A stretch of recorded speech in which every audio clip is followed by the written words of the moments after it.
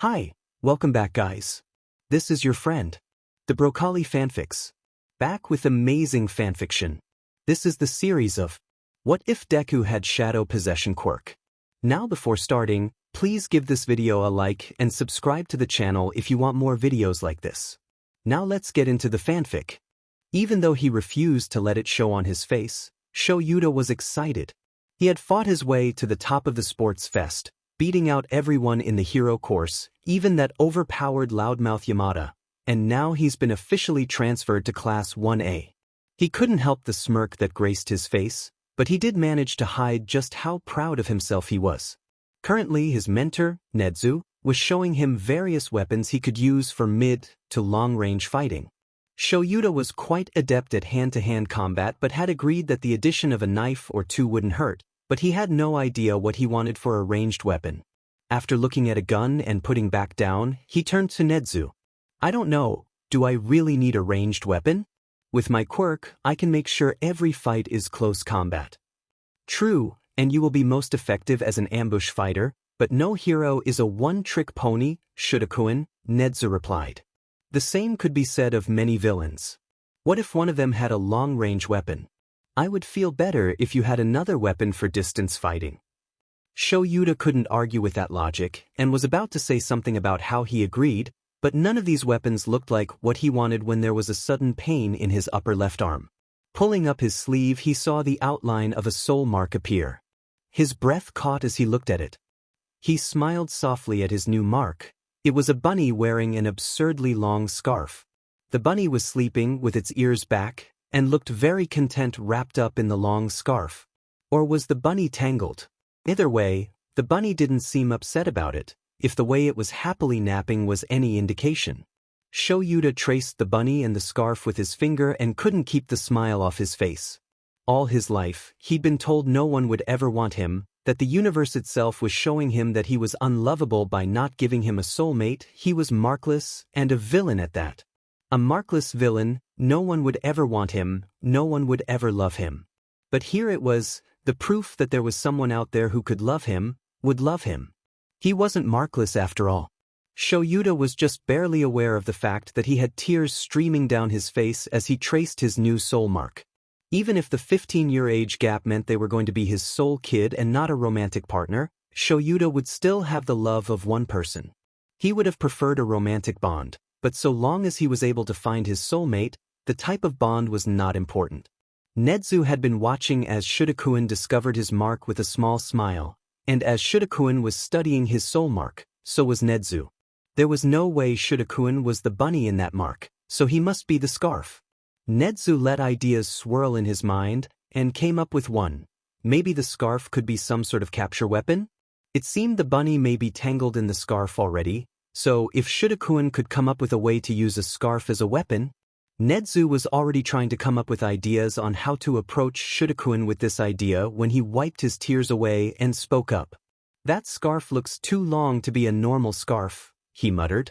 Looking to Nezu, he said, do you think it'd be possible to make a scarf into a weapon? Maybe this mark is pointing me to my weapon. Nezu leveled a feral grin at him. I was thinking the same thing, Shouta-kun. ####. Shouta shot out a length of his new capture scarf, and while it did hit the target, when he tried to bring it back to him, he smacked himself in the face with it. Shouta had been in the hero course for about 6 months now, and his new scarf had only been finalized last week. There was a lot more involved in this scarf than simple cloth, and since the idea came from his soul mark, Shouta had wanted to be the one to create the weapon. Nezu helped him, of course, but most of this was all Shouta's hard work. The scarf was primarily a metal alloy spun into the fabric, but there was also some of his DNA worked into the fabric so it would be able to benefit from his secondary telekinesis quirk. The overpowered loudmouth Yamada had decided that they were going to be friends, and from the first week, he had demanded that Shouta call him Hizashi, and he was Shouta's constant shadow, so when Shouta decided he had to practice with his new scarf, Hizashi followed him. And now, Hizashi doubled over in a fit of giggles, with Shouta glaring at him. Are you done yet? He asked annoyed, only to be met with Hizashi's giggles turning into full-blown laughter. Shouta rolled his eyes and shot his scarf at his friend and succeeded in wrapping the scarf around him, then tugged it, toppling Hisashi to the ground, cutting off his laughter in the process. Maybe I needed a human target, Shouta mused as he untangled Hisashi from the scarf. Why are you even using this demon scarf, anyways? Hisashi asked. You can just use, like, a whip like Nem does, or a gun like Snipe, or I don't know, something that already existed? Why'd you go and create a whole new weapon? Shouta wrapped his scarf around his shoulders and grinned at his friend, showing entirely too many teeth. It doesn't look like a weapon, so who would actually expect the scarf to be one? Hisashi took his turn rolling his eyes. Seriously, Shouta, why? Shouta let his manic grin fall into something more natural. Why not? None of the other weapons I looked at or tried felt right. I talked with Nedzu about it, and we both decided I should make my own weapon. ####. Izuku was always a happy child, and he liked to hop around, pretending he was the bunny in his soul mark. Sometimes he'd even tie a few of his mother's scarves together and wrap them around himself, truly acting out the soul mark, much to her amusement. All that changed the day Izuku's quirk came in. Shadow binding. When Izuku's quirk turned out to be so different from both of his parents, his father had been heartbroken. Hisashi and Inko were soulmates, so he never thought she'd ever cheat on him, but she must have. How else would Izuku's quirk be so completely different from either of theirs? But even worse than it being so different, it was villainous. Izuku could control shadows, and he could control people with his shadows. He could manipulate his shadow, and incorporate other shadows into his, and use that shadow to prevent a person from moving or forcing them to move in a way that Izuku wanted them to. He could make the shadows solid to act as a blade or a shield as well. There was nothing about this quirk that looked like either Inko's or Hisashi's quirks. So, Hisashi left, and a few days later, Inko's soul mark turned black. He was dead. Inko blamed her son for her husband's death, even though there was nothing the small 4-year-old child could have done.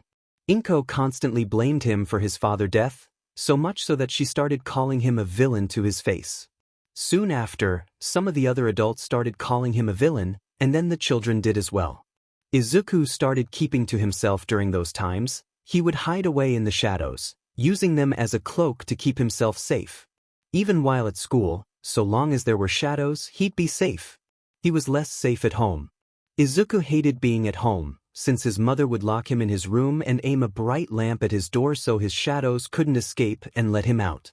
As soon as he got home, he would be shoved into his room and only let out in the morning for school. His mother would occasionally have food waiting for him in his room when he got home, but not always. If Izuku ever resisted being sent to his room, his mother would use her quirk to throw things at him, scream and shout at him, accuse him of killing his father. It was so much easier for him to just obey her and go to his room. So really, was it any wonder that Izuku, at 10 years old, started staying out late and not returning home until well past dark? Izuku was hungry. Not like that was anything new for him, but normally he was able to scavenge something from a shop or do a few odd jobs for a restaurant and get a simple meal. But not today. He had gotten cornered during lunch at school by his once friend Bakugo, and while the boy hadn't been able to hurt him, thank you, Shadow Quirk, he still tried his hardest, and Izuku got detention for getting into a fight and causing a disruption. That detention caused him to be too late to help out enough at any of his normal places. So now Izuku was looking through the trash behind a konbini for something edible. He usually had pretty decent luck at this particular spot. He could often find rice ball, packaged meat buns, and once he even found a perfectly good bento. Tonight was turning out to be a good night, since he found not only another bento, but also a slice of strawberry cake. Izuku happily opened his bento and started eating quickly. The weather forecast was calling for rain, so he knew he'd have to go back home soon, but the likelihood that his mother would have left food for him was low. She hadn't left any food in his room for the past week, so the only times he'd been able to eat had been at school, or from odd jobs, or from scavenging like tonight. Just as he finished his slice of cake, Izuku felt the first raindrops splash against his nose. Letting out a sigh of annoyance, Izuku threw the wrappings of his dinner back into the trash and darted out of the alley behind the konbini and started on his way back home. As he was running home, Izuku noticed someone perched on a rooftop. It looked like a man dressed all in black, with a crazy long scarf wrapped around his shoulders. Izuku slowed down to stare at him. He looked like a gargoyle watching over the city like that. Oh, but what if he's a villain? Izuku darted back to the building's wall and covered himself in shadows. Seconds later, the man's head turned his direction, and Izuku ducked even further down, trying to make himself as small as possible. Who is this guy? Is he a villain? A hero? Maybe a vigilante? Izuku stayed there, crouched at the base of the wall, hiding in plain sight with his shadows protecting him, until the man stood up and moved on. Carefully, Izuku got back up and continued on his way home, determined to look up this man with a scarf. Hashtag. Shouta hated patrolling in the rain. Not only did it get his jumpsuit wet and cold, but his capture scarf got heavy and harder to control, and the rooftops he used for traveling got slippery and more dangerous to traverse. Visibility also went down, and anyone who was out in this weather usually had a hood up, so even identifying people was more difficult.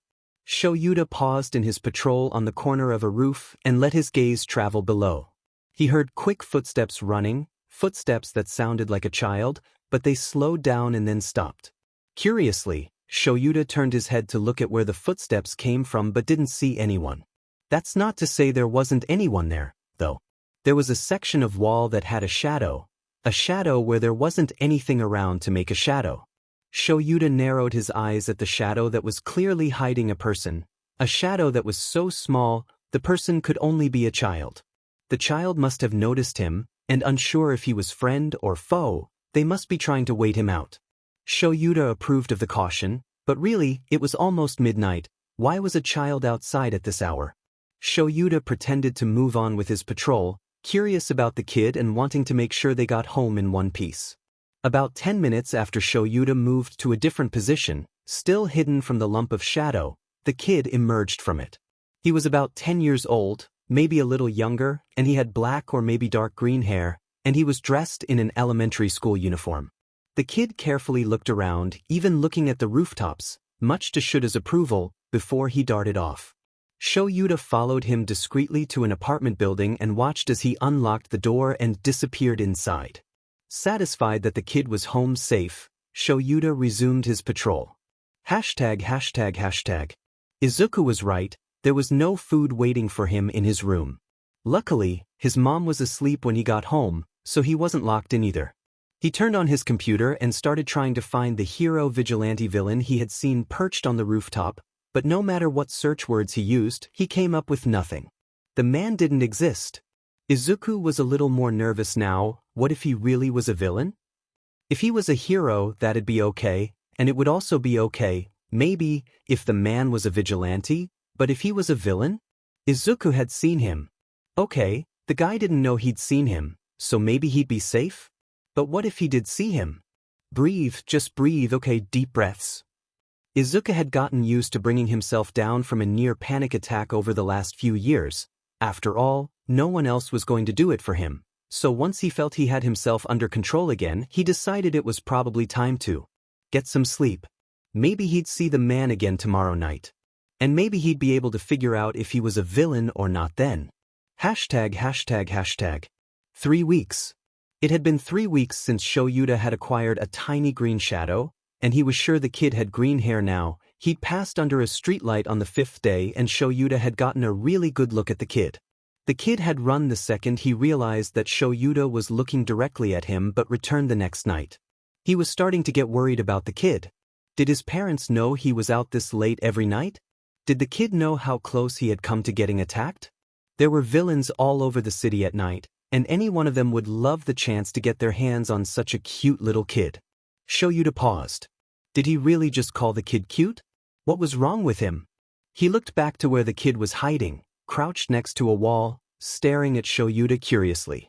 Okay, so the kid maybe was a little cute. But it was still really dangerous for him to be out at this time of night. Shouta narrowed his eyes. As he was looking at the kid, he saw someone skulking up behind the kid, leering at him and licking his lips. Probably someone trying to kidnap him, or worse. Honestly, kid, get yourself some situational awara. The kid had noticed the man and covered himself in shadows, causing the man to startle. He didn't run off, though, so Shouta decided to drop in and say hello. With his fist. Mere moments later, the man was wrapped up in his scarf and Shouta had called in his capture to the police for a pickup. Shouta looked back to the lump of shadows and addressed the kid for the first time. "Kid, go home. It's dangerous out here." Slowly, the shadows covering the kid started to dissipate. In a voice so small and timid Shouta almost couldn't hear him, the kid asked, "Are you a hero?" "Yeah, kid, I am," he confirmed. The rest of the shadows covering the kid disappeared instantly, and the kid hopped up, excitedly. "I had hoped so," he exclaimed. "I wasn't sure, since you don't look like one, so I thought you might be a vigilante or maybe a villain, especially when I tried to look you up online and couldn't find anything, but I'm glad you're a hero." Shouta just blinked at this kid. This was a totally different attitude from the kid that had been following him around for 3 weeks. "What's your name?" "I'm Izuku. I'd tell you my family name, but then you'd be able to find me, and I don't want that." So, if this kid was a puppy, his tail would be wagging. So much energy at this hour should be illegal. Shouta sighed. "Eraserhead," he finally answered. "My hero name is Eraserhead. I'm an underground hero." "Oh, that makes sense. No wonder I couldn't find you." The kid was looking at him with just the biggest grin Shouta had ever seen. It's the middle of the night, and he felt he needed sunglasses. This kid's smile was so bright. "Yeah, you're not supposed to be able to find me." Shouta scratched his head. "Go home. It's late, and you almost got yourself abducted once. I don't want to have to save you again tonight." The kid, Izuku, nodded his head. "Okay, Mr. Eraserhead. I'll go home, but I'll see you again tomorrow." "No, kid, you shouldn't be out at night." Izuku shrugged. "Maybe not, but I do it anyways." He waved at Shouta and took off. "Good night, Mr. Eraserhead." Shouta sighed. This kid. Hashtag. Izuku was locked in his room, with the light shining at the door, but he couldn't stop smiling. His name was Eraserhead, and he was a hero. He'd noticed the man's scarf that first day but didn't really pay attention to it until the next night. The way he used it and how he wore it, well, he reminded Izuku of his soul mark. Izuku had started to wonder if this man was his soulmate, so finding out if he was a hero, vigilante, or villain had been super important to him. And he was a hero. And the scarf was his weapon. Izuku did a little dance in his room. His soulmate was a hero. Should he tell him next time they meet? He's so much older than him, what if he's supposed to be his soul dad? His mom is pretty terrible, so maybe the universe wants to give him a new parent? But what if their bond isn't that of a parent? Maybe they aren't meant to meet just yet? Izuku knew the law, and if Eraserhead found out about how Izuku lived, he'd be required to report his mom for abuse, and then Izuku would be put into foster care. But if he'd met his soulmate before then, and if his soulmate was over 18, then they would be required to be his legal guardian, no matter what kind of bond they had. So, if their bond was romantic and he had to live with Eraserhead as his legal ward, that could really mess with their bond. Izuku knew that parental bonds were rare, so the bond was most likely romantic. Izuku frowned a little.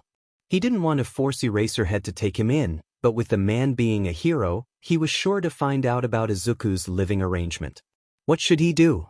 He wanted to get to know his soulmate, so he was going to keep following him. Maybe he'd be able to talk to him. Ooh, maybe he'd be really nice and help him train. Izuku wanted to be a hero, after all. So, long sleeves were a must, and maybe some gloves? He didn't want to risk touching him before he was ready. Izuku smiled again and started bouncing slightly. This was so exciting. "Go home, kid," Shouta sighed as he dropped down behind the green kid that had been following him for months. "Ah, I was sure you wouldn't find me tonight," he whined. "I thought I had been getting better." The kid, Izuku, had clearly been working on stealth training these past months, and he really had been improving. The only reason Shouta had even noticed him tonight is because a cat he had been thinking about going to pet had sniffed at a slightly darker shadow. One that moved slightly. "You did good, Izuku, but your surroundings gave you away." Shouta pointed to the cat, and Izuku pouted at the cat for a moment before shrugging. I really don't want to go home yet, Mr. Eraserhead. It's only 10. Can I please stay out a little longer? He gave Shouta the most adorable pleading kitten eyes, and Shouta could feel his resolve start to crack. I'll stick to the shadows. How old are you, Izuku? Shouta asked. I'm 11 as of last week. He smiled proudly. 11, huh? Fine. You can stay out until 11, but then you have to go home. Promise me that, okay? Izuku nodded his head. Okay, Mr. Eraserhead. Shouta sighed. Just call me Eraser, no mister? All right. Izuku bounced a few times as he grinned at him.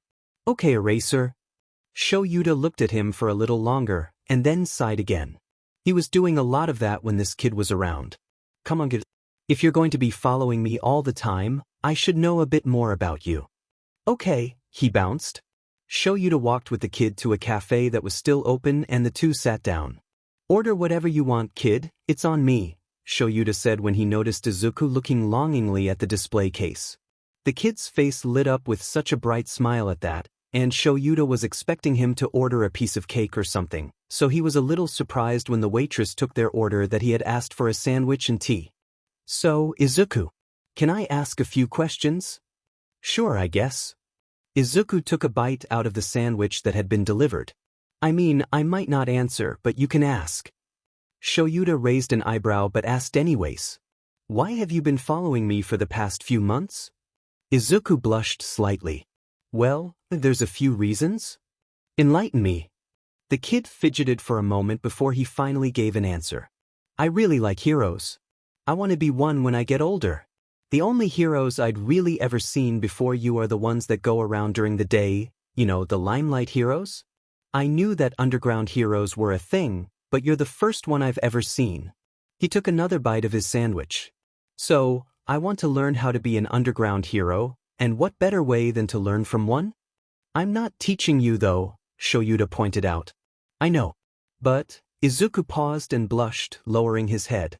I guess I was hoping that if I follow you long enough, maybe you'd offer? He looked up at Shouta through his bangs with the most hopeful look. That look should be illegal. This boy is entirely too cute. Shouta stared at him with a deadpan look before closing his eyes and pinching the bridge of his nose. Fine. I'm free all day on the weekends. We can meet up. Okay, what's wrong? Izuku had flinched at the mention of the weekend. Oh, He started pulling on his fingers anxiously. I'm not really free on the weekends? Shouta sighed. So, you're wanting to cut into what precious few hours of sleep I get during the week, am I hearing this correctly? Izuku lowered his gaze. I'm sorry, he whispered. Part of letting me out at night means I have to stay home all weekend. Shouta narrowed his eyes at that. The kid was lying. What's the real reason? Izuku looked up quickly, guilty look in his eyes at being caught lying. Just as quickly as he looked up, he looked back down. And never mind. Why you don't have to? I'll try to stay out of your WA. Thank you for the food. The kid then tried to get up to leave, but Shouta was quicker and had grabbed his wrist gently. Kid, no, it's okay, sit back down. Shouta waited for him to sit down again before he released his wrist.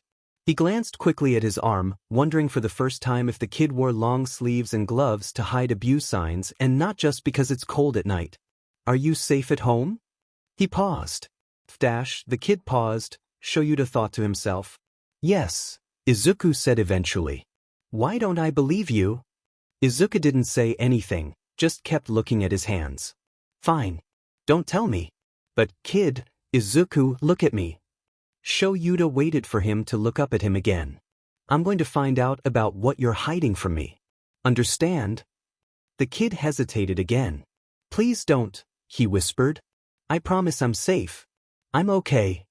Shouta sighed again and reached out for the kid's hands. Izuku, I can tell that there is something you're not telling me. It's as obvious to me as the fact that your hair is green. Whatever it is, it's clear that you are not as okay as you're trying to pretend to be. Not only is it my job as a hero to make sure you're okay, but if I'm going to take you on as a student, I need to know these things. Izuku shook his head. It's nothing, Eraser, he whispered. I'm sorry I've been bothering you. I'll just go home now, You can forget about me. He tried to get back up again, but Shouta didn't let his hands go. It's too late for that, kid. You might have been able to get away with that a few months ago, but now I'm invested. If you don't want to tell me, don't. But I will find out. Izuku dropped his head again. Now, do you have a phone? I want to give you my number so we can schedule times and places to meet up during the week for your training. Izuku winced slightly. No, I don't have a phone. Alright, then I'll get you one. It'll be a very basic one, but it'll enable us to keep in contact, and I'll be able to let you know if I won't be able to make a session. ####. 2 years. It had been 2 years since Eraser, who now insisted he call him Aizawa, had started training Izuku, and Izuku couldn't be happier about it. Well, he'd be happiest if Aizawa would stop trying to follow him home, but over the past 2 years Izuku had gotten really good at stealth and was able to keep Aizawa from following him. Most of the time, anyways. The past few nights, it seemed Aizawa had made it his personal mission in life to figure out what was going on with Izuku, so he hadn't been able to scavenge for food, instead needing to go directly home. His mother had stopped leaving him food when he was 10, so now at 13, the only way for Izuku to eat was lunch at school and to scavenge. He no longer had enough free time during the week to work the odd jobs, since he spent that time with Aizawa. Today would be the 3rd night in a row he'd be going without food if he went home, and Aizawa had noticed something was off with him in training today, so he needed to find food today. Especially since tomorrow was Saturday, and he would be locked in his room until Monday morning if he went home. Izuku had managed to slip out of Aizawa's sight, and he was now haunting his favorite konbini, but after sorting through the dumpster for a few minutes, realized there wasn't going to be anything he could eat tonight. Dismayed, Izuku decided to move on to another location. Unfortunately, he had forgotten to hide himself in his shadows. Izuku? He heard Aizawa's voice behind him and he stiffened. Oh, hi. Izuku turned around to see Aizawa staring at him with concern. Aizawa looks toward the alleyway with the dumpster Izuku was going through and then back to Izuku with a raised eyebrow. Care to explain? Izuku paused. He really didn't want to. He really didn't want to. But he didn't. Think Aizawa was going to let it go this time. Izuku sighed in defeat. Fine, you win. But I have conditions. Aizawa nodded for him to continue. You can't actually anything about what I'm going to tell you. Aizawa opened his mouth to argue, but Izuku cut him off. I have my reasons, and I'll tell you, but only if you promise not to do anything with what I tell you. Aizawa narrowed his eyes at Izuku, but after a few minutes he nodded. Glancing briefly back at the alleyway, he asked, Have you eaten today? Hesitantly, Izuku shook his head. Not since lunch. Come on then. I'll buy you dinner and you can explain everything. Aizawa had brought Izuku to a bench in a nearby park after they had gotten a quick meal from the konbini. He watched him eat for a few minutes before prompting him to speak. So. Izuku paused, really not wanting to tell him, but at the same time, knowing he had promised. I know who my soulmate is, he started. He's over 18 though. Aizawa nodded. Yeah, my soulmate is quite a bit younger than I am. It happens. Izuku smiled at that. He was sure that Aizawa had no clue they were soulmates. The issue with my soulmate, Izuku continued, is that I don't think he'd want to be my legal guardian. I mean, neither of us knows what type of bond we have, but our relationship doesn't feel like a parent-child. And it didn't. Izuku had been developing a crush on Aizawa, and every day he became more and more certain that they were romantic soulmates. So, you're likely romantic soulmates? Aizawa clarified. Izuku nodded. I mean, we haven't touched yet or anything, but if the way I feel for him is anything to go off, he's not my soul dad. Aizawa hummed contemplatively. Yeah, that would be awkward. My mom has been calling me a villain ever since my dad killed himself. Izuku stated suddenly, causing Aizawa's attention to sharpen on him. When my quirk came in, it was different from either of theirs, and my dad accused her of cheating. He pulled his knees up to his chest. I'm really good at using my shadows as a shield because she would throw things at me. She figured out that bright lights diminish the power of my shadows, so whenever I'm at home, she locks me in my room with a really bright light shining at my door so I can't use my shadows to unlock the door. Izuku could hear Aizawa's breath hitch, but he was too anxious to look over at him. When I go home, I'm locked in my room, so I really don't like to go home. That's why I stay out at night. She doesn't feed you, does she? He asked. Izuku slowly shook his head and whispered, no. Aizawa put his arm around Izuku and pulled him in close. Izuku tensed up, but fortunately Aizawa hadn't touched skin. You know all of that? She could be thrown in jail for all that. I know. You said you haven't touched your soulmate yet? When Izuku nodded, he continued, then they won't need to take you in yet. You could go into foster care, he suggested. No, he whispered. All the kids and adults call me a villain for my quirk. He sighed and relaxed into Aizawa's hold. This feels so nice, he thought as he nuzzled his face into the man's capture scarf. I could take you in, Aizawa suggested. Izuku froze, and Aizawa tightened his hold slightly. You know I care about you, Izuku. I've been training you for 2 years now, and I want to see you succeed. Izuku reluctantly pulled away from his soulmate and looked up at him. No. Please, I need to stay where I am right now. My mom can't hurt me, the other kids at school can't hurt me, and I'm usually pretty good at finding food. I'm okay for now. Izuku dash. No. Please. Izuku looked at him with big, pleading eyes. Don't report this, don't do anything, let me stay where I am. Please, Aizawa. Leave this alone. Aizawa looked at him for a few long moments, before he sighed, pulled Izuku back to him, and relented. All right, Izuku. But I'll be bringing you dinner every time we meet, I don't want you dumpster diving anymore. Okay? Izuku snuggled into his hold again and nodded. Good bunny. Aizawa? Izuku called out hesitantly. Shouta replied distractedly. He was grading essays for his second-year law and ethics classes while Izuku was practicing with his capture scarf. The boy was supposed to be practicing hitting cans off of raised platforms and bringing them back to himself, and Shouta had been listening to him do that fairly well for the past 30 minutes, but he had stopped. Help! Izuku asked meekly. Shouta looked up with a raised eyebrow and instantly had to stifle a laugh. Izuku had gotten himself tangled in the scarf, bringing back memories to Shouta of just how easy it was to get tangled. You already tried to get out, I'm guessing? He verified, knowing that Izuku had. There is no other way to get so thoroughly ensnared otherwise. The scarf was designed to wrap tighter the more the person struggled. Unless they were Shouta, there was a reason his DNA was spun into the fibers, after all. Yes, Izuku muttered. It just keeps getting tighter. I know there's a secret to it, but nothing's working. I'm being gentle, slow, trying to deactivate it like you showed me, but nothing's working.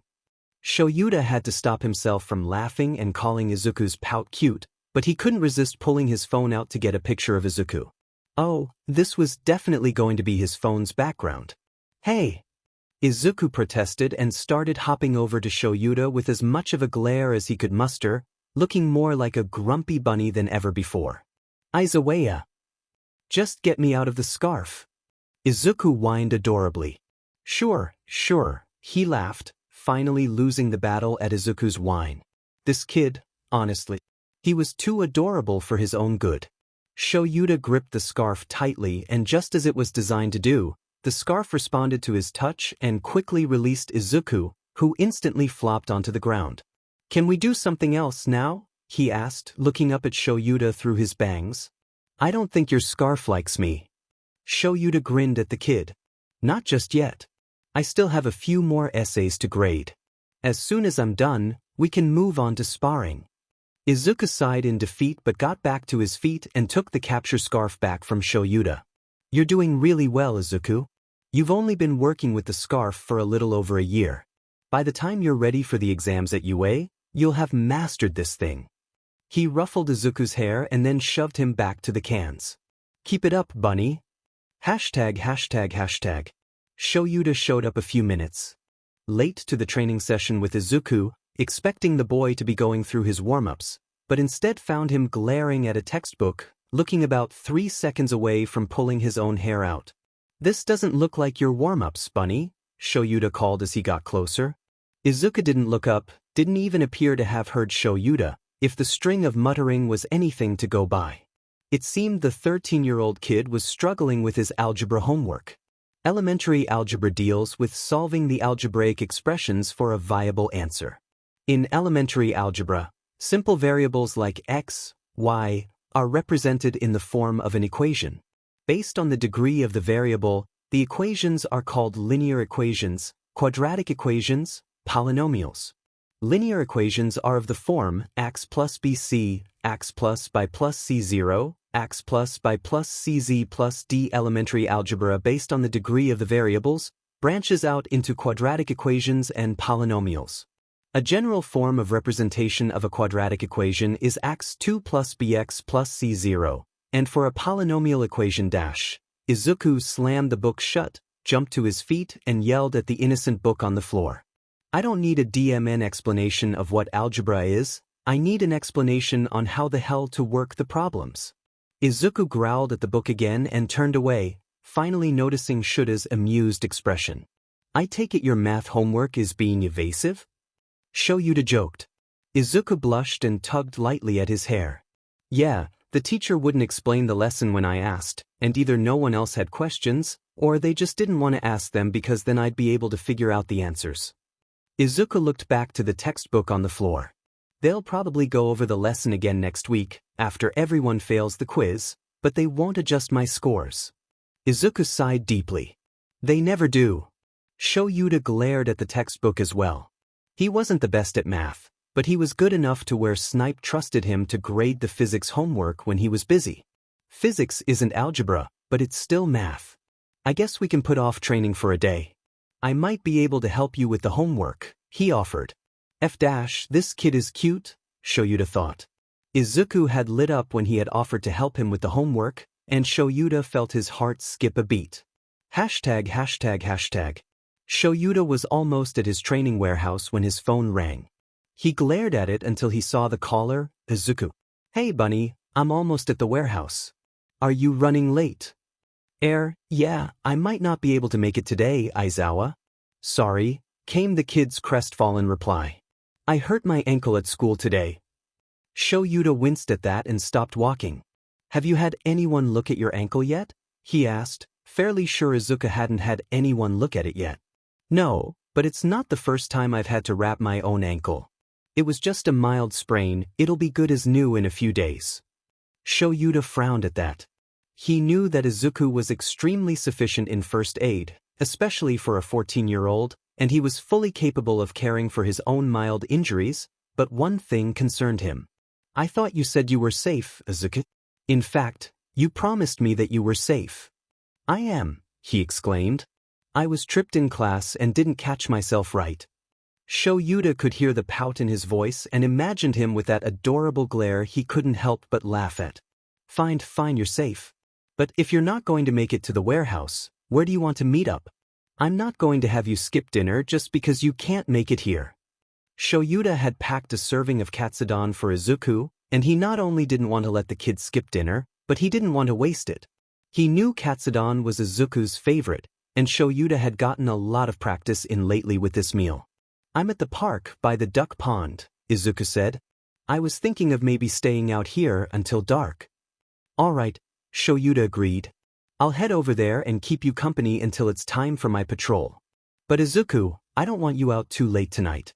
Once it gets dark, I'll walk you home. Do your homework, or go to bed early, whatever. But no staying out while you're hurt. Izuku sighed in annoyance. Fine.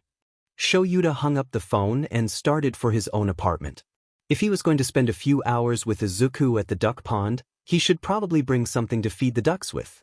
After grabbing a small bag of uncooked rice, Shouta made his way to the pond. 3 hours later, Shouta had dropped Izuku off at his own apartment with a hair ruffle and started his patrol. That had felt a lot like a date. Was that a date? Shouta shook his head. He wasn't attracted to kids, and that's what Izuku was.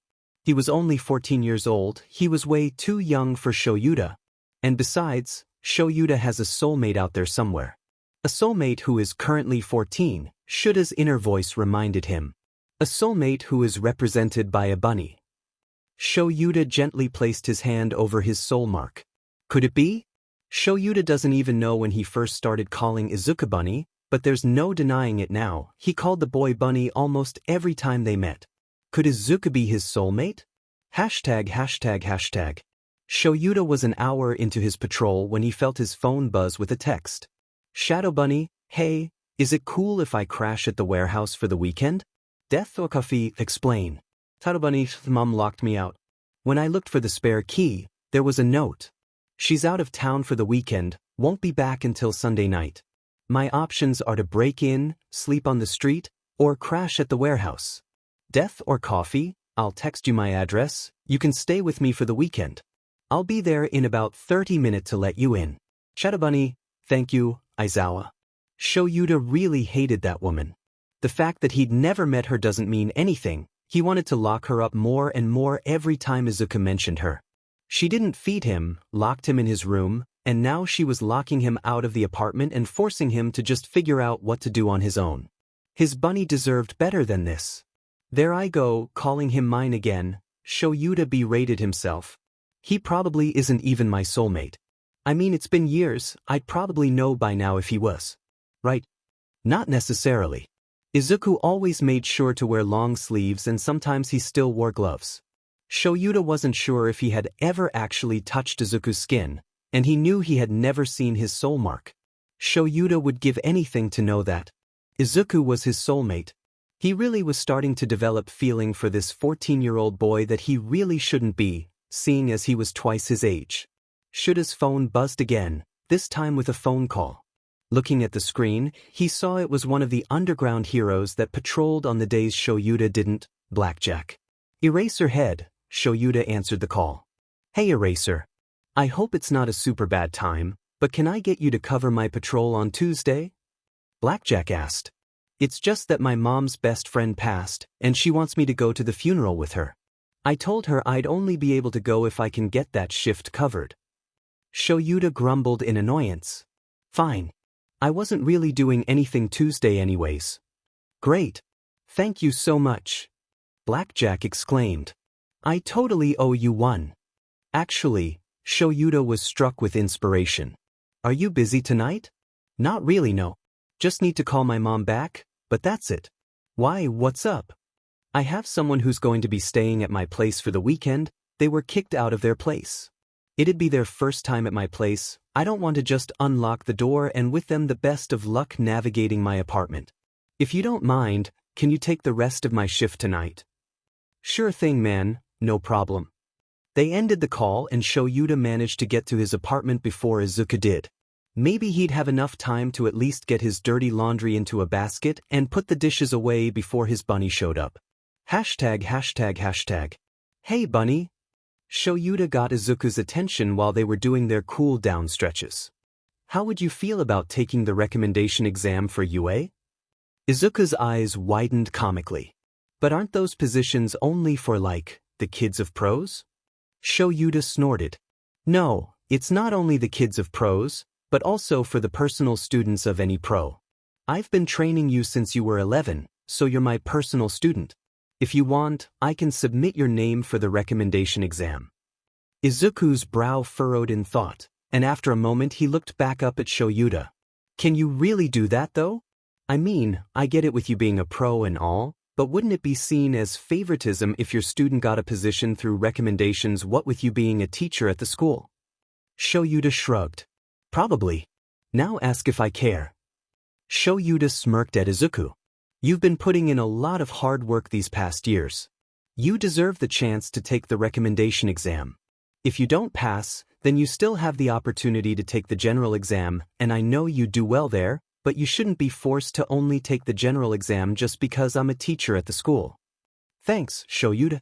I'm glad you think I'm good enough to represent you in the exam. Izuku smiled at him, and Shouta almost missed a breath. He just called me Shouta, holy shit, why did that sound so good? Shouta could feel himself blushing, so he ducked his face into his scarf, trying to hide his blush. Oh crap, sorry. I didn't mean to call you by name. Izuku was getting flustered. I'm Sordash. Shouta interrupted him. It's fine. You can call me Shouta. Gods know I haven't ever called you Midoriya. Shouta smirked. having won the battle over his blush. Izuku smiled at him again with that blinding smile that kept driving right into his heart. Alright, thanks Shouta. After Shouta had dropped Izuku off at home, Shouta went home himself. He changed into his pink sweatpants and before he put on a new shirt, he looked at his soul mark. It was still just a black outline of a bunny tangled in a capture scarf, but now when he looked at it he could only imagine that bunny being Izuku. He'll be devastated if Izuku isn't his bunny. Hashtag hashtag hashtag. Happy birthday bunny, Shouta said with a soft smile, handing over a weighty package. Izuku smiled brightly at him as he took it. Thank you, Shouta. Izuku opened the box and gasped at what he saw. Inside the box was a dark green capture scarf, the same shade as Izuku's hair. You've gotten good enough with mine, that the only way for you to improve now is with your own. This will respond to you much better than mine ever will, since I was able to get your DNA infused into this one. Is that why you asked for a strand of my hair a few months ago? Izuku asked, running his fingers over the soft material of his new scarf. While I am glad you never questioned me on that, I'm a little concerned that you never questioned me on that, Shouta joked, quirking an eyebrow at Izuku. Izuku hugged his new scarf tightly and grinned mischievously at Shouta. What you choose to do in private is none of my business, Shouta. You cheeky little sheet, Shouta laughed and shoved Izuku. You knew I was getting you a scarf of your own, didn't you? Izuku nodded with a grin. Of course I did. You've been training me on how to use yours for 4 years now, and it's never been a secret that your DNA is worked into the fibers, so it responds to you better than me. When you wanted my hair, I knew it was for a scarf of my own. Izuku buried his face into his new scarf. I love it, Shouta. Thank you. You can't keep it with you at all times like I do mine though. I'll be keeping it here, and when you get into UA, it will live in your costume case. Understood? Shouta asked. Izuku nodded, still smiling. Will I be able to use it in the exam? No, Shouta shook his head. You won't need it in any case. The exam for recommendation students is an obstacle course, and after all the work you've put into your parkour and agility, if you don't do well in the exam I'll have to rethink keeping you as a student. Izuku stuck his tongue out at Shouta.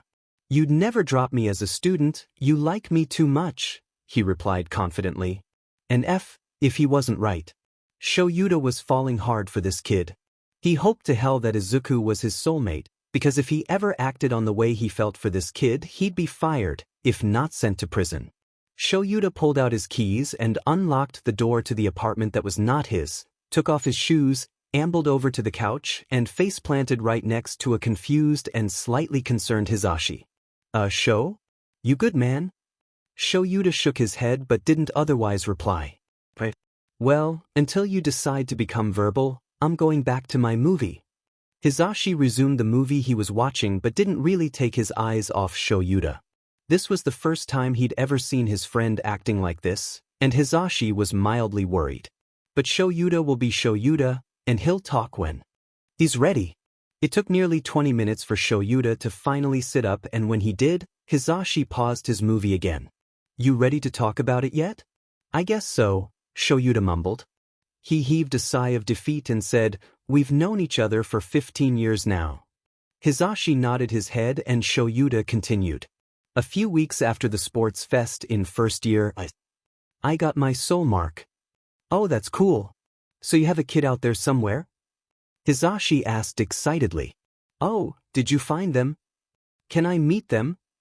Shouta looked up at him with a deadpan expression and lifted the sleeve of his shirt to show an outline of a bunny tangled in a capture scarf. Oh, you haven't met them yet? Shouta let his sleeve fall back down. I don't know, he said and scratched at his head. I met this kid about 5 years ago, really cute kid, timid around people he doesn't know, but once you get to know him, he's energetic, kinda bounces around when he's really excited.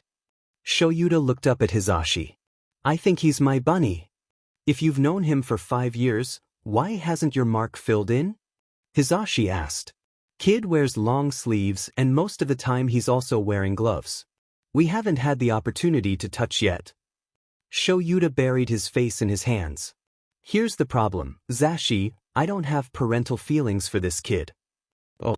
Oh. Hisashi's eyes widened at that. Shouta lifted his head to glare at Hisashi slightly, and then lowered his head back into his hands.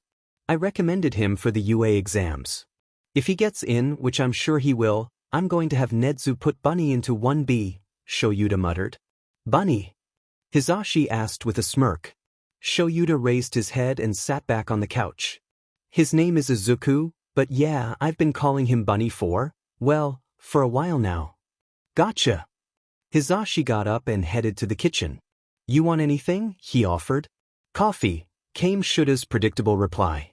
Hisashi made Shuta's coffee while he put the kettle on for some tea for himself. So, this kid, Izuku, right? You know he's probably your soulmate, right? You don't know that Zashi, Shouta muttered, having followed Hisashi into the kitchen. I've known him for 5 years now. Yeah, and you said the feelings you have for him aren't parental. With the way you're acting, I'm willing to bet you've got a crush on the kid, yeah? Shouta clenched his eyes shut and nodded. I've known you for 15 years, now, Shouta, and I know all your BS faults and habits. Hisashi handed Shouta the coffee that had just finished brewing. I know. That's why I came here, Shouta said as he took a sip of the coffee. If anyone can talk some sense into me, it'd be you. Hisashi nodded. You are stubborn, blunt, rely on logic too much, take on too much responsibility, you're sadistic, enjoy scaring the crap out of people, and you are creepy as hell at times. Your point? Shouta glared at him. My point, Hisashi grinned, is that you aren't a pervy but pedo. Shouta, if you're having romantic feelings for this kid, I can practically guarantee he's your soulmate. Trust yourself like I trust you. Shouta silently took another sip of his coffee. But what if dash? Nope, no what ifs. I trust you, so now you need to trust yourself. Touch the kid, determine once and for all if he is or isn't your soulmate. I'm sure you'll find that he is. Hashtag. Izuku was sitting in his room at home, the door firmly locked and the bright light from the lamp outside shining in from the cracks in the door. Izuku ignored the light and smiled softly at his sketchbook. He was going to draw Shouta. He first had to decide if he was going to do a close-up of him or an action pose, but had finally decided on an action pose. Izuku quickly sketched out the pose he wanted, and as he started adding in details, he let his mind wander to other things. Sketching always helped Izuku with his nerves, but Shouta was also really good about easing his anxiety. He didn't even have to be with Izuku for him to make him feel safe, but of course that was the best. Izuku pulled the sleeves of his stolen hoodie a little further up, to prevent the sleeves from smudging the pencil, and snuggled into it more. He had stolen the hoodie from Shouta the last time he had stayed at his apartment, and he wasn't sure if he had noticed or not. And if he did, Izuku was sure he didn't care. The hoodie still smelled like Shouta, and Izuku took in a deep breath of Shuta's scent. Over the past 5 years, Izuku had fallen so deeply for Shouta, he was honestly surprised that he had been able to hide his feelings from the man as well as he had. He oftentimes had to stop himself from staring at him when they were training, and afterwards, when they were having dinner, Izuku would lean into him and barely manage to keep himself from snuggling. He didn't know how he was going to last another 3 years without touching him, letting him know they were soulmates. Izuku took another deep breath of Shuta's scent from the hoodie and refocused on his sketch. Everything about Shouta was intriguing to Izuku, from the strength of his arms to the power in his legs, the intensity of his gaze, and the sharpness of his grin. Izuku loved his sense of humor, his kindness, loved listening to his stories of his classes, his friends, his time at UA, and even the cases he took on now. Izuku loved spending the night at Shuta's apartment.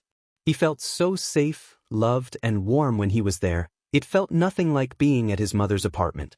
Even thought Izuku would sleep in the spare room, he was still comforted by the thought that Shouta was just down the hall. He never slept so soundly and peacefully as when he knew Shouta was nearby. He was completely in love with Shouta. Izuku tuned back into the sketch he was working on and realized that he was done. Even though he had meant to draw Shouta, it turned out to be Eraserhead. While they were technically the same person, there was a softness to Shouta that he never showed when he was on patrol as Eraserhead. His hero side was a fierce protector. He didn't allow others to get away with any bullshit. He ensured that everyone was safe, and he dealt with criminals and villains harshly. Izuku frowned at the drawing. He really wanted to see the softer side of Shouta right now. He turned the page in his sketchbook and started drawing a close-up of Shouta's face. He would get the soft side of his Shouta this time. His Shouta.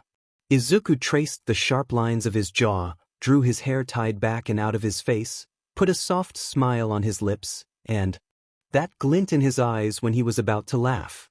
He peppered his face with the stubble that Shouta never could bother shaving and tried to imagine how that would feel if he were to touch his face. Maybe he should just touch him? He had managed to keep Shouta from arresting him mom so far. Maybe he could convince him to still not arrest her? Maybe Izuku could stay with Shouta a few nights a week, spend time as a couple, go on dates, and so long as his mom is never arrested, Shouta would never need to be his legal guardian. They could do that, right? They could, yes, but would Shouta be willing to do that? He never made it a secret that he hated Izuku's mom and would arrest her in a heartbeat if only Izuku would let him. Shouta hated to see Izuku going hungry. He hated to see Izuku wearing clothes that were too small, or threadbare, stained or ripped. His mom had barely bought him anything in 5 years, and now that Izuku was going through a growth spurt, most of his clothes were starting to get too small. Shouta had promised that he'd take him shopping tomorrow for some new clothes, both for casual wear and for training. He had jokingly told Izuku he wouldn't let him show up to the exam looking more homeless than Shouta looked, even if Izuku knew it wasn't a joke at all. Izuku put his pencil down, finished with his sketch. After the exam, Izuku would touch Shouta. Their soul marks would fill in with color. He'd find some way to keep Shouta from arresting his mother, and they would be able to spend a lot more time together. He'd be able to bury his face in Shouta's chest and just breathe in his warm and comforting scent, and he'd feel safe and loved. Izuku nodded. After the exam. The recommendation exam was both similar to and different from the general exam. According to Shouta, both parts had a written and practical portion. Shouta had dropped Izuku off for the written exam with a quick good luck, and then left with a promise to be there for his practical, but that he had a few things he wanted to get done. The room that the students were going to be taking their written tests was just a normal classroom. It held 20 desks, and only a few were already taken. Izuku had been too nervous to wait, so he had managed to convince Shouta to bring him in early. So now Izuku had to wait in a nearly empty classroom for almost 30 minutes instead of spending time with Shouta attempting to get his nerves to relax. Izuku never claimed he wasn't an idiot. For all his confidence in his abilities, he still got pretty anxious around others. He liked not having a lot of people at his back. It was something he wanted to work on with Shouta, but he had confided to Izuku that one of the main incentives to underground work was the lack of socialization, so while working on his social anxiety would be good, it's not a deal-breaker to be a bit anxious so long as he doesn't let that stop him from getting the job done. So, Izuku took a seat in the very back of the room, in the corner. There was one person already sitting next to that seat, but at least Izuku would only have someone on one side of him instead of potentially on both sides, and the other corner seat was already taken. The person sitting next to him looked sort of cool. He had red and white hair split perfectly down the middle. Izuku's analytical mind started whirling a mile a minute thinking of what kind of quirk would cause a person's hair coloration. Oh, and eyes. To be split like that. The other boy was texting someone and smiling slightly, but instantly stopped when he saw Izuku's eyes lingering on him. Raising an eyebrow, he asked, "Can I help you with something?" "Oh no, sorry." Izuku blushed and turned his attention back to his desk, embarrassed. "I was just, nothing," he finished in a mutter and started pulling out his pencil case from the backpack he brought with him. The dual-colored boy kept looking at him and then finally said, "Todoroki Shudo." Izuku snapped his head up at him and smiled slightly. "Midoriya Izuku." "Nice to meet you," Todoroki said with a slight smile returning to his face. "Likewise." Izuku's grin turned brilliant. Todoroki returned to the text conversation he was having while Izuku pulled out his phone and started browsing a news site. Coming across an article on a recent fight from Endeavor, Izuku made a slight noise of disgust. Shouta had been in the area 2 days ago and had come across that fight. Endeavor had been chasing a petty thief, who couldn't have been more than 13, and had been shooting fire at the kid. The kid had managed to avoid the flames, but Endeavor had caused so much property damage in the process. The chase didn't end until Shouta had dropped in, captured the kid in his scarf and erased Endeavor's flames with a glare. Shouta had told him how Endeavor had been furious with him for stealing his catch, and how the thief had actually dropped the item they had stolen and had been running for their life while trying to escape the flame hero. Izuku must have been louder than he had thought in his disgust, since Todoroki looked over and glanced at Izuku's phone. "Not a fan?" he asked curiously. "Not even almost," Izuku confirmed. "Don't get me wrong, Endeavor has the potential to be an amazing hero, but he really doesn't use his flames responsibly." Izuku shook his head. "I know that the image of fire quirks are that they are destructive, and while they can be, and usually are, they don't have to be. A hero with a fire quirk would be amazing for rescue, especially at night or in colder weather." Todoroki tilted his head. "How do you think Endeavor could improve the way he fights, without switching to a different type of hero?" Izuku smiled slightly.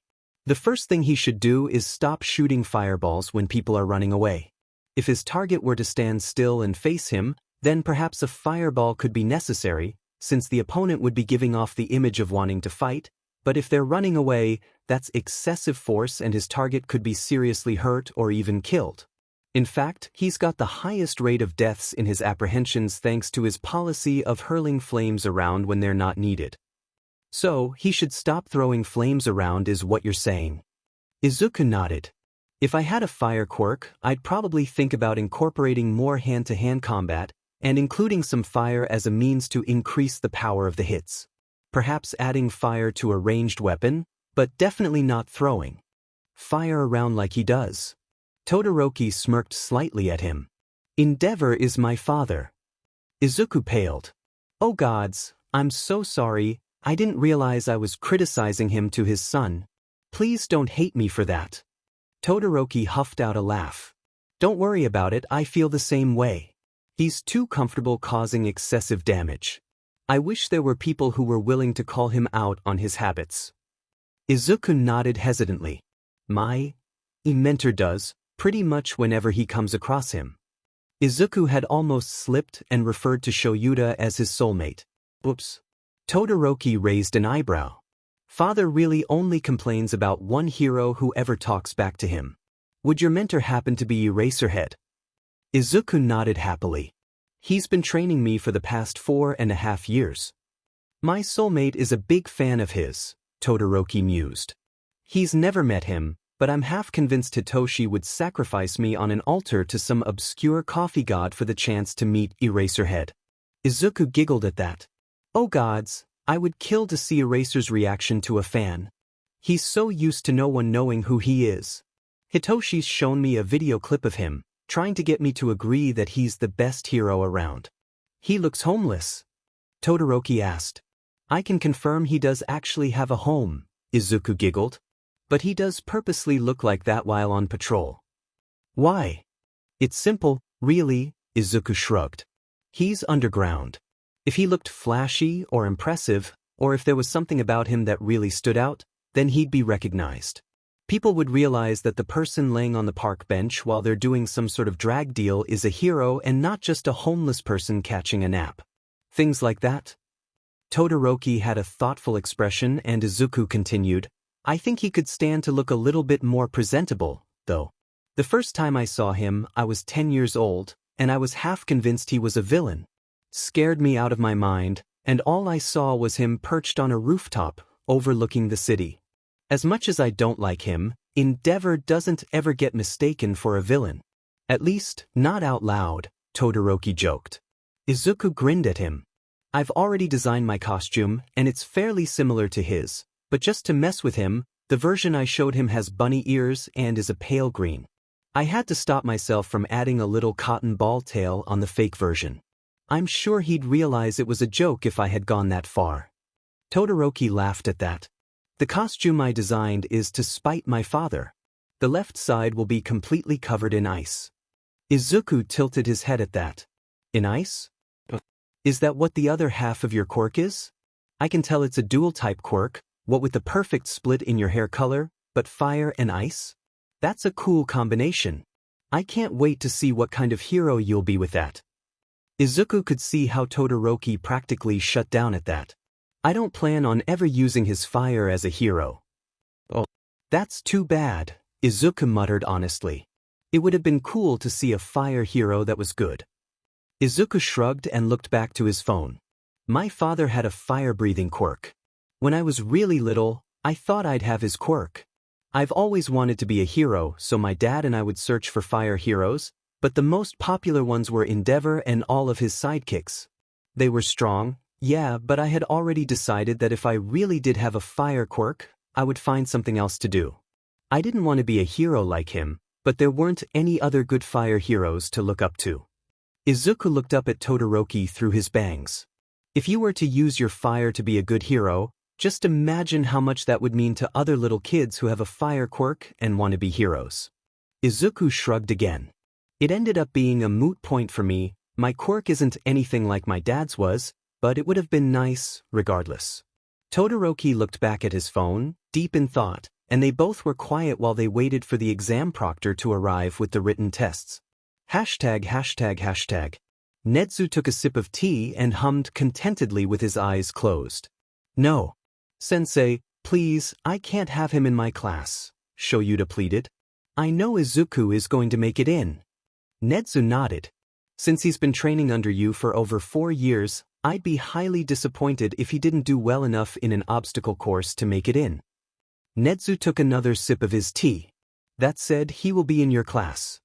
Sensei, I think he's my soulmate. I can't teach him. I can guarantee he is, Nedzu confirmed. I remember the date your soul mark appeared, July 15th, and that's Midoriya's birthday. That boy is definitely your soulmate. Shouta blinked at him. He had forgotten the exact date his soul mark had appeared. Shaking his head, Shouta continued, all the more reason I can't be his teacher. If we ever do touch, and I'm going to try after the exam today, and we are, then it's really going to look as though I'm giving him preferential treatment. Would you really trust Kan with your soulmate, Shouta-kun? Nedzu asked seriously. Shouta wanted to say yes, of course he would trust Kan, but he just couldn't. Sensing Shuta's reluctance to say yes, Nedzu pressed on. I'm assuming Midoriya-kun is going to be an underground hero like you, yes? Who on staff, if not you, would you trust to guide him on the path of a successful underground hero? Shouta cursed quietly and leaned back in his seat. He wasn't pouting. Despite my best efforts, you remain the only underground hero on staff at UA. Your student will either need to choose another path, another school, or have you remain his teacher. Nedzu finished his tea and set his cup down. Which would you prefer, Shouta-kun? Shouta glared at his teacup silently while Nedzu poured himself another before saying, I'm not going to stop mentoring him just because he's in school. He could still be in Kan's class while I teach him the underground side outside of classes. Nedzu didn't bother giving that statement a reply. It was a feeble defense and they both knew it if Shuta's sigh of defeat was anything to go by. Fine. I'll keep him in 1A with me. Nedzu grinned at him.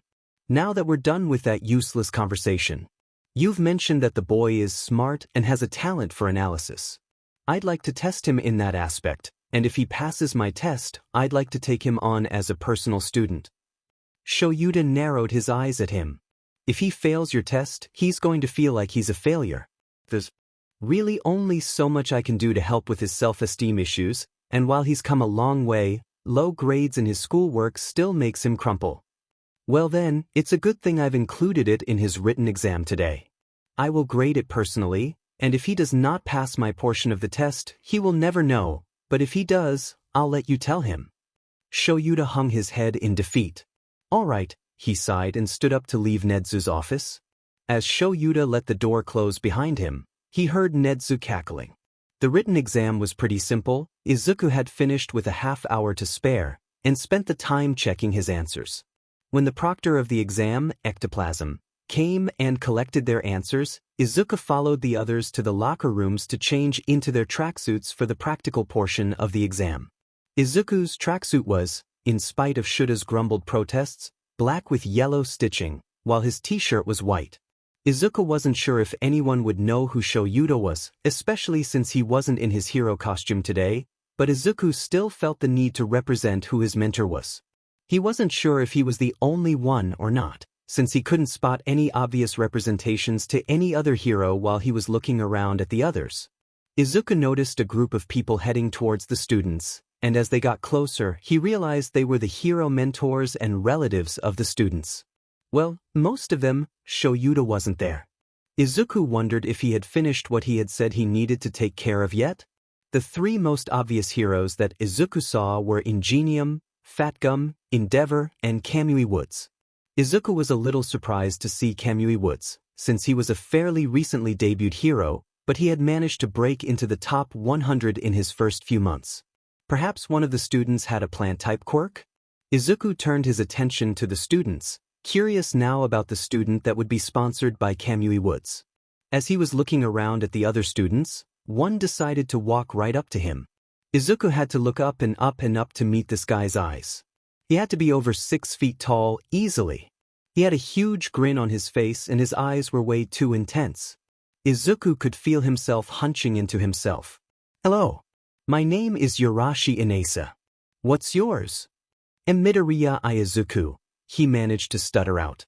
Gods, why couldn't his stutter behave for one day? Why did this guy have to be so intense? Why wasn't Shouta here for him to hide behind? Izuku could tell he was shaking like a leaf. This was so embarrassing. Midoriya, huh? Well, it's great to meet you.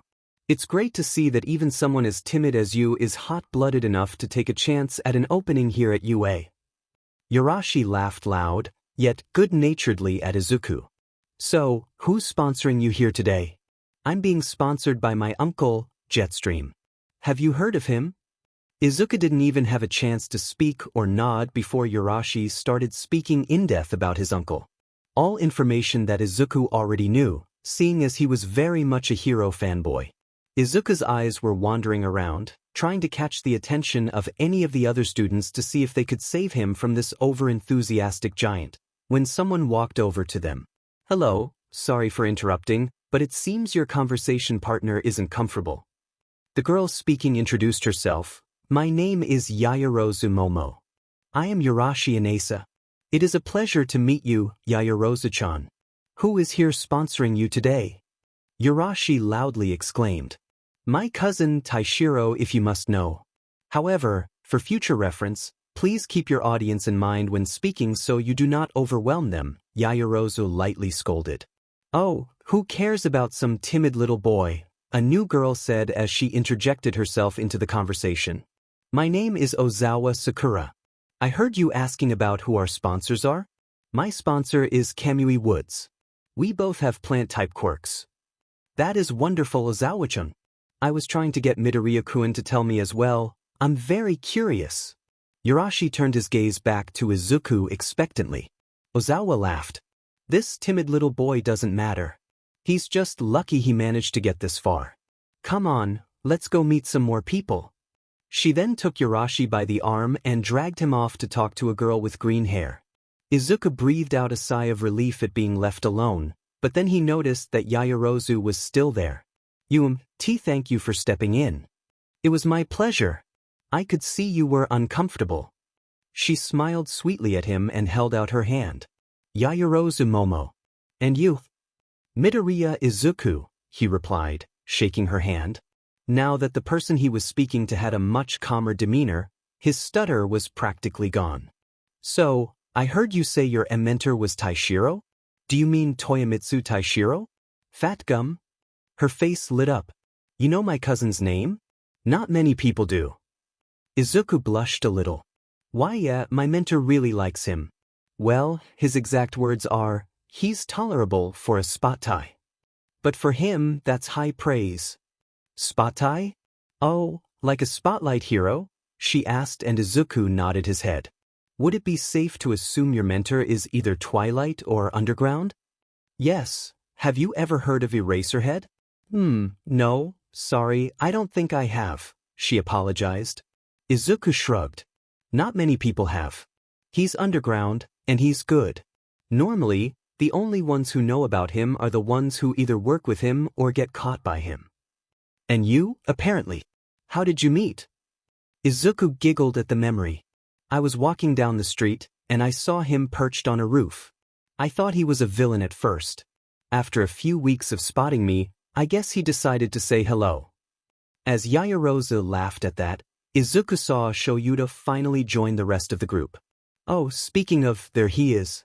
I'm going to go hide behind him for a little while, until it's my turn to run the course. Give my nerves some time to relax. Izuku left her there and darted to where Shouta was. Why did you take so long? He complained. I had to suffer through a completely one-sided conversation on who Jetstream is by a giant that doesn't understand that social anxiety is a thing that exists. Shouta snorted and wrapped an arm around him. I had to bring up an issue I had with Nedzu, but my request was denied. And after talking about it for a few minutes, I actually agree with the rejection. What was your request? Izuku asked with a tilt of his head. I'll tell you later, Shouta hedged. Are you ready for this? Izuku nodded. I'm nervous around the other kids, but not about the exam itself. He huffed out an annoyed breath. One of them, the one mentoring under Kamui Woods, seems to think that being timid means I'm going to be useless out there. I think we're in the same group. Izuku looked up at Shouta with pleading eyes. Are you sure I can't use your scarf today? Shouta rolled his eyes and lightly shoved him. Brat, you don't need my scarf for this, bunny. I know you've been training your shadows to act like your scarf for mobility, even if you can't fight with them yet. Izuku whined, but the scarf is so much easier. Keep it up, and I'll make you run the hell course 10 times tomorrow with nothing but your shadows to help you, Shouta threatened. Izuku sighed in defeat and blew his bangs out of his face. Fine. Still would be easier, but fine. Izuku watched as the second group of students gathered together to run the course. He had missed the first group while talking to Yayarozu and Shouta. You're in the next group, right? Shouta asked, getting a nod from Izuku. Are you studying how they go about the course or just focusing on their quirks? I can do both, Izuku defended himself. Sparing a quick glance at Shouda's raised eyebrow, Izuku amended, but I may be focusing a little more on the quirks. Figures. Shouta winced as one of the students, the one with engines in his legs, had a hard time doing some of the more agility-focused parts of the course. He'd sked and muttered, Man, Tensei needs to up Tenya's dex training. Izuku hummed curiously, so Shouta continued. The kid with engines in his legs? That's Ida Tenya. His brother, Ingenium, is one of my friends, Tensei. Izuku nodded. It looks like he was primarily trained for speed? Maybe his fighting style uses kicks more than anything? From footage of Ingenium's fights, it looks like he primarily uses punches augmented with the power of his arm engines, so it would make sense if his younger brother did much the same. Yes, but Tensei also made sure to train for agility and not just speed, Shouta pointed out. With a mischievous grin, Izuku asked, How many times did you have to beat him into the ground before he learned that lesson? Shouta snorted and shoved him back towards the other students. Your turn is almost up. Go get in line, bunny. Izuku took his place in line, along with Yayarozu Momo, Ozawa Sakura, and 2 other students. Ozawa turned to him with a condescending smirk and said, Try not to cry when I crush you, okay, little boy? Izuku narrowed his eyes at her, but before he could reply, Yayarozu once again stepped in. That is not a very nice attitude you have, Ozawa-san. I do hope that your mentor trains you to be kinder to people before you are enrolled into a heroic school. Please, this timid little kid has barely spoken a single word all day. He has no place here at you, she flipped her hair over her shoulder. Bet. Izuku said quietly, and then got into position for the start of the course. As soon as the signal to start lit up, Izuku took off. He extended his shadows to reach out to some of the obstacles and then pulled on them to slingshot himself forward, leaving the other 4 students behind. Izuku continued this way for the entire course, showing off just how mobile he was, never hesitating for more than a fraction of a second on any obstacle, doing most of the analysis on how to pass the next section while in the air during the approach. He crossed the finish line, not even breathing very hard, and turned to look to see how far the others were. Izuku was surprised to see that they were just now approaching the last leg of the course. Oops, maybe he overdid it? In his defense, Though, this course wasn't even half as bad as Shouta's hell course. Izuku waited near the finish line for the others to get their times, smiling when Yaoyorozu got second place, and Ozawa was a good 10 seconds behind Yaoyorozu. She stalked up to both Yaoyorozu and Izuku and glared at them. "How did you manage to do that? You're a meek and timid idiot," she hissed at Izuku. Izuku blinked at her.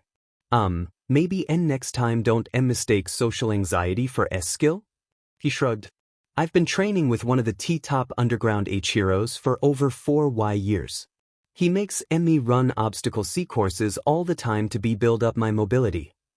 Izuku gestured to the course they just ran. This one is easy compared to his hell course." Izuku ducked his head and walked toward Shouta, smiling as he saw Shuta's proud smirk. "Good job, bunny," Shouta said, before he booped Izuku on the nose. "Hey!" Izuku protested, before he felt a slight sting on his side, right where his soul mark was located. He looked at Shouta and saw his slight wince. Shit. "Good job, bunny," Shouta said, before he booped Izuku on the nose. "Hey!" Izuku protested and tried to slap Shuta's hand away. Shouta felt the sharp sting on his upper left arm right after he touched Izuku. He winced slightly at the sting, but he couldn't be more relieved. Izuku truly was his bunny. Yeah, both Hizashi and Nezu had tried to make him believe it, but until the mark was activated, there was always going to be room for doubt. The only thing keeping him from pulling his bunny into a tight hug was the fact that they were still at the exams, with the last group about to start. Shit. Shouta blinked at Izuku. Shit.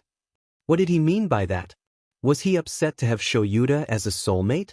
Had Shouta read this wrong this whole time? He thought Izuku liked spending time with him? Idiot, Shouta thought to himself. Of course, Izuku would pretend he liked spending time with him. He fed the kid, he trained him so he'd be able to make it into UA. He was practically buying the kid's favor. Hell, Izuku had even mentioned that he knew who his soulmate was, and he still wore long sleeves around Shouta. He had never wanted to activate the bond, but Shouta forced it. Shit. Is right, Shouta just F'd this entire thing up, and now he was going to have Izuku in his homeroom class, and the kid was going to hate him and… Shouta was pulled out of his slowly building panic attack by Izuku leaning against him. "Guess we have some stuff to talk about after the exam, huh? I know we were gonna go to that cat cafe, but can we take it to go and eat in the park instead?" "Sure," Shouta said, forcing his voice to remain calm. He wrapped his arm around Izuku and let out the biggest sigh of relief when he felt his bunny snuggle closer. Izuku didn't hate him. But Shouta was just barely paying attention to the final group of students, thinking back on a lot of past interactions with his bunny. Of course, he didn't hate him, it was so obvious now.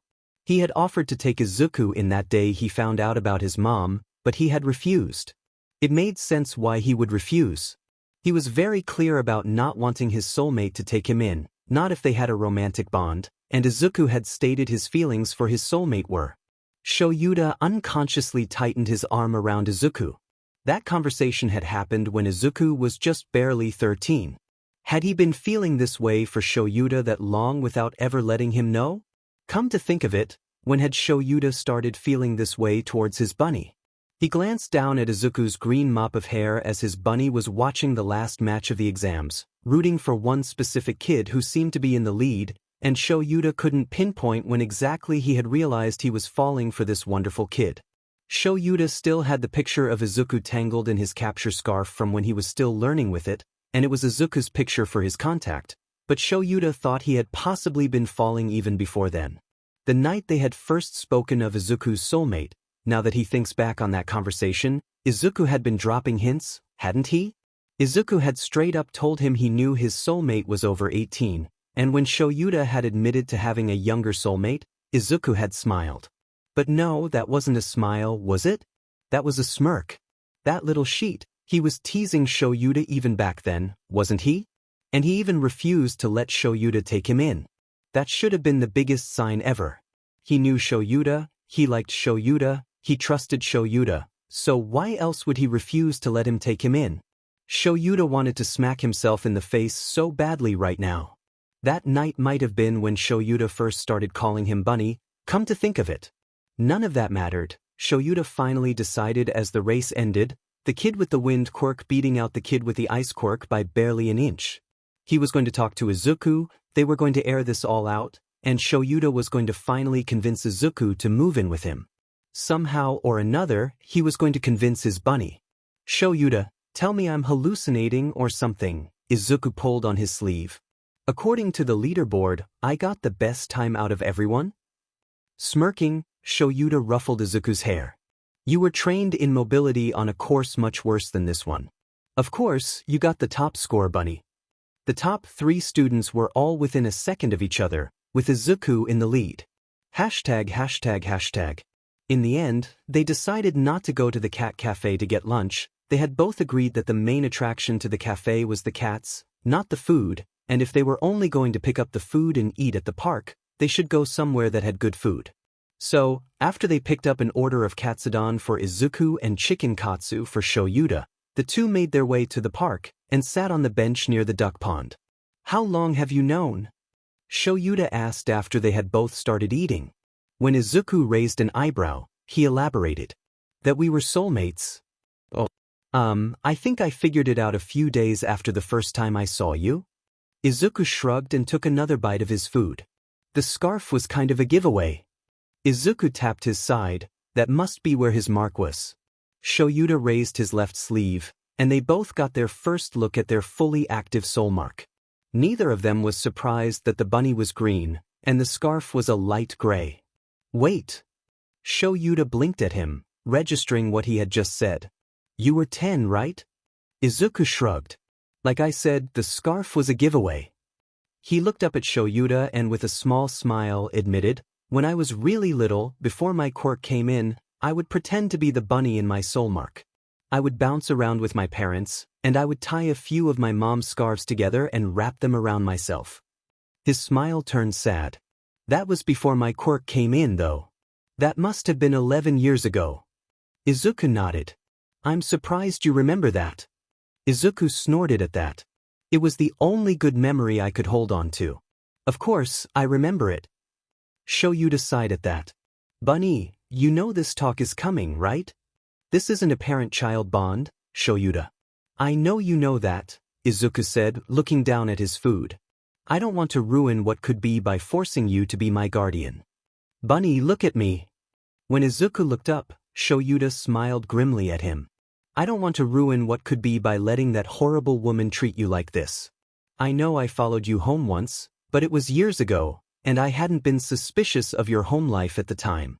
If you need help, I don't know where you live to be able to help you. Izuku shook his head. You're not going to convince me, Shouta. I'm not going to budge on this. Shouta leaned back against the bench for a few minutes and simply ate his katsu, thinking of something, anything, he could say to convince his bunny. Can we come to a compromise? Izuku tilted his head curiously, willing to at least listen. Currently, you only stay over about once or twice a month. Instead, stay over more like 3 or 4 times a week. And let me know where you live. Izuku grinned at him. I'll consider staying over more often, but if you know where I live, you'll go after my mom. I know you will. Shouta let out a huff of annoyance. Izuku was right. You had to put your address on your UA application, so the acceptance letter can get to you. I'll just look it up myself. Izuku's grin turned into a smug smirk and Shouta narrowed his eyes at him. You put down my address, didn't you? I know you're a teacher at you, Shouta. I'm dumb, not stupid. Izuku finished the last of his food and packed up the trash, moving it to his other side and then scooting next to Shouta and leaning against him. He picked up Shouta's hand and started playing with his fingers. I've wanted to do this for a long time, he admitted quietly. Izuku, Shouta said just as quietly, over the past few years, I've come to genuinely care for you. I know this isn't a parental bond, and I'm so glad it's not. I've been having decidedly non-parental feelings for you for about 2 years. Izuku looked up at him sharply, a spark of hope in his eyes. It got to a point where I had to visit Zashi and have him smack some sense into me. Izuku giggled at that. You are many things, Shouta, but I don't think pedo is one of them. Shouta snorted. That is almost exactly what Zashi said when I brought my moral crisis to him. Gods, he's going to want to meet you now. You've mentioned him more than a few times. I'd like to meet him. Izuku gasped suddenly and looked up at Shouta. Wait, is Zashi a hero too? Shouta groaned and slumped in his seat. He never did mention that Hisashi was present, Mike, did he? He is, isn't he? Shouta, you know how much of a hero fanboy I am. Who's he? Come on, tell me. Izuku was bouncing in place and shaking Shuta's arm. Yeah, Zashi's a hero. I'm not going to tell you who he is, though. I want you to figure it out yourself, he challenged. Zashi is almost unrecognizable when he's not in costume. He watched as Izuku's eyes lit up with the challenge. So, when do I get to meet him? It was Shuta's turn to smirk. I think I have something else to use in this bargain of ours. Izuku's look turned guarded. There's no bargain, Shouta. You already have me agreeing to stay over more often. What more could you want, other than what I refuse to give? I'll let you meet Zashi either tomorrow or the day after, but, and here's the bargain, I want you to agree that if we can make this work between us, you staying over with me most of the time and rarely going back to that place you pretend to call home, then you'll let me meet her. Or at least let me know where she lives. Izuku buried his face in Shuta's arm. You're really not going to let this go, are you? He whispered. Izuku, even if you weren't my soulmate, what she's doing to you is abuse, plain and simple. As a hero, I can't just let this go. Tell me, if I weren't your soulmate, would you have let me arrest her? Izuku nodded his head. Yes. I hate her, I hate going home, I hate that bare room, I hate the lock on the door, I hate that bright lamp, I hate starving during the weekends. I don't want you to suffer just because you think living with me full-time will make our bond suffer. Shouta ran his fingers through Izuku's hair, lightly scratching at his head. Normally, Izuku would smack his hand away before he could do much more than briefly ruffle his hair. Izuku's hair was super soft and fluffy. I want to take care of you, bunny. I want to know you're safe. That sounds more like a dad. Izuku wrinkled his nose at that, and Shouta huffed out a short laugh. Trust me, I'm not feeling very dad-like right now. Shouta kissed the top of Izuku's head. I'm very protective of the people I care about. For most of the past 15 years, it's just been Hisashi getting subjected to my overprotective streak. Now I have another target, you. And I'm going to do everything I can to make sure you're safe. Izuku was quiet, clearly thinking, weighing his options. Finally, he seemed to come to a conclusion. 3 months. If everything goes smoothly, then after 3 months, I'll move in with you full-time. And your mom? Izuku hesitated, and then nodded. I'll introduce you if everything goes smoothly. Shouta hugged Izuku close and whispered in his hair, Thank you, bunny. Izuku was bundled in one of Shuta's hoodies while working on his history homework, textbook open by his side as he was finishing his essay, Shouta on the other side of the table grading papers for his law and ethics class. Hey, Shouta? Shouta hummed, glancing up briefly before going back to the paper he was grading. I'm getting a bit hungry. Do you have stuff to cook dinner? Or should we order out? Izuku asked. Shouta paused and looked up at Izuku a bit nervously. I'm not the best cook, so I don't really have anything to cook with. I really only know how to make one dish, and I used up most of what I had a few days ago when I made you katsudon. Your katsusen is amazing. Izuku grinned at him before pouting. I'm not really a good cook either. He pulled out his phone and looked up some simple recipes. If you have the ingredients, zosui looks simple. Shouta got up to look in the kitchen. What do we need? Dashi broth, vegetables, mushrooms, eggs, chicken, and cooked rice. Izuku listed off the ingredients. Shouta opened the fridge and searched. I have eggs, leftover rice from a few days ago, and some green onions. No chicken or mushrooms. Izuku had gotten up to search the cabinets for something to make dashi with and found a few dashi packets. Well, it seems we have most of it. The two got started on making the soup, and in less than 30 minutes they had created something. Neither was really willing to take the first taste though. We can try it at the same time? Izuku suggested. I say scrap the whole thing and just order in. It doesn't even smell edible. Shouta had his phone in his hand and was about to call for pizza. Shouta, you are a grown-but man, don't be a baby, try the soup. Izuku nudged him. Shouta gave him a nervous side-eye. I think I saw something blink at me. There is nothing in there that should be able to blink. How did we create such a monstrosity? I don't know, but one of us needs to at least try it before we give up. Izuku dipped a spoon into the soup and pulled out a whole onion. I swear we chopped them up, he muttered, voice clearly nervous. We did, Shouta replied fearfully. Izuku dropped the spoonful of soup back in the pot. Okay, pizza it is. As they sat in the living room to wait for the pizza to arrive, Shouta whispered.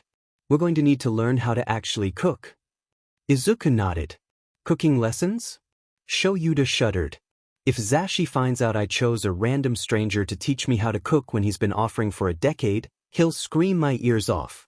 I'll talk to him about it tomorrow. Hashtag.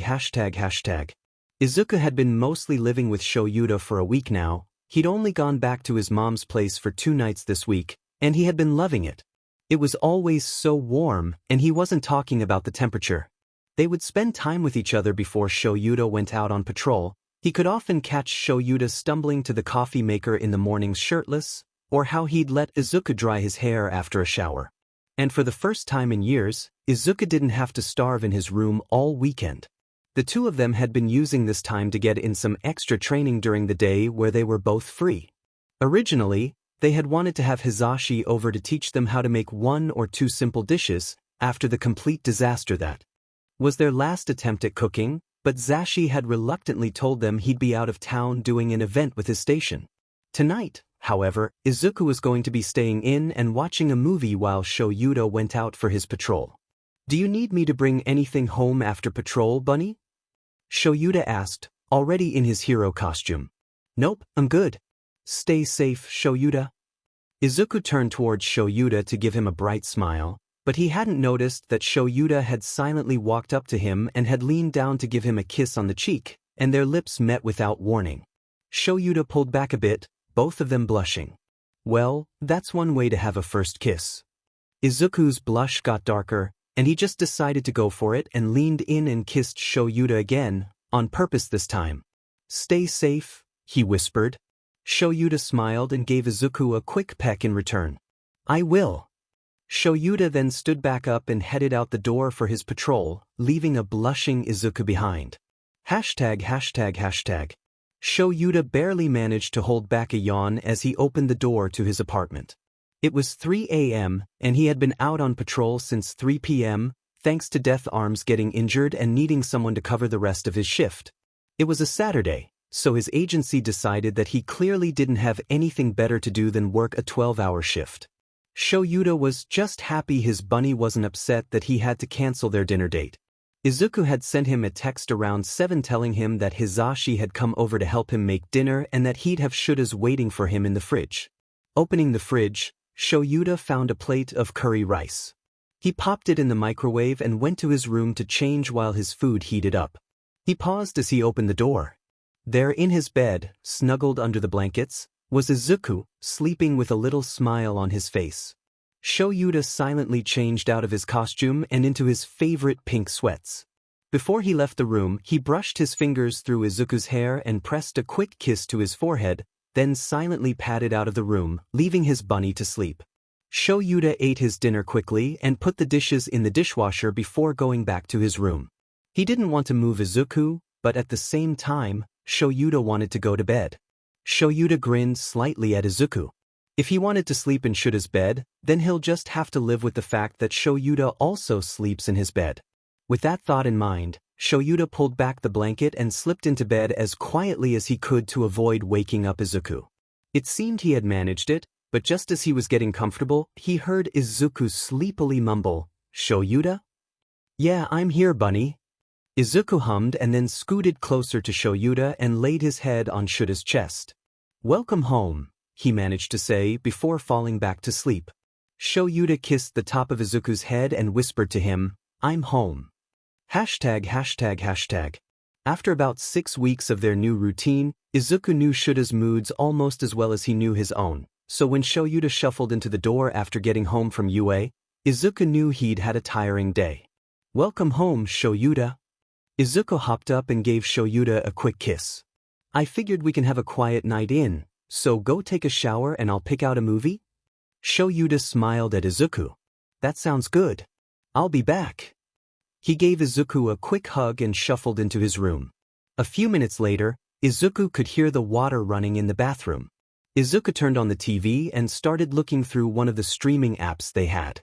He wanted something that would be interesting for him, but not too interesting. Shouta looked like he could probably fall asleep at any moment, but he'd force himself to stay awake if there was something interesting on. Izuku finally settled on an old pre-Quirk movie they'd both seen a few times.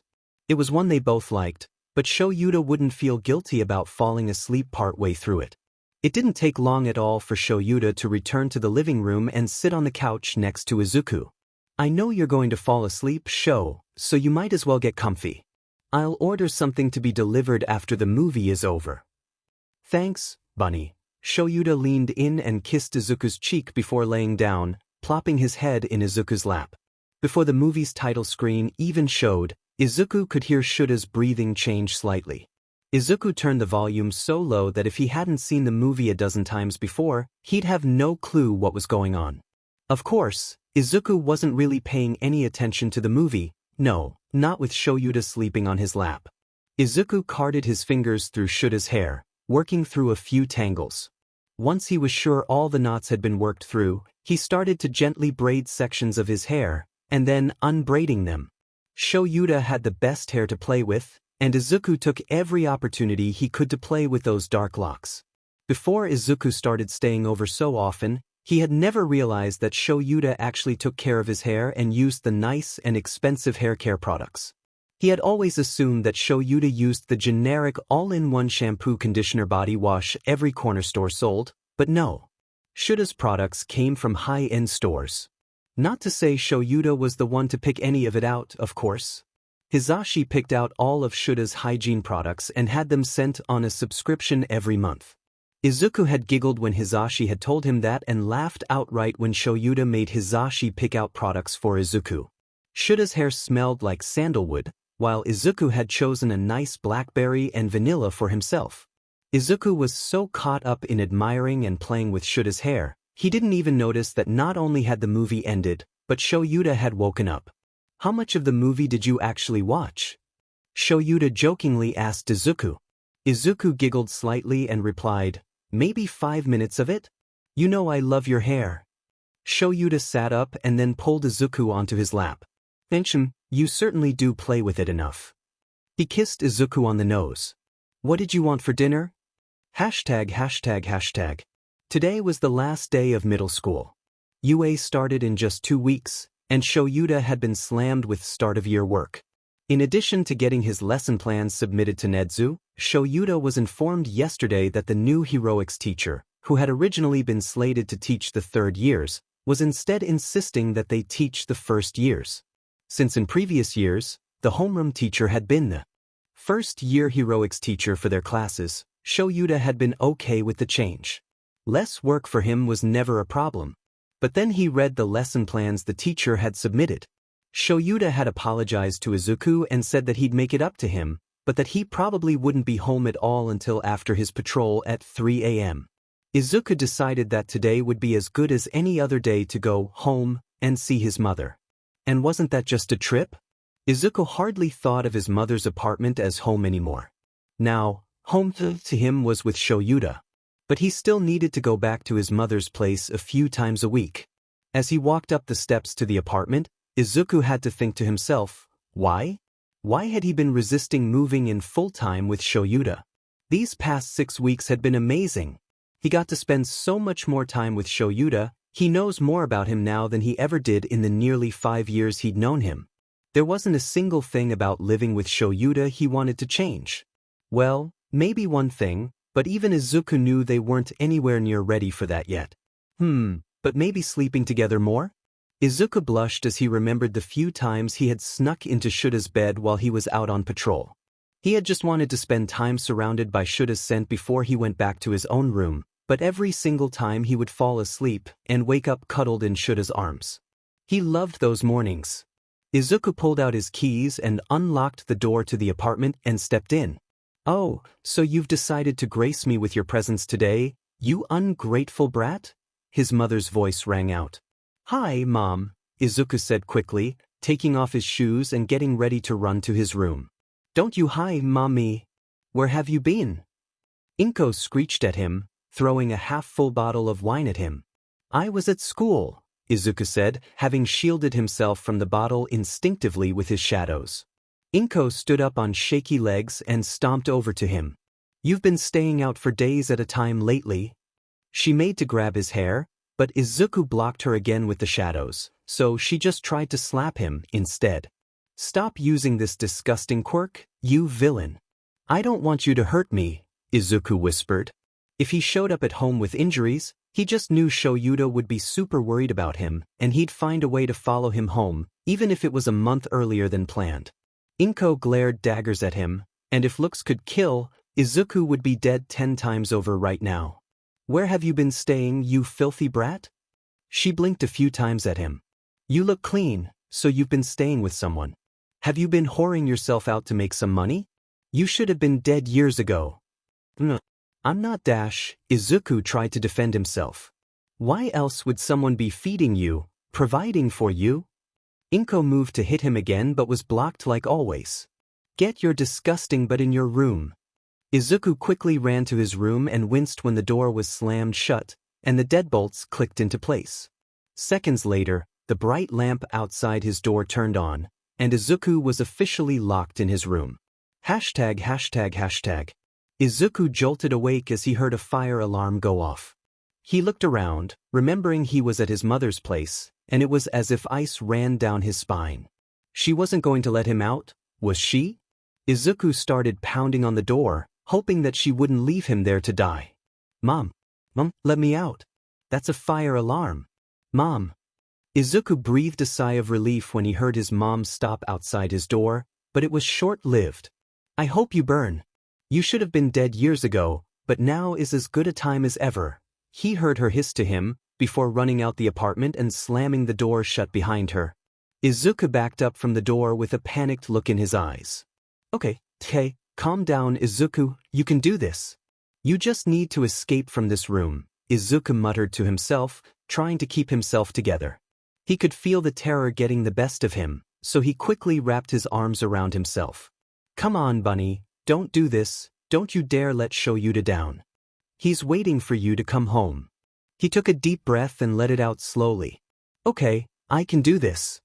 He looked at the door, and then found a spare pair of shoes that was in his closet and put them on. If he was going to try to kick down the door, he'd need shoes.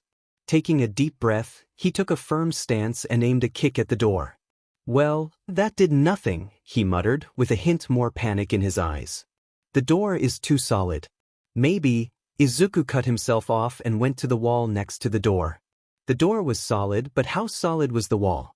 Izuku took his stance again and kicked the wall and was rewarded with a hole his foot easily passed through. Great, now to get that hole big enough for him to squeeze through. It took Izuku about 5 minutes before he had the hole in the wall big enough to get himself through, and he instantly turned to the front of the apartment, only to see that the fire had made it into the living room and completely engulfed the front of the apartment. There was no escape from that direction, so Izuku turned and went to his mother's room. He knew she had a window there he could climb through. The apartment was filling up with smoke, and it was getting harder to breathe, but Izuku got to his mom's room and opened the window. He stuck his head out, looking for a fire escape, but the closest one was a few windows away.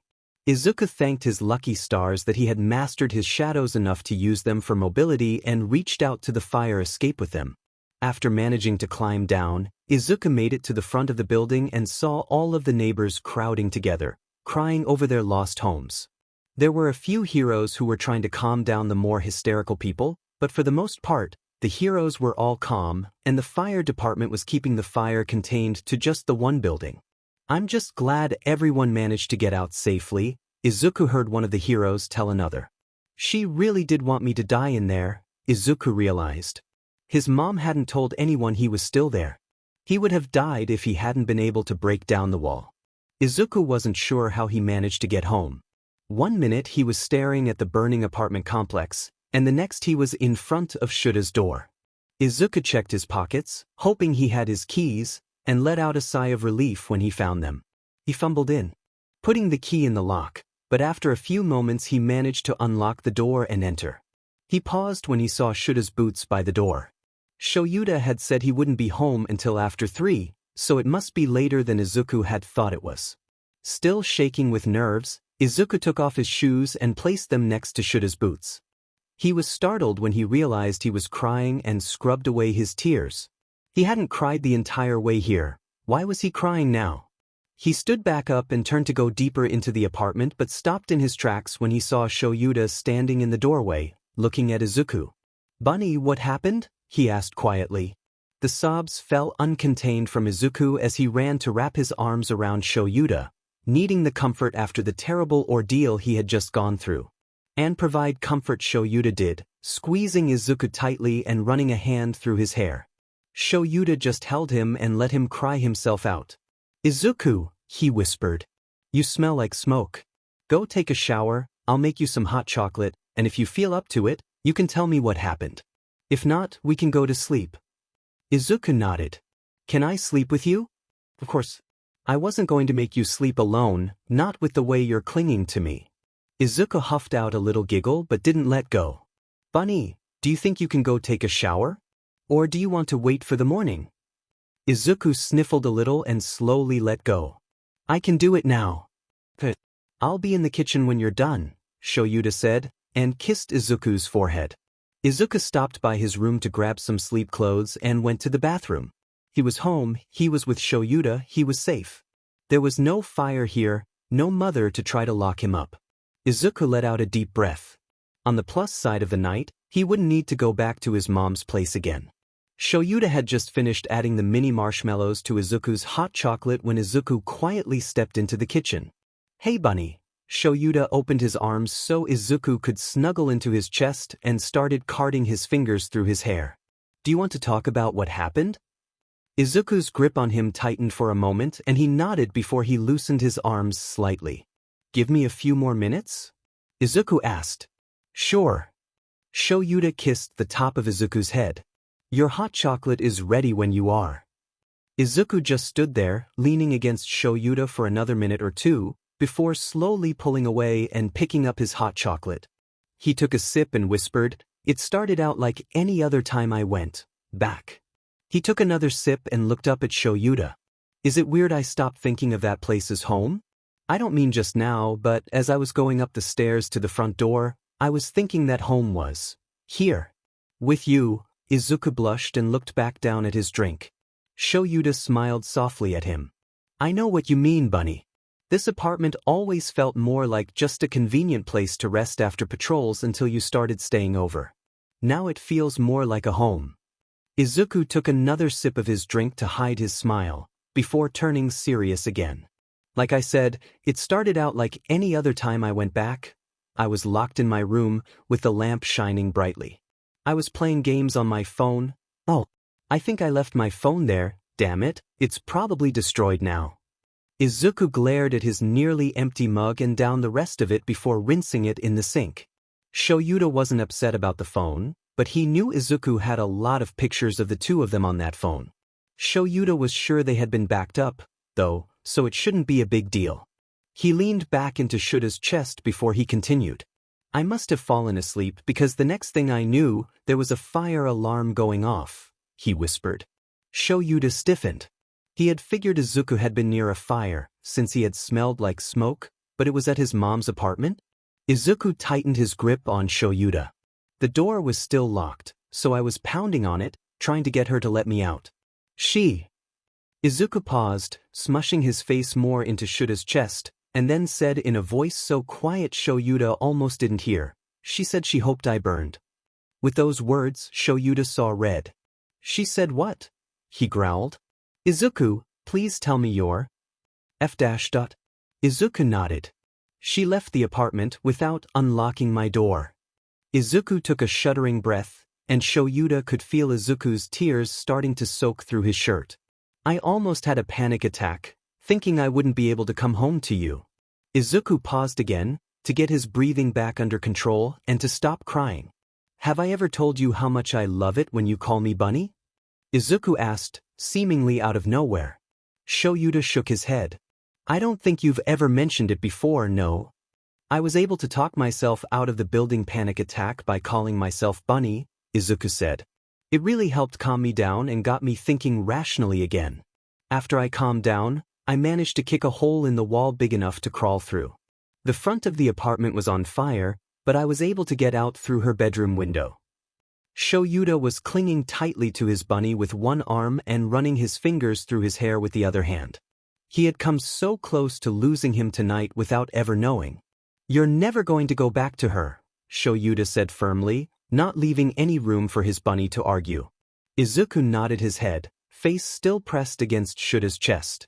Also, you're going to tell me how to find her so I can make sure this never happens again. She's gone too far this time. Izuku didn't nod this time, instead he shook his head. Izuku, Bunny please. You almost Shouta cut himself off. I don't know what I'd do if I lost you, Bunny.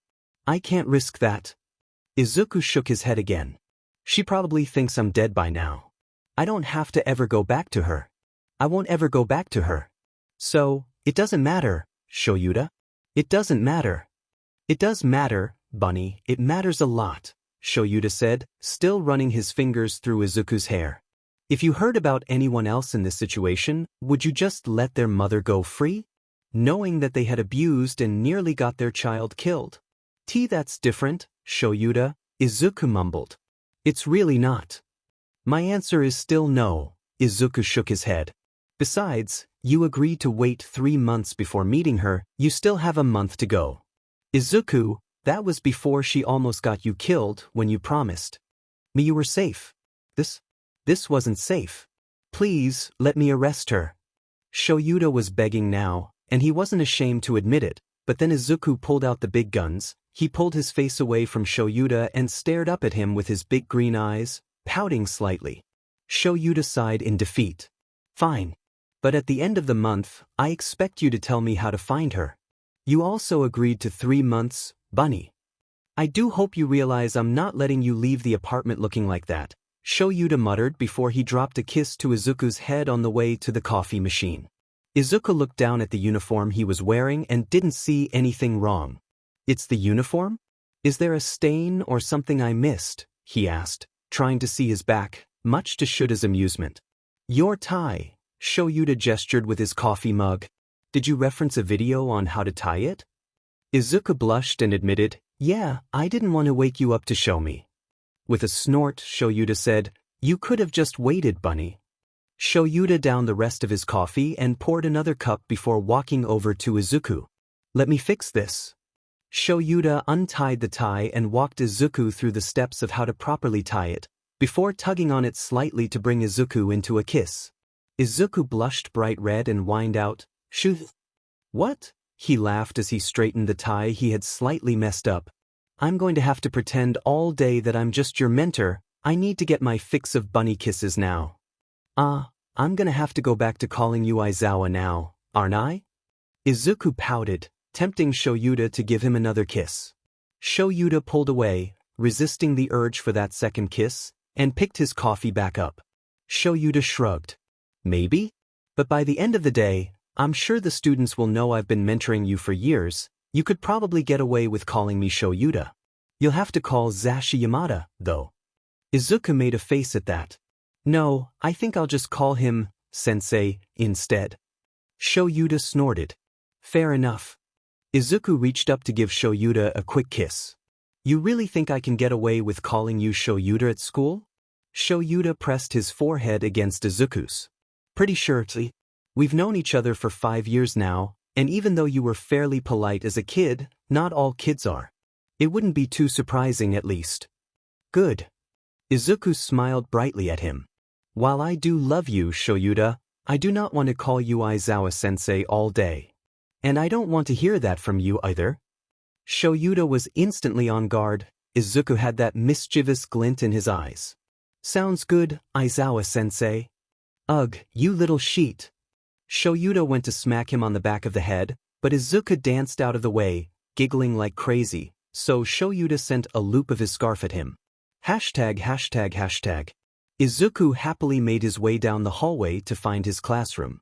He always loved messing with Shouta first thing in the morning, and he was wondering if he could get over the weirdness of calling his soulmate, Aizawa-sensei, a few more times just to see how he'd react in classes when he reached his classroom. Izuku smiled and opened the door, only to quickly shut it again. Why hadn't he thought to remember that Bakugo was going to be in his class? Because of course he was. Bakugo had an amazingly powerful quirk. There was no way he wouldn't have been in the class. He can do this. It's just Bakugo, after all. He's always been in the same class as him, and this time he's got Shouta there to intervene if needed. Izuku nodded to himself and took a deep breath, then opened the door again. Remove your feet from this desk at once. It is disrespectful of not only the school, but of the upperclassmen who used these desks in the past as well as the craftsmen who built them. A brave blue-haired boy was berating Bakugo. Izuku tuned out their escalating match to check the seating chart. Oh, you have got to be shitting me, Izuku thought, seeing that his name was sitting right behind Bakugo. Nope, I'm not doing that for a full year. Izuku slunk to the back of the class and nodded a greeting to Todoroki before he took out his phone. Shadow Bunny, Shouta, I refuse to sit there for the rest of the school year. Death or coffee?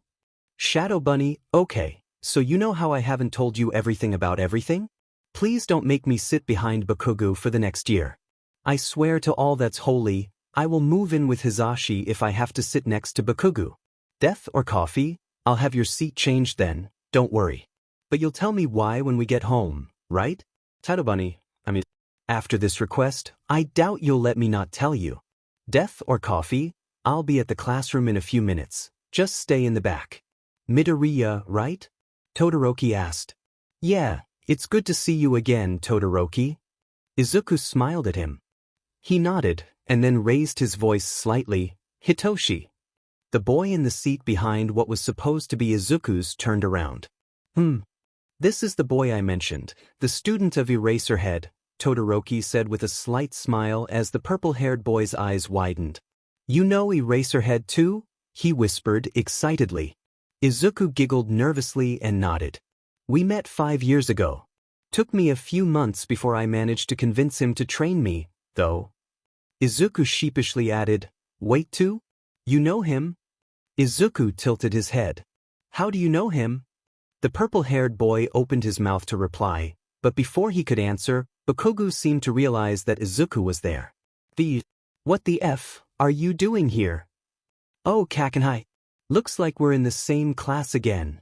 Izuku said, eyes darting towards the door, hoping Shouta would show up soon. Don't give me that sheet. How are you even here? You never took the entrance exam. Bakugo seethed. Izuku paused in looking for Shouta and tilted his head in confusion. But I did. He looked at Todoroki. I did, right? I was there? That wasn't just a fever dream, was it? Todoroki looked up at him with a completely deadpan expression. I did see you there, You managed to beat me in the exam as well. Nodding, Izuku said, Okay, that's what I thought. He turned back to Bakugo. I did take the exam. I didn't see you there. Bakugo continued to rage. Well, I didn't take the same exam you did. I took the recommendation exam, Izuku mumbled. Who the F would ever recommend a useless Deku like you? Bakugo growled out. Me. Unknown to Bakugo, the entire class was watching their corner, getting more and more nervous at the explosive blonde, so no one other than Izuku had noticed when Shouta entered the classroom. Bakugo turned to Shouta, glare still on his face. And who the F are you? He demanded. Aizawa Shouta, your homeroom teacher. Sit down and shut up. Shouta glanced at the seating chart and continued. Yaoyorozu, switch seats with Midoriya. Perhaps that will prevent another explosive conversation. Yes, sensei, Yaoyorozu said quickly and picked up her bag and moved to the seat behind Bakugo. Izuku sat down in the seat she had vacated, nodding in thanks to Shouta. Shouta looked over at the rest of the class. I was watching that encounter for a while and none of you so much as attempted to de-escalate the situation. We'll be working on that. Some of the students looked down, ashamed of their inaction. As I already stated, my name is Aizawa Shouta, and I'll be your homeroom teacher this year. Shouta moved to behind the podium in the middle of the class and pulled out a box and placed it on top. These are your gym uniforms. Pick one and then go to the locker rooms to change and meet me out on field gamma. Shouta then walked out the room. ####. Since Izuku already knew how strict Shouta was in terms of punctuality, he didn't waste any time chatting with the others. He had grabbed his gym uniform and ran to the lockers. Thanks to that, he was already changed and leaving the locker room by the time the rest of the boys showed up. So, I take it that was Bakugo? Shouta asked as Izuku got to field gamma first, giving the two of them at least 2 to 3 minutes before anyone else showed up. Yeah, and I'm sure you can see why I didn't want to sit next to him for a year. Izuku rubbed the back of his neck as Shouta raised an eyebrow at him. It seems you have somewhat of a history. I'm guessing you've been in the same classes prior to you, eh? Izuku nodded. We screened the records of all incoming students for traits like what he displayed, and nothing came up in his files. Izuku huffed out an unamused laugh. Nothing would have. The school's golden boy could never do any wrong. Izuku sighed out an annoyed breath. I'll tell you when we get home, okay? Alright, bunny. I'm holding you to that. I know, Sho. Izuku smiled at him before remembering something. Oh, you have a fan in the class. Other than me. What do you mean I have a fan? I don't have fans, I'm underground. Shouta said, sounding affronted. Izuku laughed and shrugged. You have a fan. The purple boy, I didn't catch his name, he said he knows you too, but Bakugo interrupted before he could say how. Shouta narrowed his eyes at Izuku. And just how did he know you knew me? When I took the recommendation exam I met Todoroki, I told you that, right? Shouta nodded. Well, we had bonded over anti-Endeavor talk.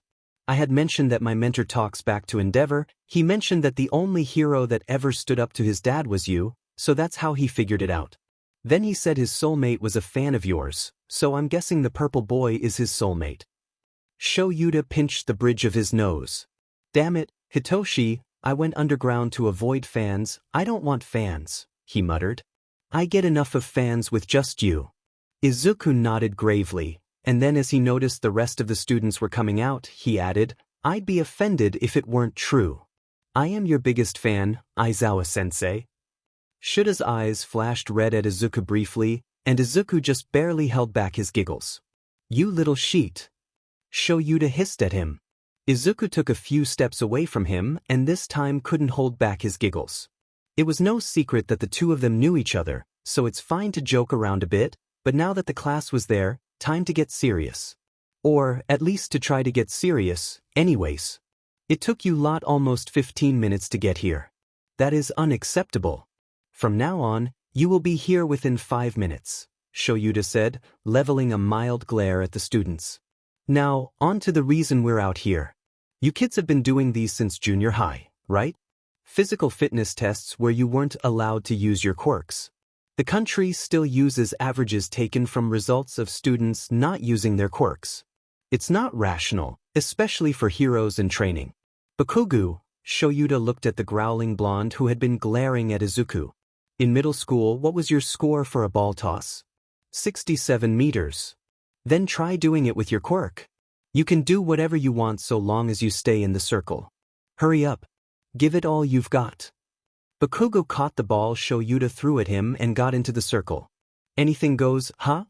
His smirk turned sharp, and he pulled back and threw the ball with a shout of, die, and set off a massive explosion. Shouta looked at his reader and a moment later the score 705.2 meters showed up, and he showed it to the class. Know your maximum first. That is the most rational way to form the foundation of a hero. So manly, a red-headed boy exclaimed while punching his fists together. I'm getting pumped up. Awesome. This looks like fun. Izuku had to turn away when he heard that comment from a pink girl, as he knew he was going to be sporting the same grin as his soulmate. And sure enough, Shouta grinned and put an end to the excitement. It looks fun, you say?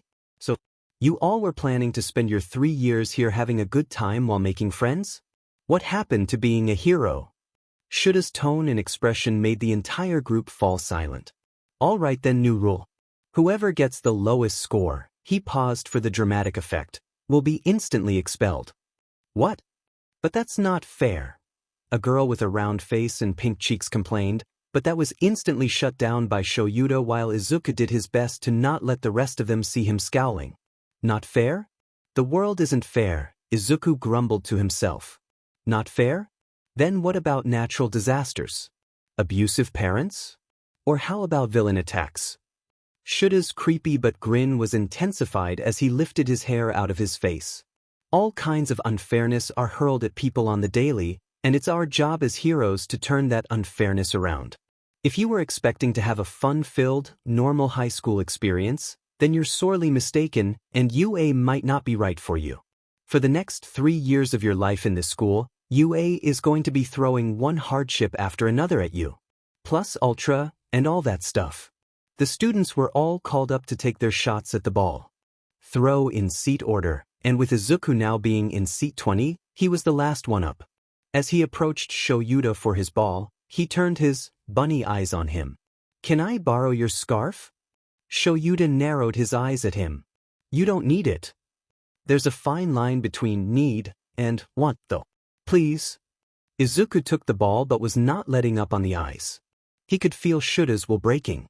No, Shouta glared at Izuku, who with a pout and a sad sigh, started turning back to the field to take his throw. Ugh, fine. Shouta took off his scarf and tossed it at Izuku, who caught it with a cheer. Just throw the DMN ball. Izuku happily put the scarf around his neck and skipped into the circle. Izuku's smile turned sharp and determined as he gripped the scarf in his right hand, activating it and watched as the loops came alive, writhing around him in a swirl of cloth and metal alloy. He tossed the ball up with his left hand, sent a loop of fabric to wrap around the ball, and then it spun around him a few times before being released with a snap, sending the ball flying. Shouta's reader showed 351.7 meters. Not bad. He held his hand out for his scarf, but Izuku pretended he didn't notice and skipped back to join the class, feeling Shouta's glare at the back of his head. Izuku, he said warningly. Izuku turned back around with a pout. It's the morning. And we're outside and it's sunny. Besides, you know I use my quirk the same way as the scarf. So, unless I can go get my scarf, I'm using yours. Shouta pinched the bridge of his nose again. Fine. Hashtag. Shouta had let Izuku use his scarf for all of the tests that were outside, but once they moved into the gym, he had to give it back since he couldn't use his excuse of the sun dulling his quirk anymore. Still, after training with Shouta for nearly 5 years, he was able to place fairly high on all of them. I'm not going to bother calling your scores individually, so just find your name, Shouta grumped, with his reader showing the scores in a hologram. Izuku found his name slightly above the middle of the group at 8th place and nodded. That's about what he'd expected. Last place was an invisible girl who had started crying. Izuku wanted to go comfort her, but he knew Shouta better that by now, the girl wasn't going anywhere. And sure enough, by the way, no one is getting expelled. That was a logical ruse, meant for you to give these tests your all. Shouta put the reader in his pocket. The syllabus is in the classroom, grab one and go home. Class is dismissed. At that, Shouta walked away, and the entire class turned their attention to Izuku. Izuku squeaked in alarm at all their eyes, and quickly ran towards the lockers, escaping their attention, and just wanting to hide away, preferably at home with Shouta. Izuku had just finished getting dressed and had stepped out of the locker room when he saw Todoroki and the purple-haired kid. Hey, glad we caught you, the purple-haired kid said. Since we're done for the day, do you mind if we talk for a bit? I don't often meet people who know of and/or like Eraserhead. Oh, sure. Izuku didn't have anything to do other than maybe steal Shouta's sleeping bag and catch a nap as he has a first day of school meeting. Do you want to change first? Yeah, but Shouta figured you would be first one out the door, and we wanted to catch you before you left. Izuku nodded at that. By the way, I don't think I managed to introduce myself. I'm Shinso Hitoshi. Midoriya Izuku. The 3 boys had managed to grab a copy of the syllabus and were now by a tree on campus. So, You've known Eraserhead for 5 years now? Shinso asked. Izuku nodded with a grin. Yeah, I've been annoying him for a while now. Shinso nodded. If you've known him that long, do you know anything about his personal life? Or just his hero life? Izuku giggled to himself as he tried not to blurt out just how much he knew about his soulmate. I know Shouta can't cook for sheet, does that count? This time it was Shinso who giggled. Oh my gods, my uncle has been trying to get him to learn for years, over a decade, and Uncle Sho only just recently started accepting Uncle Zashi's help in learning. Wait, Hisashi's your uncle? Izuku asked. Shinso's eyes widened at that. Oh, are you? Shudo, can I put you under my quirk for a few? I think this conversation is about to get more private than we thought. That's fine. Todoroki's eyes went blank as Shinso's quirk took control. Okay, so, Shudo won't remember hearing any of this, but are you the soulmate Uncle Zashi mentioned? Shinso looked nervous, like he wasn't supposed to know this. Yeah. I didn't know Zashi had mentioned me. Nothing that could identify you, just that Uncle Sho finally found his soulmate and that neither of them could cook, so he was teaching them. Shinso grinned. Don't worry, your secret's safe with me. You can also trust Shudo, but I know you will probably want to wait a bit longer before you're okay with that. Yeah, at the very least, I'd have to talk to Shouta. We had agreed not to tell anyone other than the teachers about us. To everyone else, we're just mentor-mentee, Izuku smiled. Shinso snorted at that.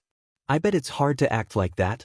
I've known Shudo for a few years now, and we've known we were soulmates almost that entire time. At first, we tried to just be friends. Shinso shook his head at that with a grin.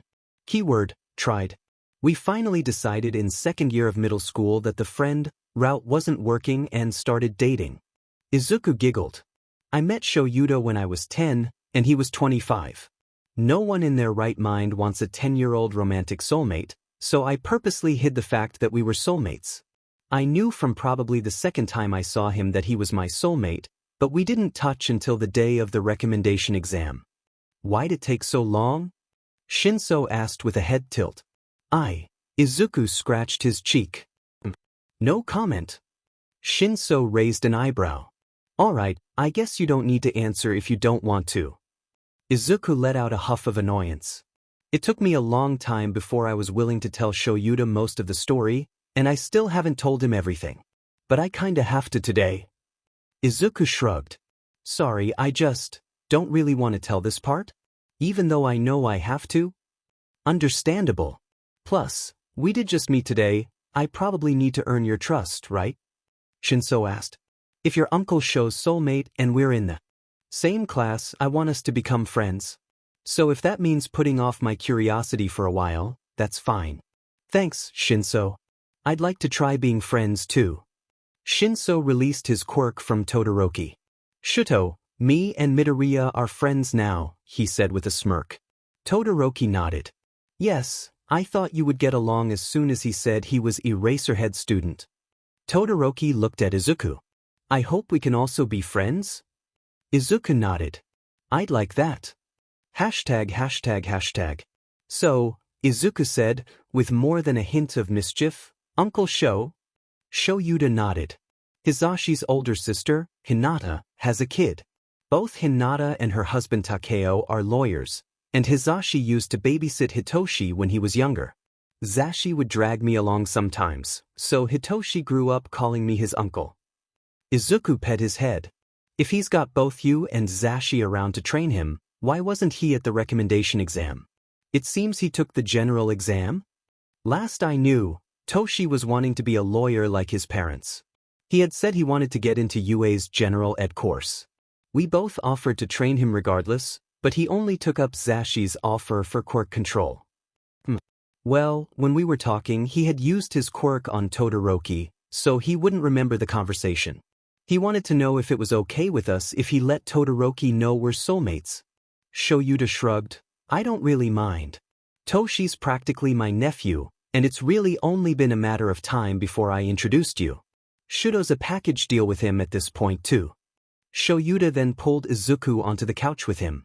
There's something else I want to talk about though. Izuku sighed and then laid down on the couch and placed his head on Shouta's lap. If you stop petting me, I stop talking, got it?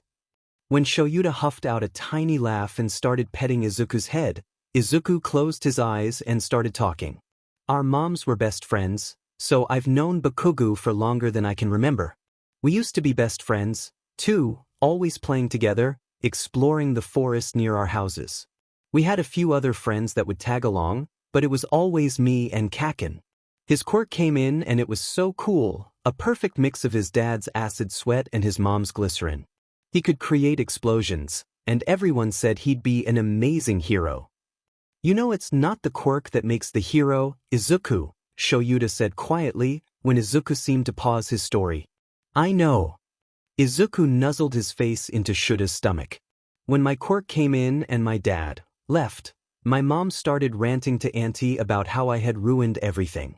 Auntie never blamed me, but she did cut contact with my mom, since she didn't agree with her at all. Kaken, though, didn't understand his mom's reasoning and only listened to what my mom had said. So, he started calling me a villain around that time.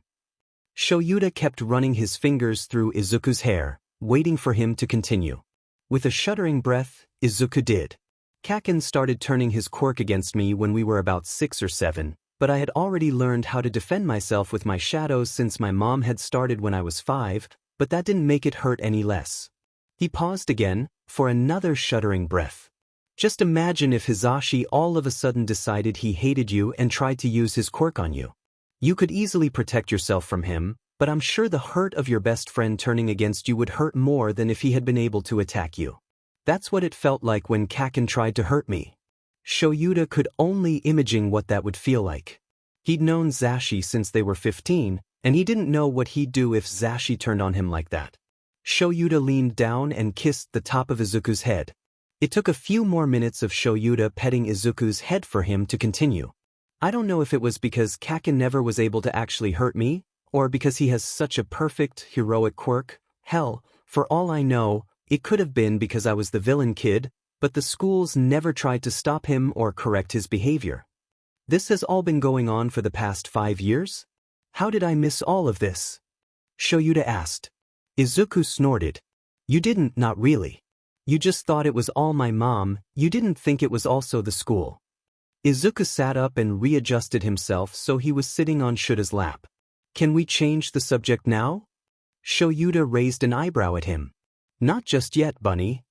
Izuku pouted and Shouta kissed his cheek. He was a bully, and no one bothered to stop him. UA doesn't tolerate bullies, especially in the hero course.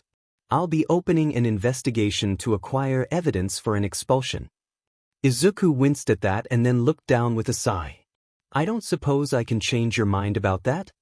Shouta lifted Izuku's head back so he could look him in the eyes. You wouldn't let me know anything about your mother, and you nearly got killed. Bunny, I'm not going to turn a blind eye again and watch him hurt you. Shouta kissed both of Izuku's cheeks before resting his forehead against his. Please don't argue with me on this, he finished in a whisper. Izuku was silent for a few minutes, just soaking up Shouta's warmth, before he finally said, Okay, but please, don't expel him. Give him a chance. No one has ever attempted to correct his behavior before. Please, Shouta, give him a chance. Shouta scowled slightly before sighing and kissed Izuku. I'll give him a chance. We'll get an investigation started, and probably get him some kind of anger management, maybe even regular therapy as well. The smile Izuku gave Shouta was blinding. But Shouta cut in before Izuku could say anything. If he does something that is too far, I'm telling you now, bunny, I'm not taking any more chances with you. If he hurts you, he's transferring directly to 1B. I'll swap him for one of Vlad's students. Izuku nodded and tucked his head under Shouta's chin. So long as he's got a chance to make it back to heroics, I'll take it. ####. Battle trials. That's stupid. But at least he'll get to wear his hero costume. Shouta had helped him create it. He had shown Shouta a joke version of his costume. It was pastel green with fluffy green ears and a little cotton tail. Shouta had taken one look at that and ripped it up. No, if you're going to be underground, you need an underground costume. You're not going limelight. Opening his case, Izuku grinned at the costume that sat there. It consisted of a pair of dark gray loose-fitting pants that tucked into equally dark gray boots that had green laces and shock absorption to improve the power of his kicks while protecting himself from the damage. His top was an armored, tight, long-sleeved, dark gray shirt, and he had dark gray gloves that went to his elbows, with dark green stitching that had the same built-in shock absorption that his boots had. He had twin daggers sheathed into the arm guards of his gloves, as well as in both of his boots. His dark green capture scarf finished the look. The entire thing was fire-resistant and slash-resistant. He walked out to join the rest of the class and listened to All Might introduce the activity, putting a little bit of a bounce in his steps to test the feel of the boots, and stopped next to Shinso and Todoroki. Shinso nudged Izuku. "Is he actually reading from a script?" he whispered. Izuku laughed lightly. "Yeah, looks like it." Todoroki hummed softly. "He just said he's drawing partners by lots. Who wants to bet he didn't read anyone's files and doesn't know names and quirks?" "I'm not taking that bet," Shinso replied with a snort. Izuku nodded. "Hopefully we don't get paired up with anyone too bad. I think most of them would be a decent match to be teamed up with." "Well," he paused for a second, "anyone except Bakugo." When the names were picked, Izuku was thrilled to see he was paired up with Shinso. He really couldn't believe his luck for the day. He was absently paying attention to the other pairs and felt a little bad for Yaoyorozu when she was paired with Bakugo. That was going to be a rough match. He felt bad for whichever team ended up going against them. Bakugo won't listen to Yaoyorozu. He already thinks she's a stuck-up priss, so no matter what team they're up against, Yaoyorozu's essentially going to be in the way of Bakugo. Oh, wonderful, so his team is going up against Bakugo's team. Great. Bakugo's going to try to kill him. Izuku let out a sigh of defeat. Well, what else is new? Shouta had just slumped down into his office chair after his class with the third-year law and ethics class when his cell phone rang. He pulled it out and glared at it but answered regardless. "Aizawa. Shouta, when you get a chance, can you come to the infirmary? Midoriya is sleeping off a concussion and will likely be awake soon," Chio stated curtly. "What?" he hissed as he got up and started walking to the infirmary. "How? His class was just supposed to be doing costume critiques. I'm well aware of what their class was supposed to do, however that's not what they were instructed to do. They had an indoor battle trial. Fortunately, Midoriya's injuries were the worst, and he only had a mild concussion." Shouta was practically growling as he reached Chio's office and walked in, clicking off the phone call at the same time. He easily spotted Izuku laying in one of the beds, Hitoshi and Todoroki sitting in chairs next to him, Hitoshi glaring at nothing with his head on Todoroki's shoulder. "What happened?" Shouta asked them. To his surprise, Todoroki spoke first. "All Might's an a-hole and I don't like him anymore." Shouta agreed wholeheartedly with that statement. He took the chair on the other side from the two boys and brushed Izuku's hair away from his face. "What happened?" he asked again. Hitoshi is the one who replied this time. "We were split into teams of two. One team would be the heroes, the other the villains. The villain team was to hide a fake bomb in a building and protect it, and the hero team was supposed to either capture the villains or the bomb to win." "Did he go over your costumes, or any safety measures, or determine everyone's combat skills first?" Shouta asked quietly. Ashui asked about that, Todoroki answered. "He said the best way to determine combat skills was to engage in battle." Shouta closed his eyes and took a deep breath before slowly letting it out. "Continue," he muttered through clenched teeth. "Me and Izuku were in the same team." Hitoshi picked his story back up. "We were the villains, which we both saw as ironic considering everything, and we were going up against Yaoyorozu Momo and Bakugo Katsuki." "Sheet," Shouta hissed, and started examining Izuku more closely for any injuries. Not seeing any, Shouta relaxed and leaned back in his seat for a moment before coming forward again and holding Izuku's hand. "And then Izuku made our plan. He had me at the 4th floor with our bomb, in a far corner of the building, and he went to the 2nd floor to fight Bakugo. He said that Bakugo would ignore his partner, the bomb, and even me to go after him, but that he could handle him on his own." Hitoshi ran his hand through his hair roughly. "Just like he said, Bakugo went after Izuku and Yaoyorozu came for me. I managed to catch her in my quirk by asking if she had really requested her costume to look like that, and before I could use the capture tape on her, the building shook with a huge explosion. Shouta stiffened in surprise, and only the feel of his soulmate's hand in his, knowing that he was alive and safe, kept him from panicking. Go on. Izuku's hand twitched in Shouta's, and he looked at Izuku as he blinked opened his eyes. Oh.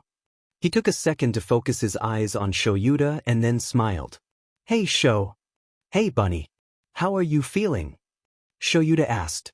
I need to remember that when blocking an explosion, unless I'm already braced against something, I need to protect more than just my front, Izuku complained as he took his free hand and rubbed the back of his head. That hurt. I bet. I heard you got a concussion. Toshi and Todoroki are just telling me what happened, Shouta said and ran a hand through Izuku's hair. Todoroki glared slightly as Izuku groaned and sat up. From what we saw in the observation room, Bakugo did indeed go right after Izuku. They fought for a few minutes, neither getting a good hit on the other, and then Bakugo stopped, took a bracing stand, and then raised his gauntlet at Izuku and pulled the pin. The explosion was so big it took out the cameras. And all might stop the fight, right? Shouta growled, knowing the answer, but needing the confirmation anyways. Todoroki shook his head.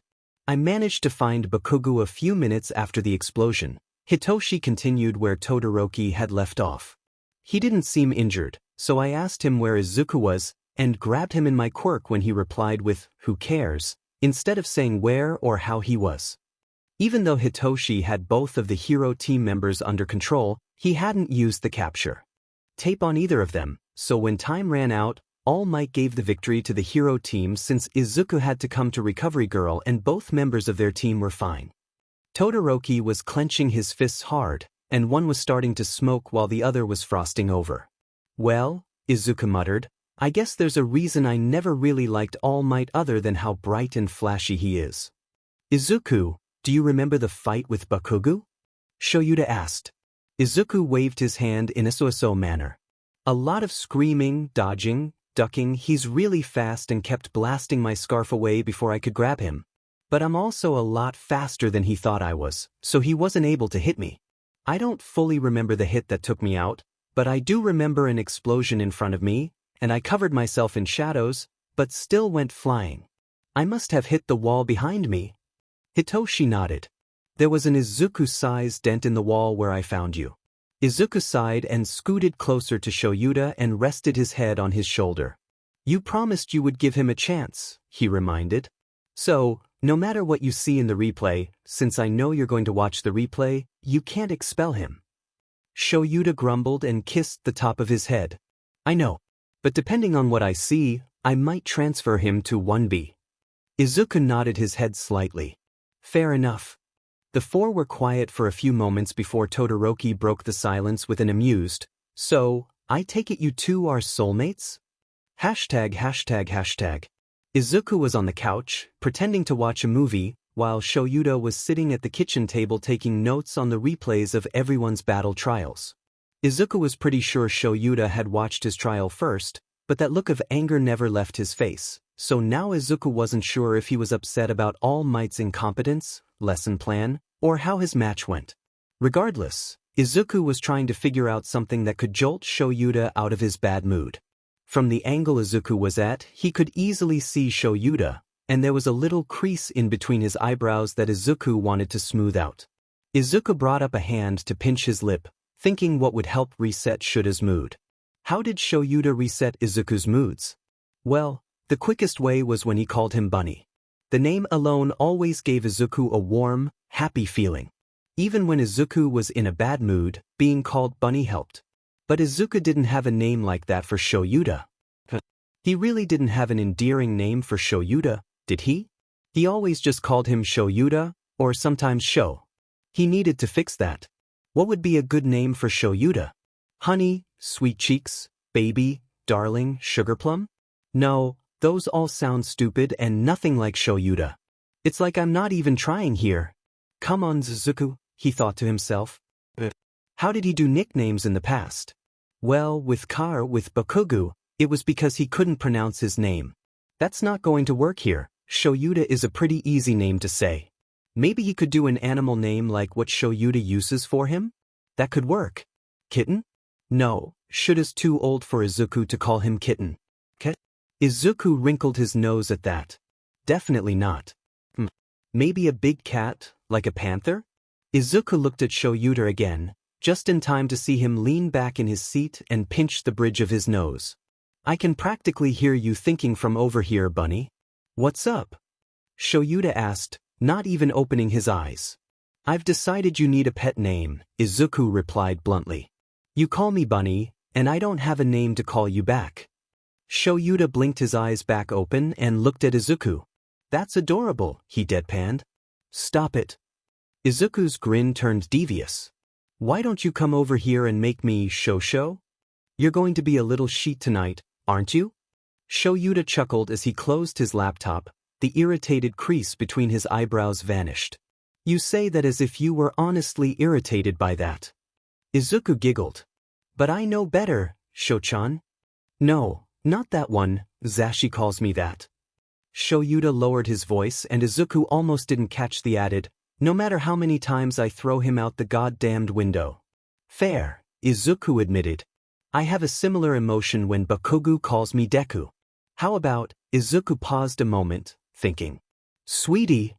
Shouta flopped down on the couch with him, letting his head rest on Izuku's lap. What part of me is sweet? Seriously? What? You're totally sweet, Shouta. Izuku huffed. At least to me, he amended with a shrug and started playing with Shouta's hair. How about darling? They both scrunched their noses at that one. That's a no, Izuku mumbled. Dear? Shouta closed his eyes, enjoying the feel of Izuku braiding his hair. No. The two kept at it for another hour, Izuku tossing out ideas and Shouta shooting them down. I'm pretty much out of ideas, Izuku grumbled as they were getting ready for bed.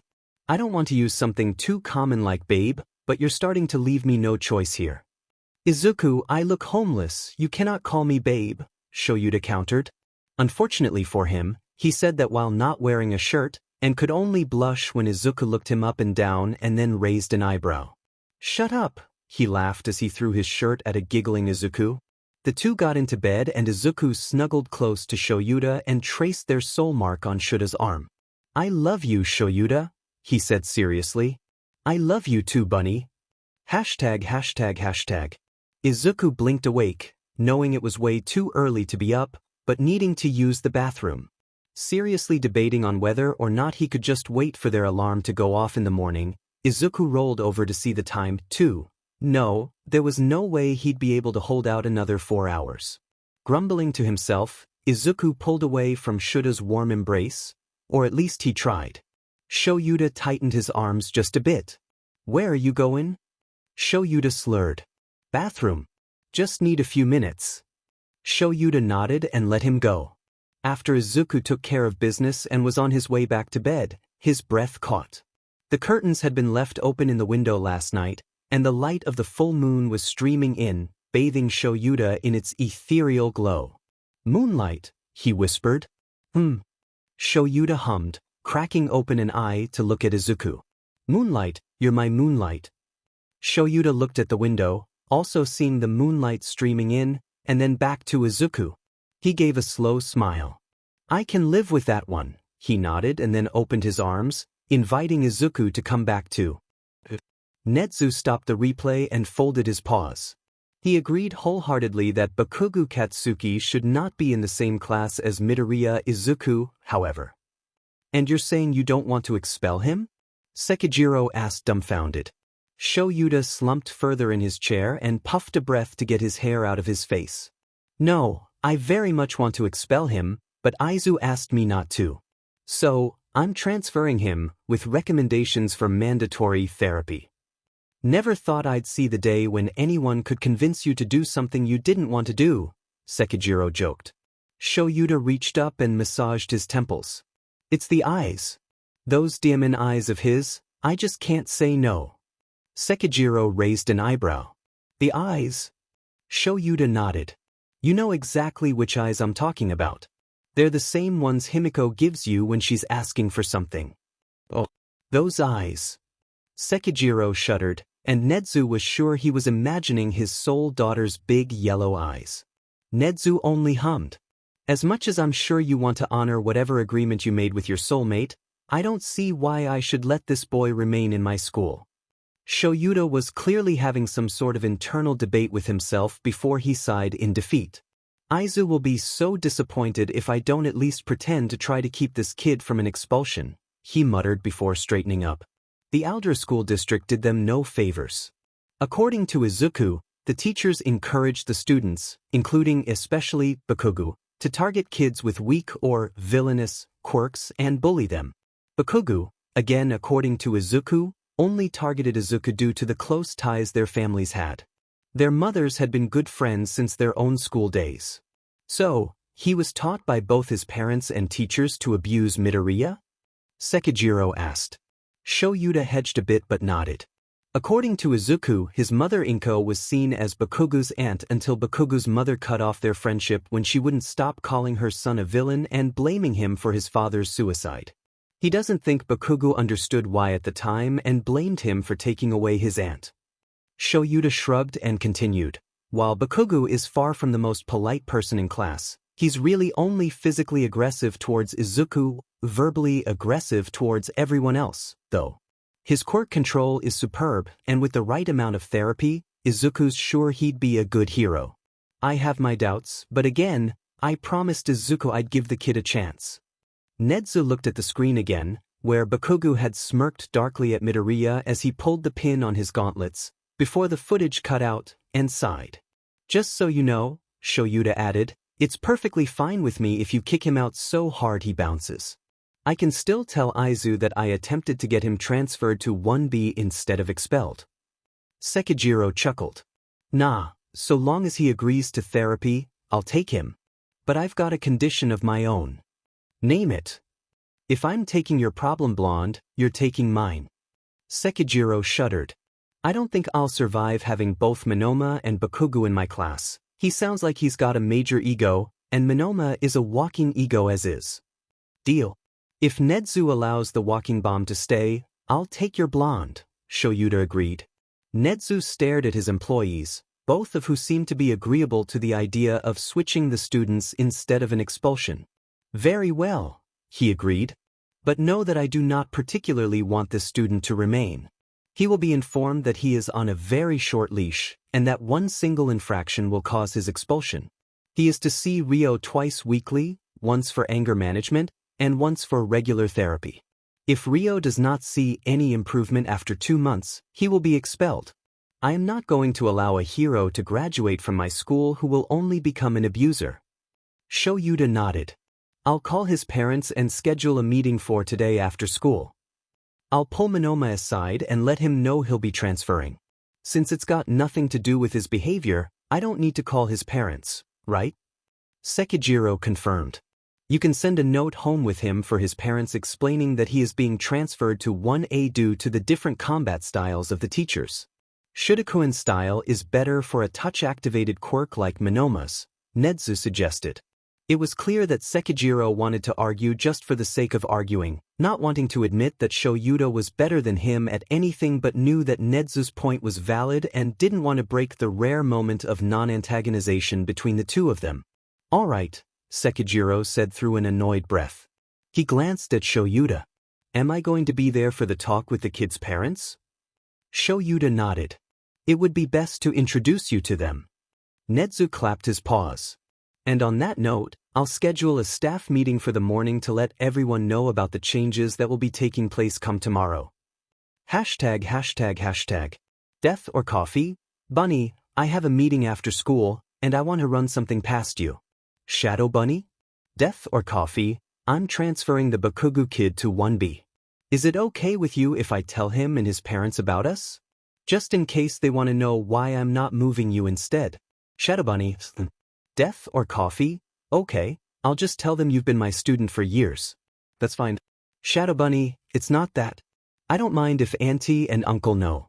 I'm just not sure I want Katsuki to know. Death or coffee? It's fine, Bunny. If you don't want him to know, I won't say anything. but I am going to take about an extra half hour before we can leave. If you want to leave with Zashi, let me know. Shouta Bunny. I think I'll just wait for you though. Hashtag. Shouta had met Bakugo and his parents at the front gate and led them to Ned's office, where Vlad was also waiting. Gods, he just wanted to go home and take a nap with his bunny. Wait, no, he's hungry. Dinner first, then nap. Do they have ingredients for dinner? Maybe they should just get takeout on the way home. What's this meeting about? The older blonde asked. Wait, did he even catch her name? Or her husband's? Sheet, he didn't. Well, we'll be discussing your son's behavior towards one of his classmates, Shouta answered. Excuse me? She sounded quite affronted. My Katsuki has never had any complaints about his behavior before. Yes, I'm aware, Shouta stated simply, ignoring any further attempts at conversation as he led them to the office. Once they arrived, Shouta didn't even bother reaching up to knock and simply opened the door. Nedzu knew they were there. Ah, welcome. Nedzu greeted them. Am I a dog? A mouse? A bear? I'm the principal, Nedzu. Please, take a seat. Once they had all taken a seat, the three Bakugas on one couch, with Shouta and Vlad flanking Nedzu on the other couch, the kids' parents introduced themselves. Mitsuki and Masaruha? Let's see how long it takes for him to forget their names. He can't wait for this kid to be not his problem anymore. Aizawa-san didn't quite explain the purpose of this meeting, Mitsuki stated. He only said it was to address Katsuki's behavior, and like I told him, my son has never had any complaints about his behavior. Yes, Nedzu replied cheerily. That does seem to be the main issue. If anyone had addressed his behavior in the past, it might not have gotten to this point. Ah, does that mean? Bakugo demanded. Quite simply, Nedzu narrowed his eyes at the kid. If your previous schools had addressed your behavior prior or had even reported any of the instances of bullying that your main victim has informed us of, you would never have been accepted into this school. Bullying? Mitsuki screeched. My son is not a bully. I have footage from Aldra Middle School that says otherwise, Nedzu calmly said. But the point is, we are not expelling Katsuki. Not today in any case. We do, however, have conditions that must be met for his continued enrollment in this school. Wait a minute, Mitsuki interrupted, holding up a hand. You say there is footage from his previous school. I demand to see it. I need proof of this so-called bullying. Certainly. Nedzu pulled out a remote control and a screen descended from the ceiling. I have one such instance already preloaded for you. Shouta sat up a little straighter at this.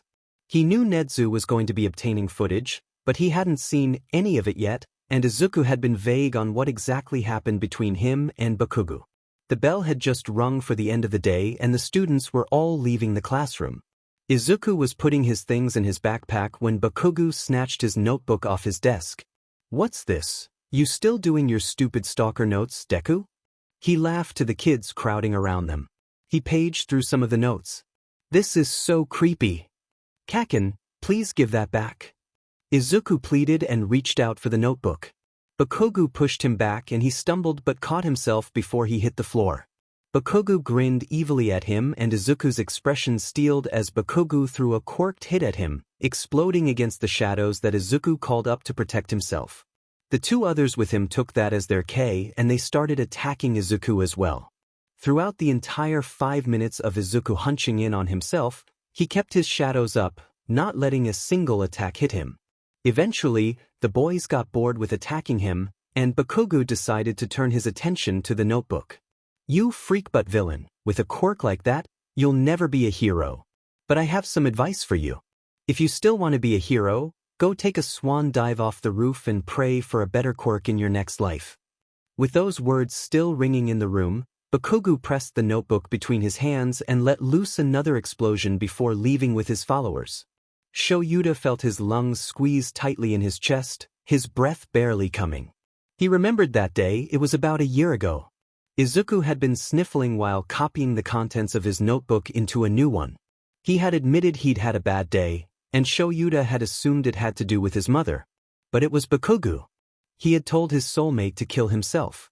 Shouta could vaguely hear Bakugo and his parents arguing, But Shouta wasn't paying any attention to them, instead thinking of how close he had come to losing Izuku before he ever had the chance to hold him. That was now 2 times Shouta knew of where he almost lost him. How many other times had that happened? When was the first time? Would he even tell him if he asked? Shouta jolted out of his inner musings by a slight touch to his hand. He blinked and saw Nezu looking at him. Shouta nodded his thanks in bringing him back and cleared his throat. Midoriya is in my class as well as Bakugo. As you can see, they have a history together that is not conducive to the classroom. You said you're not expelling him, though, right? Masaru clarified. So, what are the conditions he needs to meet to remain a student? Nezu grinned and took over the conversation once again. Your son will be transferred to Class 1B with Vlad King Dash. What? You're putting me with the leftovers? Bakugo screamed. No, you can move that useless Deku to the other class. I got first place in the entrance exam. I deserve to be in Class 1A. Shouta could tell that Vlad was about to speak up, but Shouta leaned forward, cutting him off. I have been training Midoriya for a while now. He has been my personal student for 5 years. I have been the one taking care of him after all the times you've treated him like that. So, if you think for 1 second that remaining in my class is a good idea, you have another thing coming. Izuku asked me to give you a chance, and this? Transferring you to 1B? This is me giving you a chance. Shouta sat back and Nezu spoke up with a feral grin. Midoriya got first place in the recommendation exam, in any case, so your argument is null. The next condition, Nezu continued, is therapy and anger management. Your progress will be monitored, and if you have not made any significant progress within 2 months, you will be expelled. Bakugo was glaring at Nezu, but before he could say anything his dad spoke up. Those are definitely reasonable conditions. Is there anything else? Yes, one more. If he does anything that makes his new teacher feel the need for a formal reprimand, he will be expelled. I will not allow a hero graduate from my school with behaviors like this. Nezu turned to Shouta. Aizawa, you are no longer in charge of Bakugo, so if you want to leave, you may. Can take over from here. Shouta nodded. In that case, I'm out. Shouta got up, but before he left, he looked at Bakugo. Midoriya has faith in you. Despite what I've heard and seen, he said, gesturing at the screen that was still hanging from the ceiling, Midoriya believes you can be a good hero. So, pull your head out of your butt and prove it. With that, Shouta walked out of Nezu's office and went to the teacher's lounge to get his things, while pulling out his phone to tell Izuku that they could leave. Tonight would definitely be a night for takeout. Izuku was the first person in the classroom today. He had come to school with Shouta like always, but as they were on their way in, they had both seen the news crews setting up at the front gate.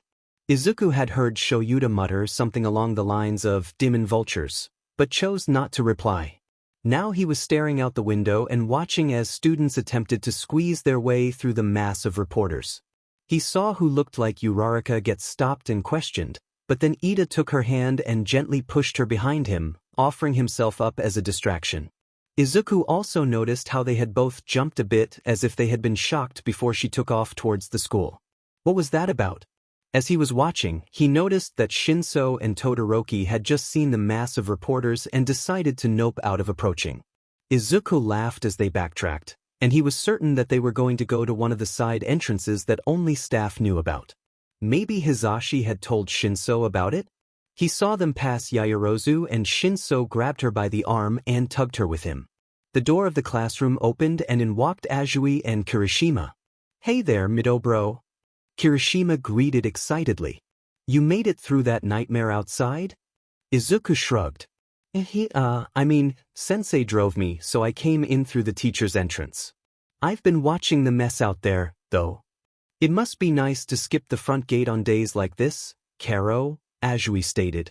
Izuku nodded and turned back to the window as the class filled up with students. Shinso, Todoroki, and Yaoyorozu came in soon after and joined Izuku in his corner of the classroom.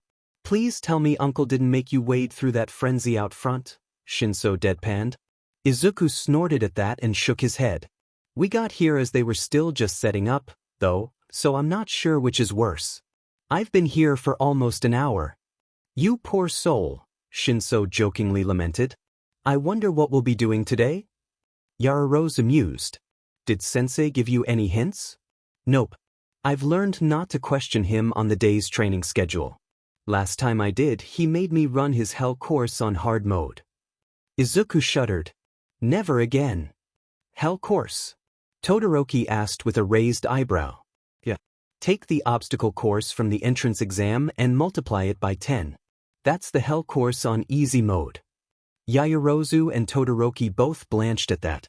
I take the schedule as it happens now. Nearly the entire class had arrived by now, except for Ida and Uraraka. They should have been here by now. Oh no, wait, there they are. The two of them walked in, both blushing yet smiling. Izuku tilted his head at them, wondering what happened. Izuku just shrugged and sat down, waiting for Shouta. Wait a second. Maybe they're soulmates? Izuku glanced back over to them and noticed that Uraraka was rubbing at a spot on her leg with a small grin while Ida was doing the same to his shoulder. Izuku wondered how many more couples would emerge from the class. Shouta trudged into class, and to everyone else, he looked as though he didn't want to be there, but Izuku could see the glint of mischief in his eyes. He was going to pull a logical ruse, wasn't he? Izuku smirked slightly. He loved watching everyone's reactions to those. Quiet down, hellspawn, Shouta muttered, and the entire class was instantly silent. Good. Now, I'm sure at least some of you have noticed that we're missing student number 17. A few heads nodded. Good, at least some of you have a semblance of situational awareness. Come in. The door opened again, and a blonde kid walked in. This is Minoma Nito, and he's our new student. Go take a seat. Minoma took his seat and Shouta continued. Now, let's get down to business. This next task will decide your future. Shouta paused as the tensions in the room rose. Izuku barely held back a snort. You all need to pick a class representative. Izuku lost the fight and let out the giggle he had been suppressing when the class breathed a collective sigh of relief at the normal classroom activity and then burst into action, multiple people all shouting variations of "pick me" over each other. Silence, everyone please. Ida called out above the crowd. The class representative's duty is to lead others. It's not something just anyone can do. You must first have the trust of every student in the classroom. Therefore, the most logical way to fill this position is to choose democratically. We will hold an election to choose our leader. More than just Izuku were laughing at Ida's hand raised higher than anyone else's. Yaoyorozu volunteered to create ballots and a box to put them in, and then it was time to vote. As Izuku looked around the classroom, he decided that the only two who had really shown any signs of leadership were Ida and Yaoyorozu. Ida seemed a little too, intense for Izuku, and Yaoyorozu was really nice to him not only in class, but at the entrance exam. He made up his mind and put down Yaoyorozu's name on his ballot and put it in the box. Ida and Yaoyorozu volunteered to count the votes, and to Izuku's utter horror, his name was up there with 5 votes. What? I can't be the class rep. Why me? Izuku was looking around at his classmates in betrayal. How could they elect the terrified kid with social anxiety as class rep? You are one with the darkness, but you have not allowed it to consume you, said Tokoyami, his quirk sticking out of his back nodding along energetically. Can I ask for a R recount? Izuku begged. No. The choices are final, Shouta said, rising from his sleeping bag cocoon and grinning his creepiest smile at a glaring Izuku. Congrats Midoriya on the role of class rep, and to Yaoyorozu for the role of vice rep. Hashtag. Izuku walked into the teacher's lounge for lunch and instantly glared at Shouta. You're an a-hole, Sho, he deadpanned, much to Hisashi's amusement. What did he do this time, Zuku? Hisashi laughed. I won't let him step down from class rep, Shouta smirked, pulling out Izuku's bento and putting it on the desk next to him. He got 5 votes from his classmates. Hisashi whistled. Demon kiddo. First week and you already have that many people liking you. Izuku huffed out an annoyed breath as he dragged a chair next to Shouta and started on his lunch. I am almost positive Shinso. And Todoroki were 2 of my votes, and maybe Tokoyami as well. He said something about not succumbing to the darkness? I can tell that his quirk makes him sensitive to the dark, and he has an odd way of talking, so I'm thinking that's a good thing. Izuku took a bite of chicken. I don't know who the other 2 votes were from though. The door to the lounge opened again and Midnight stepped in, massaging her temples with a wince. Hisashi shoved the rest of his lunch into his mouth and moved over to the couch, lightly dragging her with him. He said something really quietly to her and she nodded to him with a smile and laid down with her head in his lap. Izuku turned to Shouta with a questioning look. What? He asked with a shrug. He might be my best friend, but he's her platonic soulmate. Izuku nodded and started picking at his lunch again. I still can't believe you're making me be the class rep, he pouted. Shouta shook his head with a fond smile. I know I said there's nothing wrong with a little social anxiety, but you're a little too tightly wound up. I feel you need the practice of dealing with your peers more, and this is a safe way to get you doing that. So no, I'm not going to let you step down when I know this will only help you grow as a person. Izuku was still pouting, but he did understand where Shouta was coming from on this. He really was a bit too anxious around new people, and even familiar people when there were too many of them around. Maybe this would be good for him? The door to the lounge opened again and a pink blur ran in. Uncle. I thought of the perfect babies for that green kid. The pink blur stopped right in front of Power Loader and Izuku could see that she was a girl wearing goggles on her forehead and pink dreadlocks. She was practically vibrating in place as she grabbed Power Loader's arm and started shaking it. I'm going to upgrade his boots to include air jets that will help even more with his mobility. Think like rollerblades but with air. And since the speeds he could go with the new boot upgrades could cause dust particles to get in his eyes, I'd be adding goggles to the costume, but then I thought, why add goggles if they can't do anything? So I'd put in thermal imaging, and can he see in the dark? If not, I'll add night vision.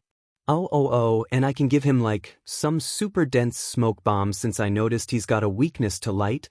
The smoke would make everything darker, and the goggles would ensure he could see through that. She finally stopped to take a breath and Power Loader sighed in defeat. You have way too much energy, May. I know, Uncle, she grinned. Now all I need is to find the green kid. I need to know if he wants those upgrades or not. I'll probably still make them, but they'll go to waste if he won't use them. Power Loader put his hands on her shoulders and turned her to face Izuku. May, meet green kid. Midoriya, this is my soul niece, Hatsum May. He released her shoulders. You two play nice now. Hatsum had just launched herself at Izuku and grabbed onto his arms when Hisashi let loose a quick whistle. Please keep it down, Nem's got a raging headache.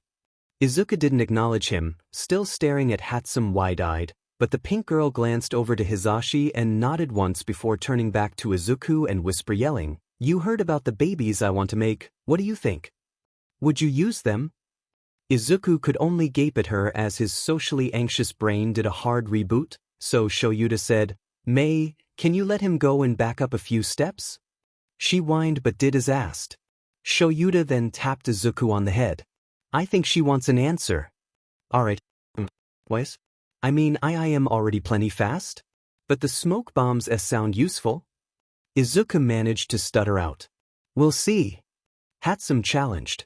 Suddenly, there was a loud piercing alarm, and Shouta turned to his computer to see where the alarm was originating. It's the intruder alarm, front gate. Probably the press, but let's spread out and search the school. Mike, you're with me, we'll deal with the vultures. Hisashi nodded and pulled a spare pair of headphones out of his desk drawer for Nemuri. They'll block loud noises but still let you hear. Moments later, the lounge was empty, except for Izuku and Hatsum. She grinned at him. Now, about those boots you're going to get upgraded. Izuku looked fearfully at the vibrating ball of pink energy in front of him as they were left in the teacher's lounge alone. Each of the teachers had run off to handle the intruder alarm, so now there was no one left to keep Hatsum May from manically trying to convince him to upgrade his boots. So, I'd be making you a totally new pair of boots first, just to make sure you like them and could use them before I made the pair that would be a mixture of your current boots and the air jets. May excitedly rambled. It might take me a week or so to get the tech to work for both features in the same boots, but it's a challenge I am willing to rise up to. I really like my C-current gear. Izuku stuttered and backed up slightly from the manic look in her eyes. And I agree that it is good. May agreed. But everyone can use a good improvement or two. You said you're fast, but how fast is fast? Can you run as fast as a car? With these babies you'll be able to. I don't want to. Izuku tried to reason with her. The S-shock absorption in the B-boots is all I want, so I can use more of my natural strength to K-kick and not get hurt in the P process. But that's boring. She rebuked. Okay, fine, you don't have to go super fast like a car, but I can add more power to the kicks. Like by a lot. And it can give you a boost in your jumps. Make you go further and faster. I really don't think that's necessary. Izuku pleaded. Please, I like my gear how it is. One of these days Izuku's going to have to sit down and write up a list of people to thank for his situational awareness.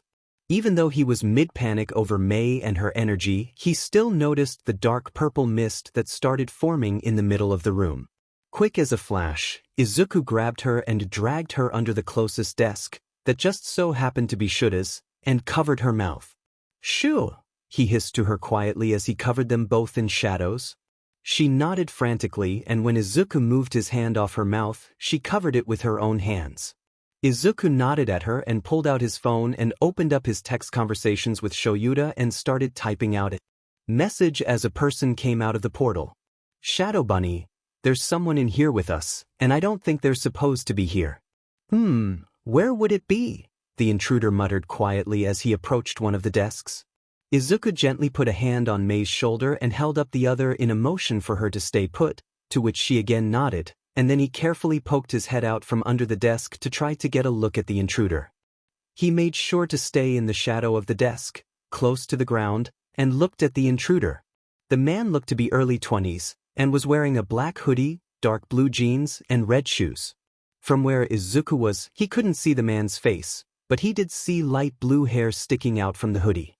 From the man's hands, which looked a bit larger and way more dry than most people's hands would be, Izuku had a feeling their quirk had something to do with touch, and maybe some sort of dehydration effect? Izuku quietly tucked himself back into the corner underneath the desk with Mei and checked his phone for a reply from Shouta. Finding none, Shouta was likely being held up by the press and unable to check his phone. Izuku turned to the Notes app on his phone and typed a message to the girl next to him.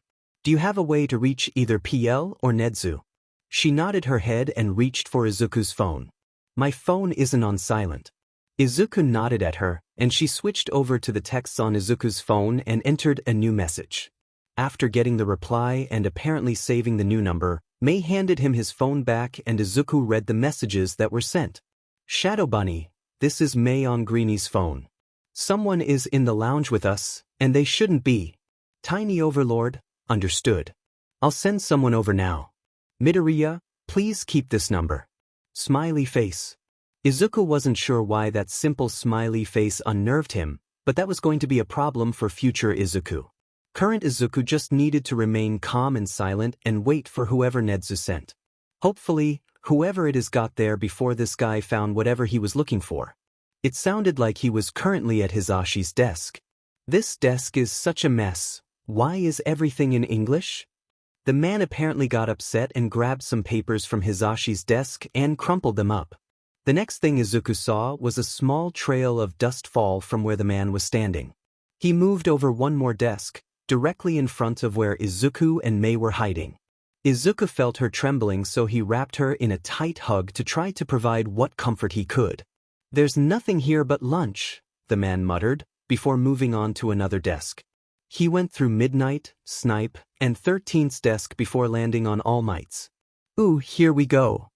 Izuku heard a click, like he had taken a picture of whatever it is he found, and then he heard paper shuffling. Time to call my ride, he muttered, and Izuku heard typing on his phone. Moments later, they heard heavy footsteps approaching the lounge and the door opening. Mei. Midoriya. Came a voice Izuku was sure was Power Loader, and Mei hurriedly scrambled out of Izuku's hold. Are you both all right? Uncle, she called out and ran to him. Izuku was a little more careful in emerging from under the desk, and he was looking around for the intruder. There was someone in here with us, Uncle, but Greenie hid us under the desk. power loader gathered her into a tight hug and muttered into her hair, "Thank goodness you're okay." Hashtag hashtag hashtag. Shouta hated the media with every fiber of his being, and after today, that hatred had only grown.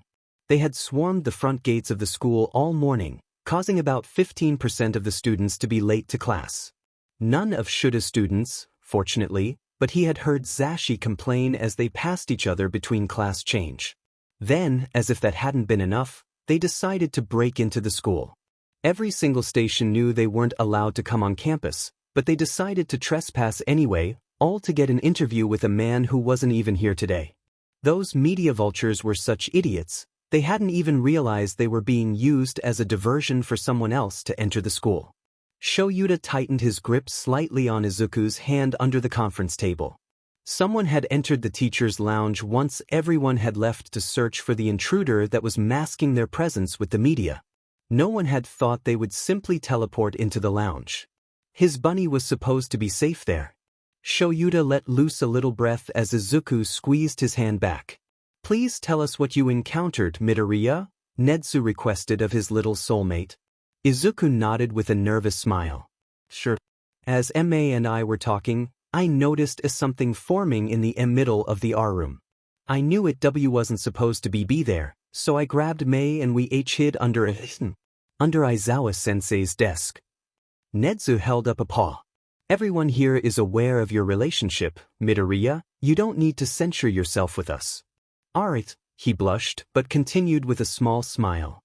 "I cloaked us with my quirk, and after all the years I've been training it to this way, it's really hard for anyone to notice me." Shouta nodded at that. Izuku's stealth had done nothing but improve since he was 10, and unless he made a noise, not even Shouta could find him if he was hiding anymore. I sent a message to Shouta letting him know there was someone there and then I managed to get a look at him, but the cameras probably got a better look at him. Shouta had been neck-deep in dealing with the media to hear or feel his phone go off, marking another reason why he hated the press. Izuku shrugged. When he didn't reply, I remembered he was dealing with the press. Then I remembered that Mei knew Power Loader, so she might know more as staff too. "And that's when you had her send me a text," Netsu confirmed and Izuku nodded. Before anyone could reply, the door to the conference room opened up and in walked All Might. "Sorry I'm late," he apologized, quickly deflating into his smaller form. "I left my phone on the charger while I was watching a movie and fell asleep. What did I miss?" When All Might had deflated, Izuku's grip on Shouta's hand got a bit tighter in surprise. He leaned over to Shouta and whispered, "That's still All Might, right?" At Shouta's nod, Izuku whispered even quieter, "So this is Small Might?" Shouta couldn't help it. He laughed. Not a quick snort, no a full laugh, causing Izuku to start giggling. Everyone in the room turned their attention to Shouta in shock, making Izuku's giggles turn into laughter as well. "Why is there a child in this meeting?" All Might demanded. "And why did no one inform me before I dash?" He was interrupted by Hisashi. "Not our fault you didn't case the room before deflating," he shrugged, as both Shouta and Izuku managed to control their laughter. "Izuku's here because he was a witness to the intruder." All Might scoffed at that. "He's probably just attention-seeking," he tried to dismiss Izuku. "There's no way a kid was able to gather any information that could be useful." Turning to look at him directly, All Might said, "You can head off home, kid. Let the adults handle it from here." Izuku blinked at him blankly for a moment, before shrugging and turning back to Netsu. "Well, there really isn't any more to say? I think the cameras caught the rest of it." "Indeed," Netsu confirmed. "You may leave if you want, but it will be a while yet before this meeting is concluded and I release Shouta-kun." Izuku nodded and turned to Shouta. "I think I'll head home, maybe get started on dinner. How do you feel about chicken katsu tonight?" "Sounds good. I'll see you at home, Aizu." They squeezed their hands again before Izuku got up, grabbed his backpack, and left the room. Hisashi faked wiping away a tear. He's come so far. I remember when even the thought of cooking terrified him, and now he's willingly going to prepare a real meal. "Shove it, Zashi, before I stab you," Shouta grumped. but couldn't keep the small smirk off his face. His bunny was picking up Zashi's cooking lessons a lot better than Shouta was. Hisashi made to reply, but All Might cleared his throat, interrupting them. Aizawa, are you living with a student? Yagi, you were provided with the information that Shouta-kun and Midoriya are soulmates at the start of the term, Nedzu answered for him. Now, enough sidetracking, let us return to the subject of this meeting. The intruder took a picture of a document on Yagi's desk and then shuffled it back in to make it more difficult to determine what it was. There was quite a bit that we wouldn't want anyone to have access to on your desk. Yagi waved his hand dismissively. This whole meeting is a waste of time. Why are we even bothering with this? There's nothing we can't handle. Snipe took off his mask to pinch the bridge of his nose. Yeah, I reckon we can handle pretty much anything that gets thrown at us, but the best way to handle these things is to prepare, you know? I say let them try to do their worst. Yagi pulled out his phone and checked his messages. Excuse me, I'm needed elsewhere. No one said anything as he got up and left the room, but as one, the rest of the staff turned to Nedzu with fearful expressions. They all knew better than to dismiss the principal like that. Nedzu was staring at the door All Might had just left from. His tail was uncharacteristically still, and he wasn't smiling for once. Nemuri coughed slightly and raised her hand fearfully. Just in case he decides not to, do his job tomorrow, I don't mind tagging along with Shouta to the USJ trip. I only have homeroom, no other classes for the day. Nedzu glanced around the room, likely thinking if there were any other teachers he could send and knowing there weren't. Mike would be busy with English for the Gen Ed kids, and Snipe would be doing physics with the support kids. Every teacher had classes during that time frame, which is why All Might had originally been selected for the trip. He let out a sigh and then nodded, his tail resuming its typical movements. That would be greatly appreciated, Nemuri, thank you. ####. The rice was in the cooker keeping warm, and the chicken was ready to be fried. All that was left was for Shouta to come home so Izuku could finish the food. He didn't want to cook the meat too early, it wasn't as good reheated. Izuku was in the living room working on the reading from Samenta-sensei's class when Shouta finally did make it home.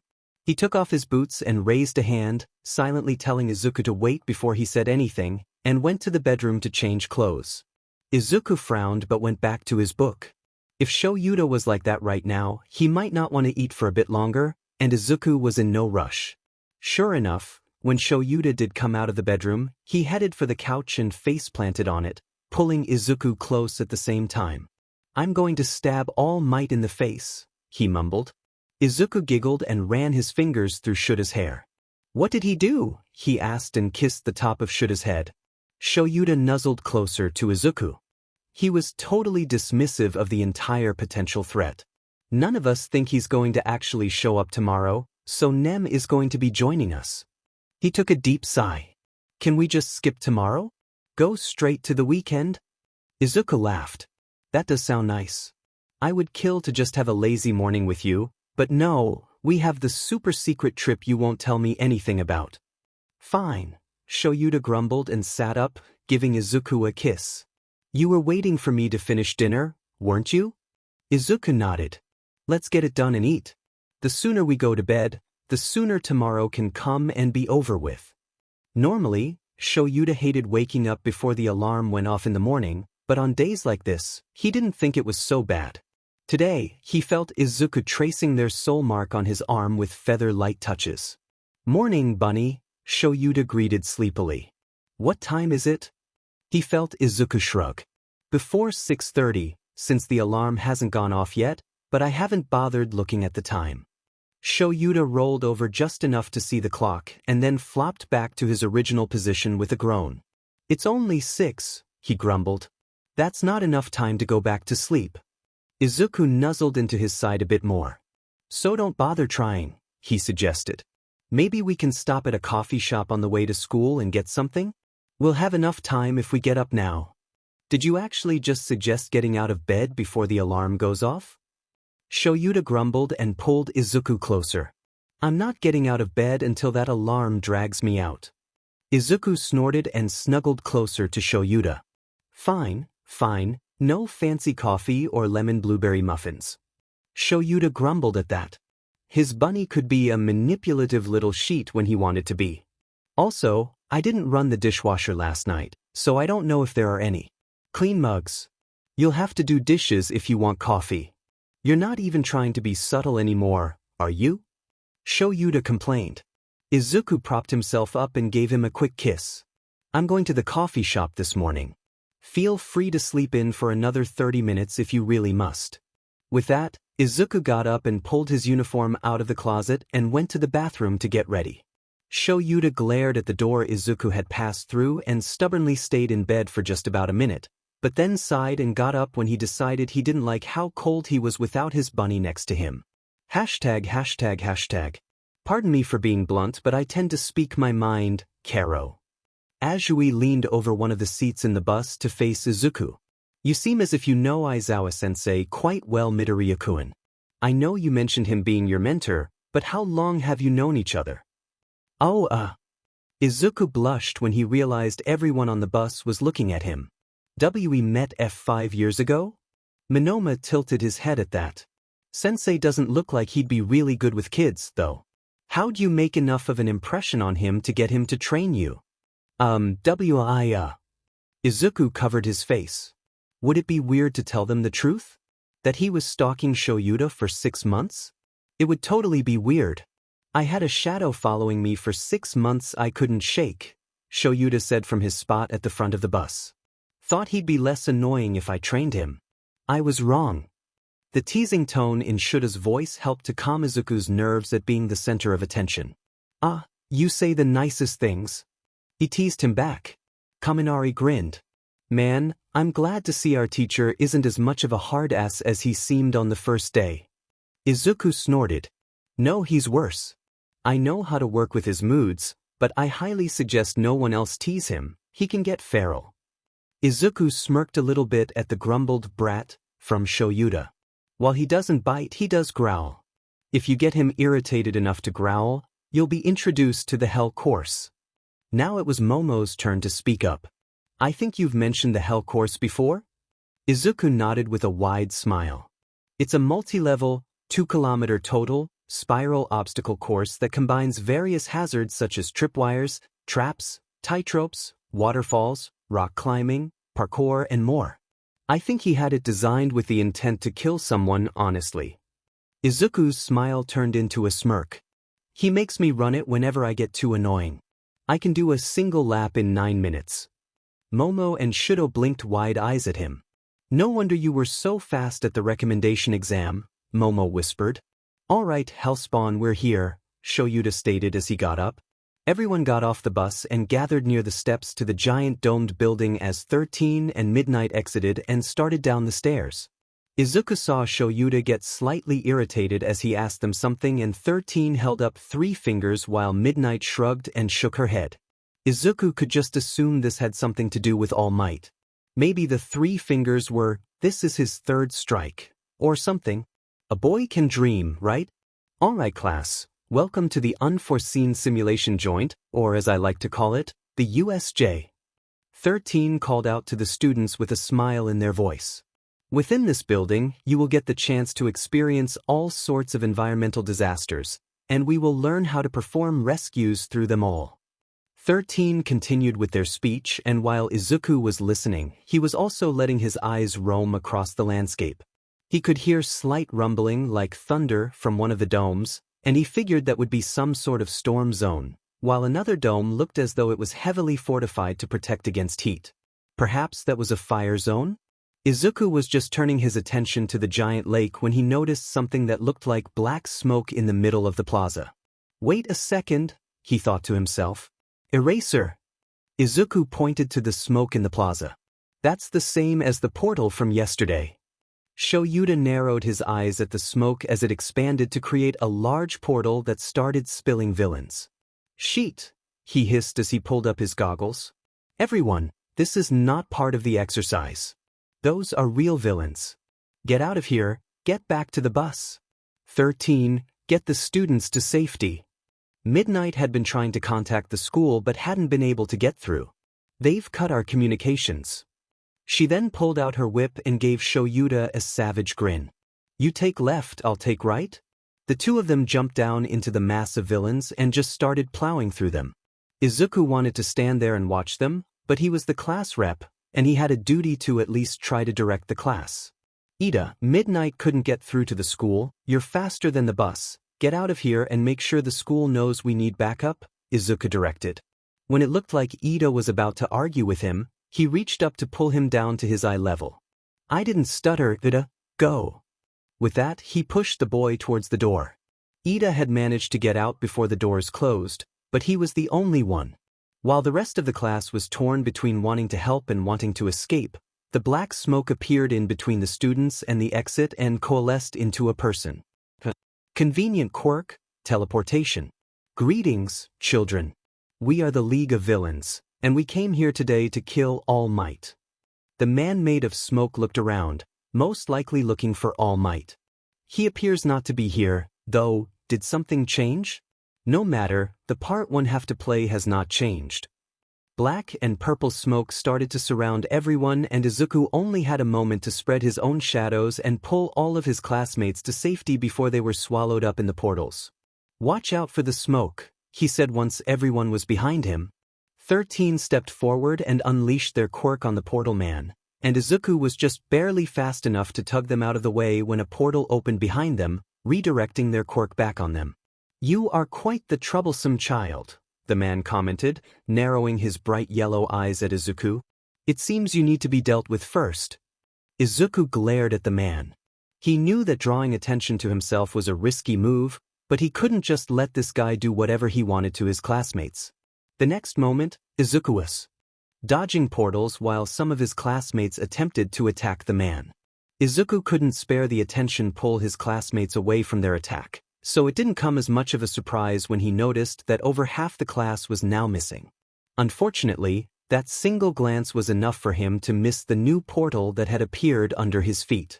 Izuku tumbled out of the portal and rolled into a crouch to be able to move quickly.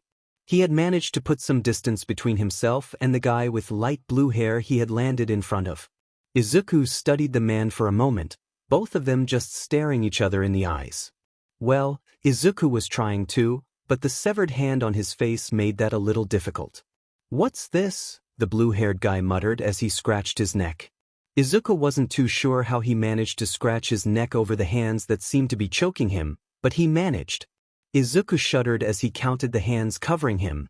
There were 14 hands, and he wasn't sure if he did or didn't want to know if they were all real. Wait, that was the voice of the person who was in the teacher's lounge yesterday. Shouta had mentioned after dinner a little more about what happened during the meeting yesterday after All Might left, and they had come to the conclusion that the intruder had some sort of touch-based disintegration quirk. Probably best to not let him get too close. The two of them stared at each other for a while. Izuku lost track of how long it had been, but the man made of smoke had reappeared. Shigaraki Tamura, I apologize for taking so long. This child here managed to prevent me from dispersing the other students for quite some time. He is dangerous. Dangerous, huh? The guy, Shigaraki, asked and then scratched his neck again. Did you at least manage to take out 13? I did, they are incapacitated. However, there was a student who managed to escape, so reinforcements will be coming soon, the purple man added apologetically. Damn it, Kurogiri. Shigaraki hissed, and then took a breath in resignation. I suppose it can't be helped. Shigaraki Tamura and Kurogiri. All right. Useful information to have should he survive, and they escape. Izuku narrowed his eyes and glanced around at his surroundings again. Shouta and Midnight were easily handling the mass of villains in the plaza, but it was also clear to Izuku that Shouta had noticed Izuku was in the middle with the leader, and he was making his way over to him. He's so cool, Izuku heard the villain mutter, genuinely awed. But where is All Might? This guy was almost giving Izuku emotional whiplash, one moment being in awe of Shouta and the next irritated with All Might. He's not here, Izuku answered.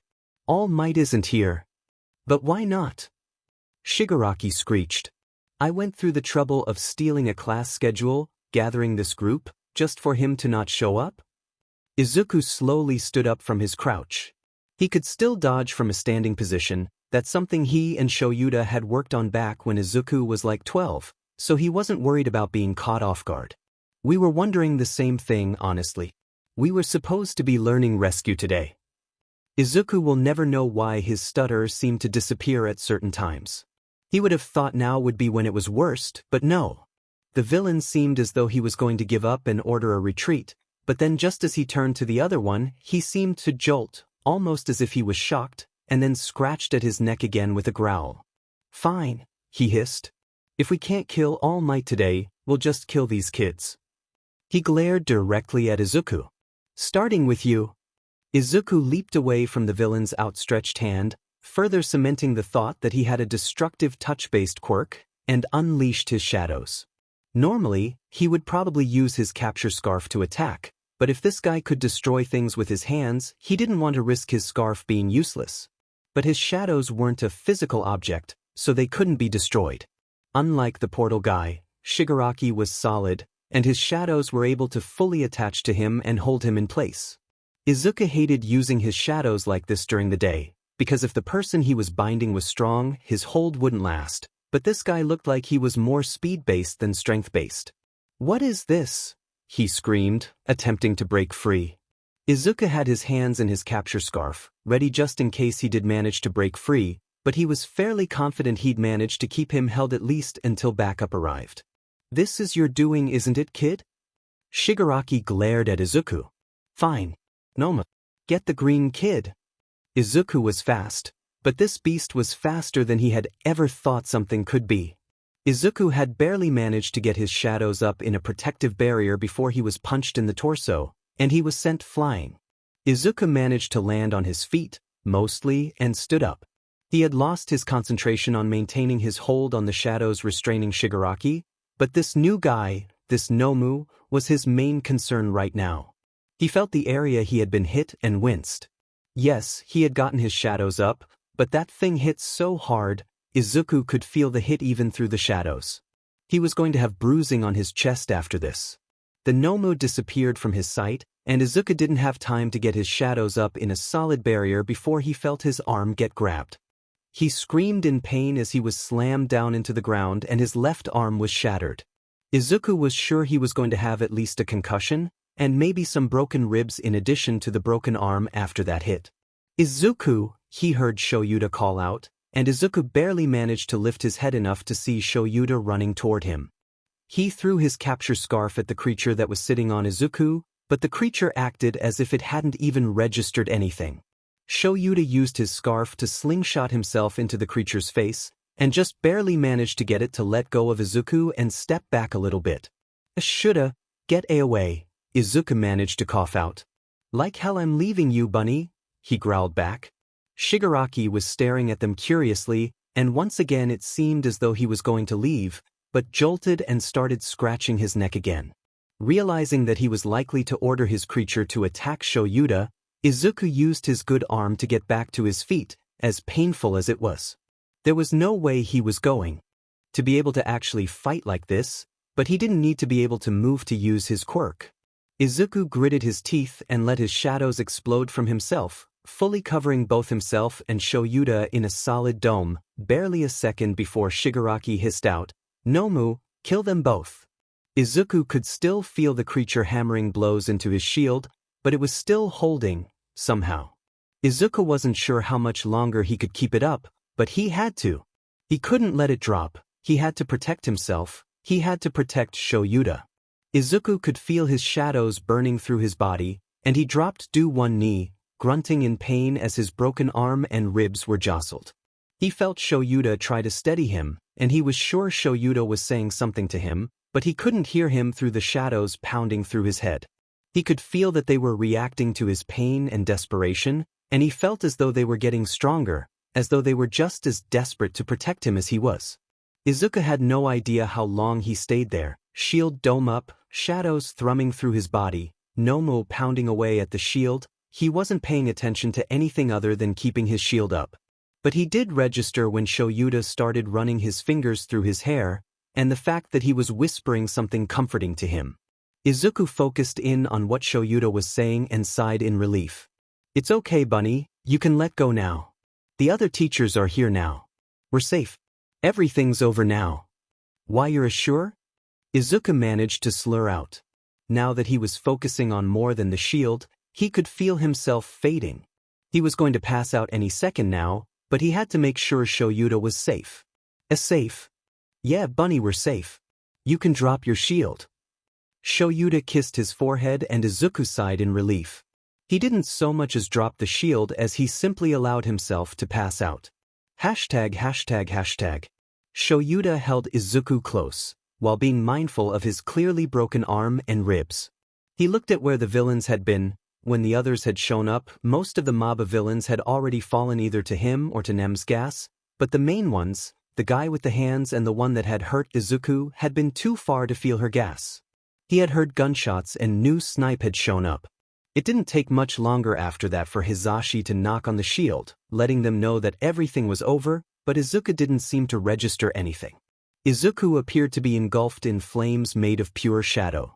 The inside of the dome was already dark, but something about those shadow flames just made it feel so much darker. Shouta had never seen anything like it from his bunny and was worried this might be a quirk evolution in action. If it was, Izuku's quirk was about to become a lot more powerful, and he was going to be experiencing some serious quirk exhaustion. Hizashi, still at Shouta's side, helped him pick up Izuku so he could be taken to the medics. Even through his exhausted sleep, Izuku made pained noises as his arm and ribs were jostled. They got to the medics and Shouta placed Izuku on one of the stretchers so he could be loaded into an ambulance, and placed a kiss to his curls. He had started to turn back to the rest of the students, knowing that no matter how much he wanted to go with Izuku, he had a duty to the rest of the class, when Hizashi gently shoved him towards the ambulance. Go with him, Sho, I got this. I'll take care of your class, you take care of your soulmate. Shouta nodded. Thank you, Hizashi. Izuku had broken 4 ribs on the left and 3 on the right, his left arm was broken in 3 places, a moderate concussion, and he had a major case of quirk exhaustion. All Shouta wanted was to be next to his bunny, but for some reason, the hospital administration was taking their sweet time in verifying that the two of them were soulmates. It's not like they had matching marks on their bodies or anything. Oh wait, they did. Shouta was just glad that he was able to get the information on Izuku's condition, since he was his teacher, but now he was relegated to just pacing the waiting room in the hero ward, waiting for someone to finally let him in to see his bunny. Whenever one of the nurses looked in his direction, he glared at them, almost daring them to tell him to sit down. He's already made it clear that he wanted to be with his bunny, but since they won't let him in, they get to live with him prowling the waiting room like a set-off cat. On what was probably the 7 millionth time he paced the waiting room, he noticed Nezu turn the corner and pause at seeing him. Shouta-kun, he started curiously, why aren't you with Izuku-kun? Is he still in surgery? Shouta couldn't stop the growl that left him as he sent a not-so-subtle glare at the nurses. I don't know if it's the nurses or the administration, but they won't let me in to sit with him. Apparently, they can't confirm he's my soulmate, even though I've offered to show my mark. Nezu's ear twitched in a way that Shouta had long since realized meant he was annoyed. I'll speak to them, Shouta-kun. There is no reason they should be keeping you from Izuku-kun. Just as he started to turn away, he paused and looked back at Shouta. How is he? Shouta sighed and collapsed into a chair. Broken arm, few broken ribs, concussion, and quirk exhaustion. Nezu placed a paw on Shouta's knee. That's not too bad, all things considered. I know you won't relax until you can see him yourself, but those injuries could have been a lot worse. I know, he grumbled out. Bunny's quirk saved us in there, and I think he might have pushed himself hard enough to go through an evolution. I hope not, that will just give him a massive migraine to add on to the concussion, but I'm prepared to keep the lights off in the apartment for a few days anyways. If he has gone through an evolution, I know you will help him through it. You helped him learn his quirk once, you can do it again, Nezu consoled.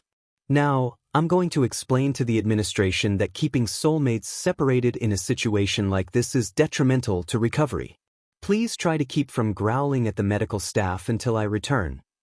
No promises, Shouta muttered. Nezu walked off, leaving Shouta sitting in the waiting room chair with his head in his hands. Gods, what a mess this was. He wasn't supposed to let his bunny get hurt. Today was just supposed to be rescue training. Speaking of training, once Izuku's all healed up, they're going to have to take a few days at the warehouse to see if Izuku's quirk did evolve, and how much extra training he's going to need to put in. The strength of his shadow shield was so much higher than it's ever been before.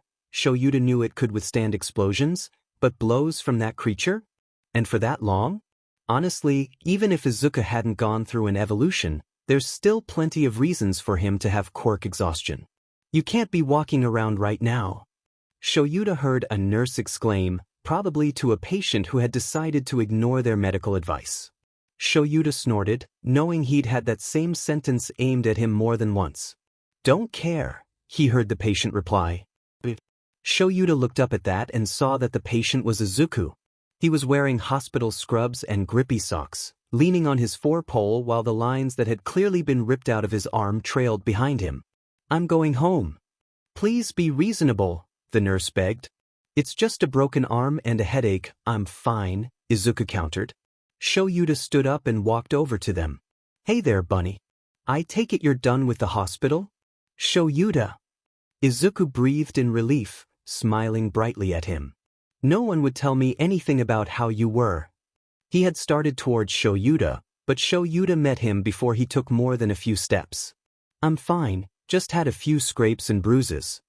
Shouta pulled him close and kissed his curls. I was so worried about you, bunny, he whispered. Izuku had his good arm wrapped around Shouta tightly.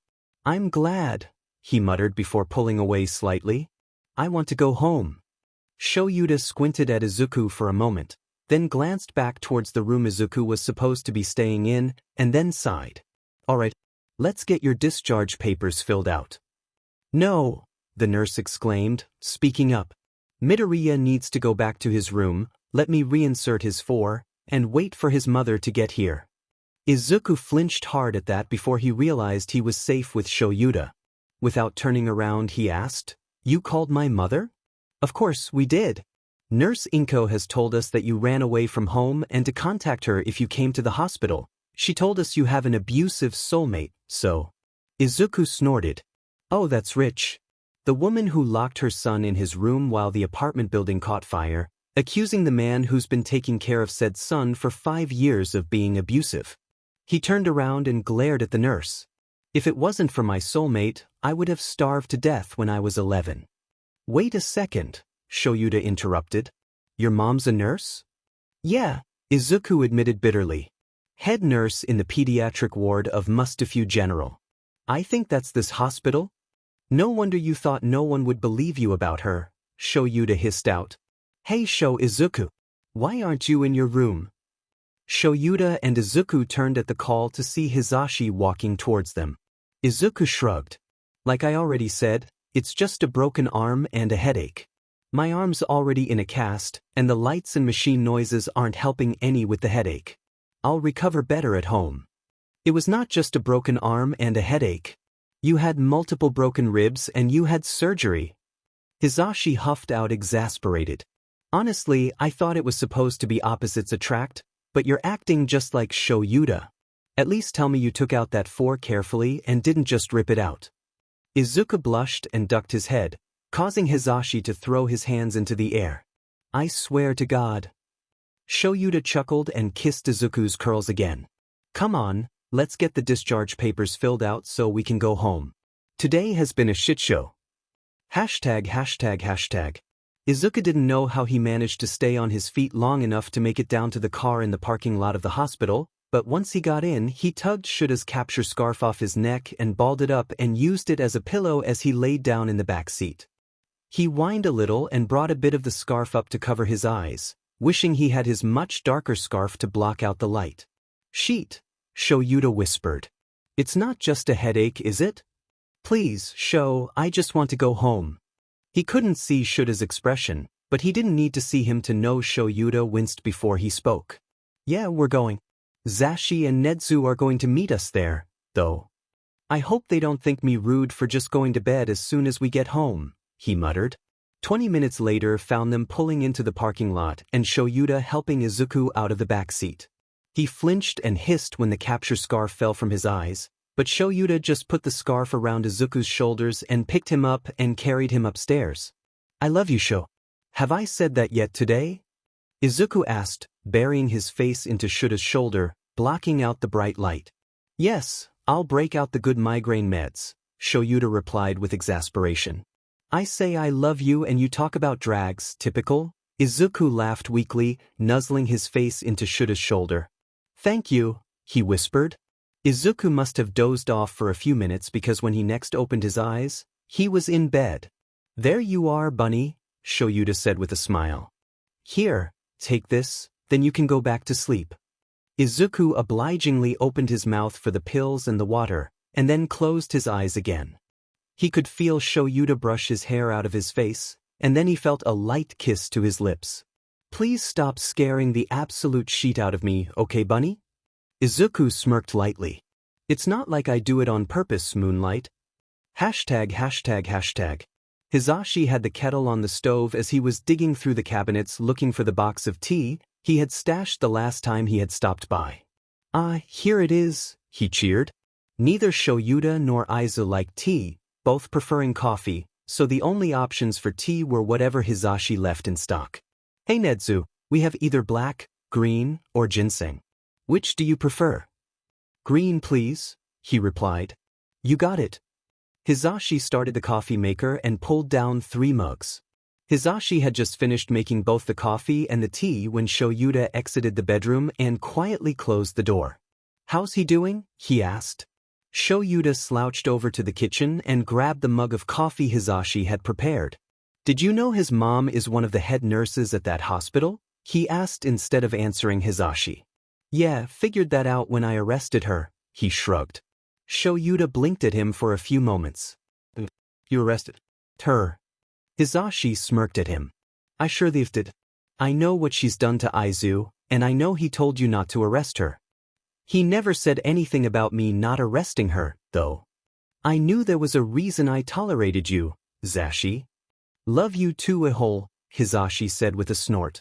Come on, let's go sit down while you tell us how Zuku is. After sitting down and taking a deep sip of his coffee, Shouta's expression turned stony. They were able to fix his ribs and concussion, even though he's still going to be sore for a while, but his arm will stay casted until he gets in to see Chio. Shouta sighed and took another sip of coffee. He lied about having a headache, though. It's a migraine. Oh dear, Nedzu tooted. He really does act like you, doesn't he? Shouta gave Nedzu an annoyed glare. You should be glad he doesn't act more like me, he grumbled. Because the next time I see All Might, I'm going to put my foot so far up his but he'll be burping leather for a month. Would be a real shame if a student did that also. No need to worry about him, Nedzu said with a smile. I'm either removing him from the first year's classes or removing him from the school completely, depending on his reason for not showing up today. Shouta hummed his acceptance at that, but Hisashi had to ask, is it okay if I hope you kick him out so hard he bounces? At Nedzu's chuckle, he elaborated. Shou's my best friend, practically my brother. Aizu's practically my brother-in-law at this point, and Nemuri is my soulmate. Not to mention, Hitoshi is my nephew. Thanks to Yagi not bothering to show up, I could have lost all 4 of them today. I can promise you both, Yagi will not have any further interaction with Class 1A. Welcome, Yagi. Please, have a seat, Nedzu said, smiling politely. Inside, he was burning with a protective rage, but on the outside, no one would ever know. Well, Shouta-kun would probably be able to tell. But he was an outlier. As Yagi sat down, Nedzu poured himself a cup of tea. He did not offer one to Yagi. Yagi sat down in the seat opposite Nedzu at his desk. Nedzu was not planning for this to be a friendly chat. By the end of this discussion, Yagi would either understand the error of his ways, or he would be removed from UA's grounds.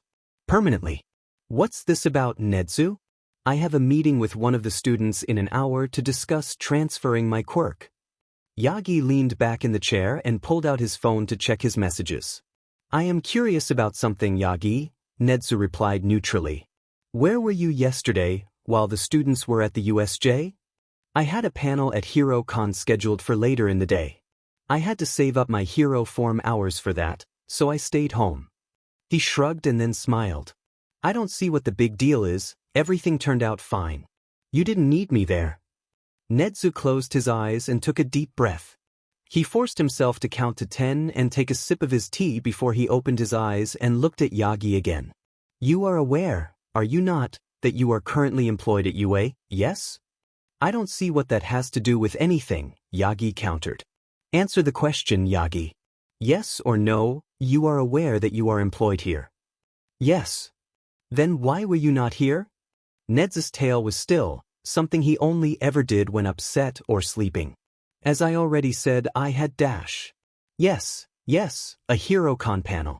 What I am failing to understand is, why was that more important than your job? Nezu finished his question with an inquisitive head tilt. Yagi scoffed at that. There was no need for me to be there. As you saw yesterday, the kids were fine, no one died, and only one kid got hurt. He wasn't even hurt all that bad, he was able to be discharged the same day, right? It took all of Nezu's self-control not to extend his claws and mark up his desk in this moment. Izuku-kun only survived because he has lived the past 11 years of his life perfecting his shadow shield technique, and even then, he pushed himself much further than he should have.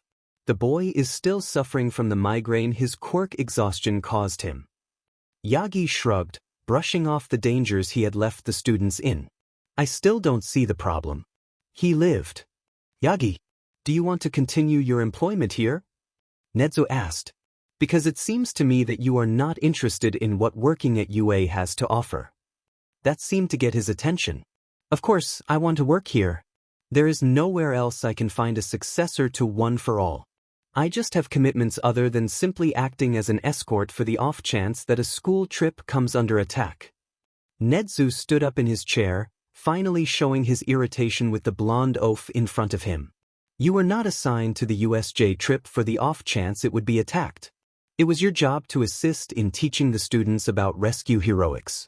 I know it is not your niche, but you do rescue civilians even as a limelight hero, and that is what you were supposed to teach the students. Yagi stared at him blankly, and Nezu wasn't sure if his words had managed to get his point across or not. I had prior commitments, Yagi finally said. The public was expecting all might at HeroCon. What was I supposed to do, cancel? Yes, Nezu replied easily. And failing that, inform me that you needed a day off so the trip could have been rescheduled. A no-call no-show is grounds for employment termination, except when the reason is an emergency. Once again Yagi scoffed. Please, as if you'd ever fire me. I'm All Might. Yes, you are All Might. And I'm Nezu. Nezu bared his teeth in a grin. And your affiliation with UA is going to be terminated today. Please leave my school. Yagi glared at Nezu and hissed out, You can't fire me. I'm All Might. Not only can I fire you, Nezu stated calmly, I can release the footage to the public on how you disregard the safety of the students and are openly quirkish to them. I wonder how long until your ranking falls. I have been number 1 for almost 30 years. You really think your threats will change anything? Oh, forgive me, you thought that was a threat. How silly of me. Nezu tilted his head and smiled. That was a promise. I could also release to the public your smaller form. And all of the times the HPSC has covered up just how much collateral damage is left in your wake. Everyone knows they cover up for Endeavor, but no one knows just how much they cover for you. Leave my school right now or they will all out. Hashtag. Denki was sitting at a table in the back of the cafe, waiting for Monoma to show up. They had exchanged numbers the previous day, after the commotion died down and most of the villains had already been carted off to jail. He didn't remember it happening, having already short-circuited himself, but Monoma had copied his quirk at the USJ. Upon touching the bare skin on his hand, he activated their soul marks. Denki had spent a few hours last night just looking at the colored-in mark on his ankle, a sparking stopwatch with lightning bolt clock hands. At 2 in the morning, Denki had sent him a text, asking to meet up today. It took less than a minute for his reply to come. So here he was, patiently waiting. He was early, his nerves not letting him relax. He didn't really remember most of what happened at the USJ, having gone stupid fairly early in the attack, so that wasn't what had him sitting here, nervously ripping his napkin into tiny bits of confetti. No, he was nervous about what his soulmate thought of him. Were they romantic? Platonic? Familial? Did he think Denki was an idiot? So engrossed in his own mind, he didn't even notice when Monoma sat down across from him, not until he saw a chocolate chip muffin slide into his hands. Denki looked up at Monoma as he took a sip from what looked like a caramella. Been waiting long? Yeah, but that's my fault. I got here an hour early, Denki admitted. I was talking myself out of coming, so decided to just come. It's harder to talk myself into leaving once I'm already someplace. Monoma nodded. Yeah, I get that. And thanks. For, texting me last night. He started picking at the sticker on his coffee cup. I was trying to convince myself to text you first, and well. Denki snorted. So, we're both nervous wrecks? That makes me feel a bit better, honestly. I'm going to be honest with you, Monoma said suddenly. I think I knew you were my soulmate even before I touched you yesterday. Denki tilted his head curiously. We were in the same testing site for the entrance exam. And our mark has lightning. He shrugged. Oh, that makes sense. Denki smiled at him. Electrical quirks aren't all that common. Somehow, Denki managed to keep his insecurities to himself for the entire time they were at the cafe, and just enjoy their conversation. He learned how Monoma, just call me Nito, was the youngest of 5 siblings and the only one in the family with a copy quirk, and how his parents wanted him to become a quirk counselor instead of a hero since his quirk gave him an innate sense of how to use any quirk he copied. Denki told him about how both of his parents had weak electrical quirks and how no matter what he tries, he just can't manage to control his own quirk. Nito tilted his head at that. Really? It seemed fairly straightforward. Maybe you're trying to use it the same way as your parents use theirs. He shrugged. I don't want to be a quirk counselor, but for you, I'll make an exception. Oh, for me? Denki smirked. Honestly, I'd really appreciate it. I want to be a hero, but if I can't figure out how to keep from frying my brain, I'd be pretty useless in the field. Denki was about to say something else, but his phone chimed with a text. All Might, young Kaminari, where are you? You were supposed to be here by now. Oh shit. Denki yelped. I totally had a meeting with All Might today. I forgot all about that. Nito rolled his eyes and scoffed. All Might's such an a-hole, he muttered. Denki had jumped up to leave but paused at Nito's words. What do you mean? He asked. Nito scowled at the empty cup in front of him. I've met him before. Before you, that is. He came to my school back when I was in elementary. He did this whole presentation about heroics, and everyone was so in awe of him, hanging off his every word. One kid, a girl whose quirk made her limbs stretchy, asked him if a quirk like hers would be good for heroics. He said no. She started crying quietly, so I stood up and asked the same question. He said my quirk reminded him of a villain he's fought, so no, I couldn't be a hero either. Denki glanced at his phone, and then set it back down on the table. Well, in that case, I don't want to go to the meeting. I'd rather be here with you, anyways. Nito looked back up at Denki with wide eyes, and then his expression morphed into a wide smile. I'm glad. Hashtag. Hitoshi rang the doorbell and waited. He was still pretty on edge after the attack on the USJ the previous day, and he needed to see Shouta. Well, he needed to be around someone who would understand what he was going through, and while his parents were great, they just didn't understand. Uncle Zashi was busy in meetings at UA, Uncle Sho was taking care of Izuku, while also attending the meetings by phone. And Hitoshi would never pass up an opportunity to see Shouta. The door opened and Todoroki-san gave him a wincing smile, probably noticing his much worse than normal eye bags. Hey there, Shinso. Come on in.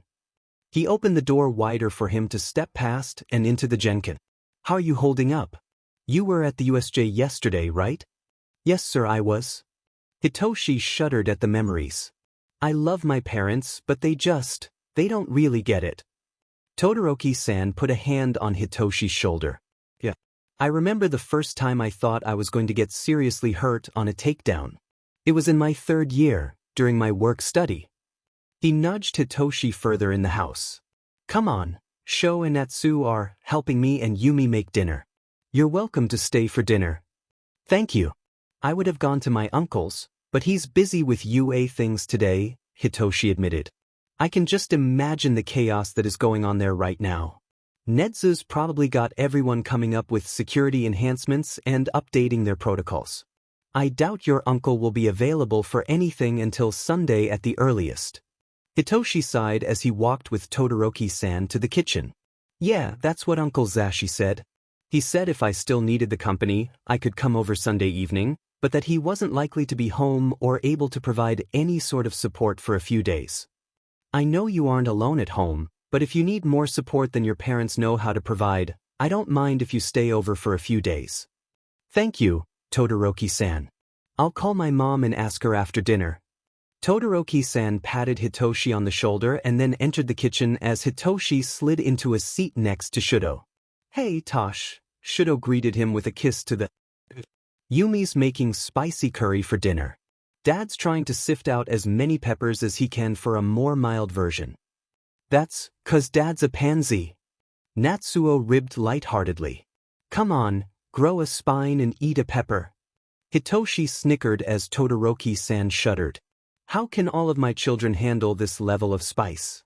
Shinso, tell me you at least have some sense. Mild or spicy? I can handle a bit of spice, but nothing like these psychos you call children, Hitoshi joked. Traitor! Natsuo laughed. Just for that, I'm adding extra chili oil to the mild pot. Fuyumi teased them. Hitoshi snorted and laid his head on Shudo's shoulder. He loved spending time with the Todorokis. He had heard from Natsuo once that their family hadn't always been so good. Back when their eldest brother Tuyo was still alive, their dad had been really mean, abusive even. Natsuo said that after their mom burned Shudo's face, their dad had taken a long look at himself and enrolled the entire family into therapy. Shudo was so young he didn't really remember much of those days, but he did have days where he didn't want to use his fire. They all knew it was the remnants of the days where his dad was abusive, but Todoroki Enji had made such a huge improvement in his behavior towards his children that Hitoshi couldn't even see a hint of the man he used to be. At least, not at home. Endeavor was still one of the heroes with the most collateral damage, and the villains and criminals he brought in almost always had a few burns. He was not one of the heroes Hitoshi would ever look up to, and that behavior was always what triggered Shudo's hesitance in using his flames. Shudo loved his dad, and looked up to him as a father, but he didn't want to be like him at all as a hero. Dinner was a pleasant experience, like always, and when Hitoshi physically pushed a laughing Fuyumi out of the kitchen, Shudo stayed behind to help with the dishes. The two of them were quiet for a while, but then Shudo broke the silence. I'm glad you came over. Hitoshi glanced at him with a raised eyebrow. Oh. Shudo nodded. You seemed fine over texts and when we talked, so I didn't think you were struggling with being alone. But it was hard for me, remembering that you were on that boat in the shipwreck zone. Shudo's breath hitched and he cleared his throat. Yumi convinced me to let you just stay with your family, or I would have been over early this morning. I barely slept at all, just imagining the worst and what could have been.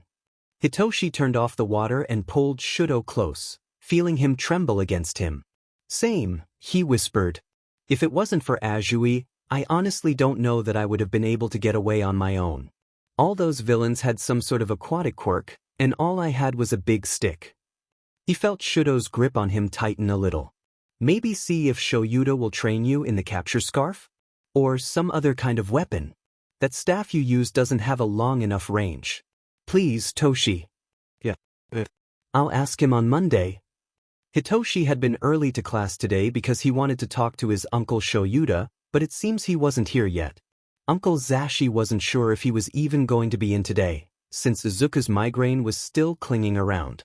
Hitoshi had sometimes had migraines like that when he pushed his quirk too far in training, and he remembered just how long Izuku had held that shadow shield up against that monster, so he wasn't really surprised to hear the migraine hadn't left yet.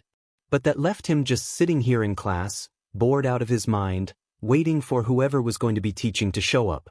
As he sat there, he let his gaze pass over his classmates, and to his surprise, it seemed as though there had been some pairings over the weekend. Maybe soulmates? Monoma was sitting in Kirishima's seat, turned around talking with Kaminari, while their legs were touching, and Jiraiya was sitting in Momo's seat, blushing as she and Momo talked, Jiraiya tracing patterns in Momo's hand.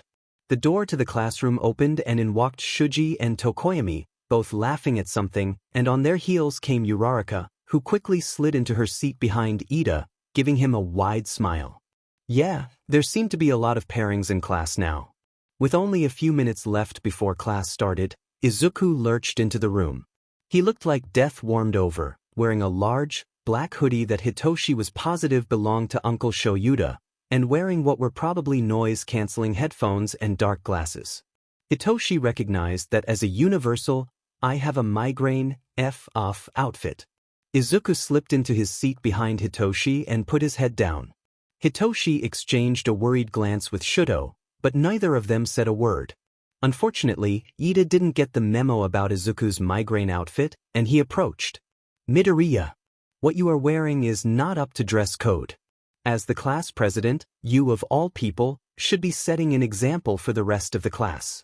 Izuku slowly raised his head, lowered his glasses, and glared at Ida. Unless you want me to literally throw you out the window, I suggest you shut up and leave me alone, he hissed. I have a migraine and you... helping. With his impromptu speech over, Izuku put his head back on his arms, leaving Ida standing there looking dumbstruck. Pretty sure this is where you turn around and go back to your desk, Hitoshi finally said, after Ida had been standing there staring for just a little too long. The second class started, the door opened again, and Uncle Shouta walked in. Hitoshi noticed the way he glanced at Izuku before he addressed the class. Good job the other day, he stated blandly. Your first real encounter with villains, and you all managed to make it out in one piece. However, the fight is not yet over. Fight? Don't tell me, the villains again? Ashido squeaked. The UA Sports Festival is drawing near, Uncle Shouta said, showing off his demented smile. That's a super normal school event.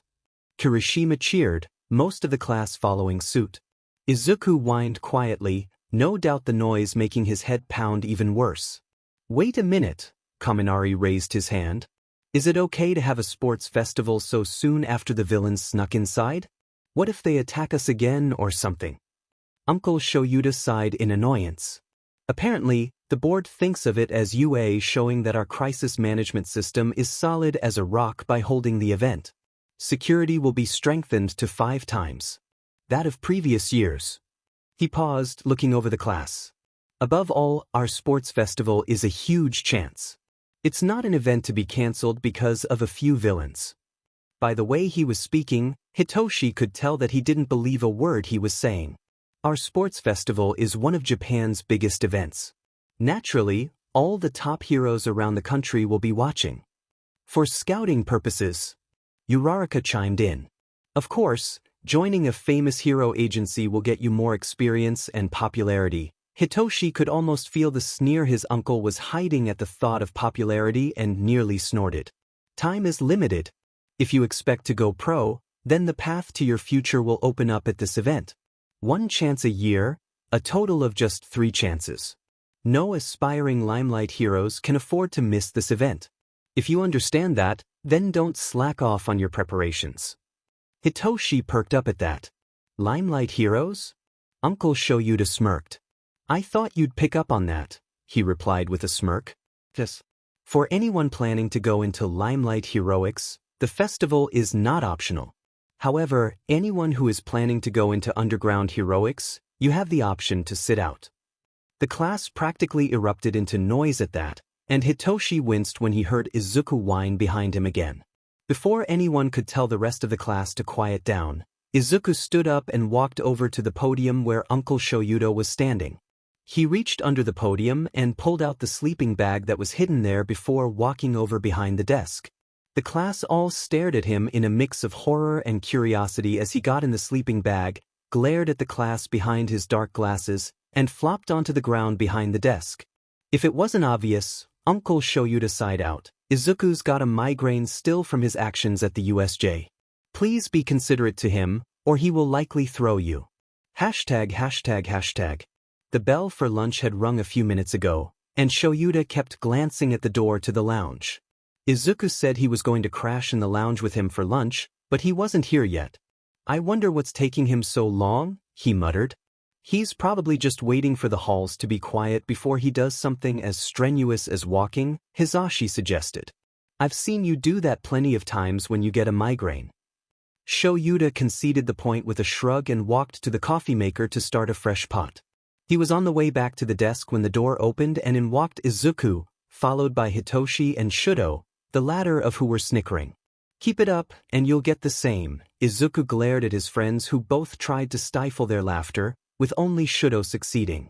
What happened? Shouta asked, as Izuku sat in the chair next to him and started eating the lunch that Shouta had placed there. Nothing, Izuku muttered, a slight blush staining his cheeks. Shouta raised an eyebrow and glanced at Hitoshi. Managing to control himself, Hitoshi answered Shuda's question.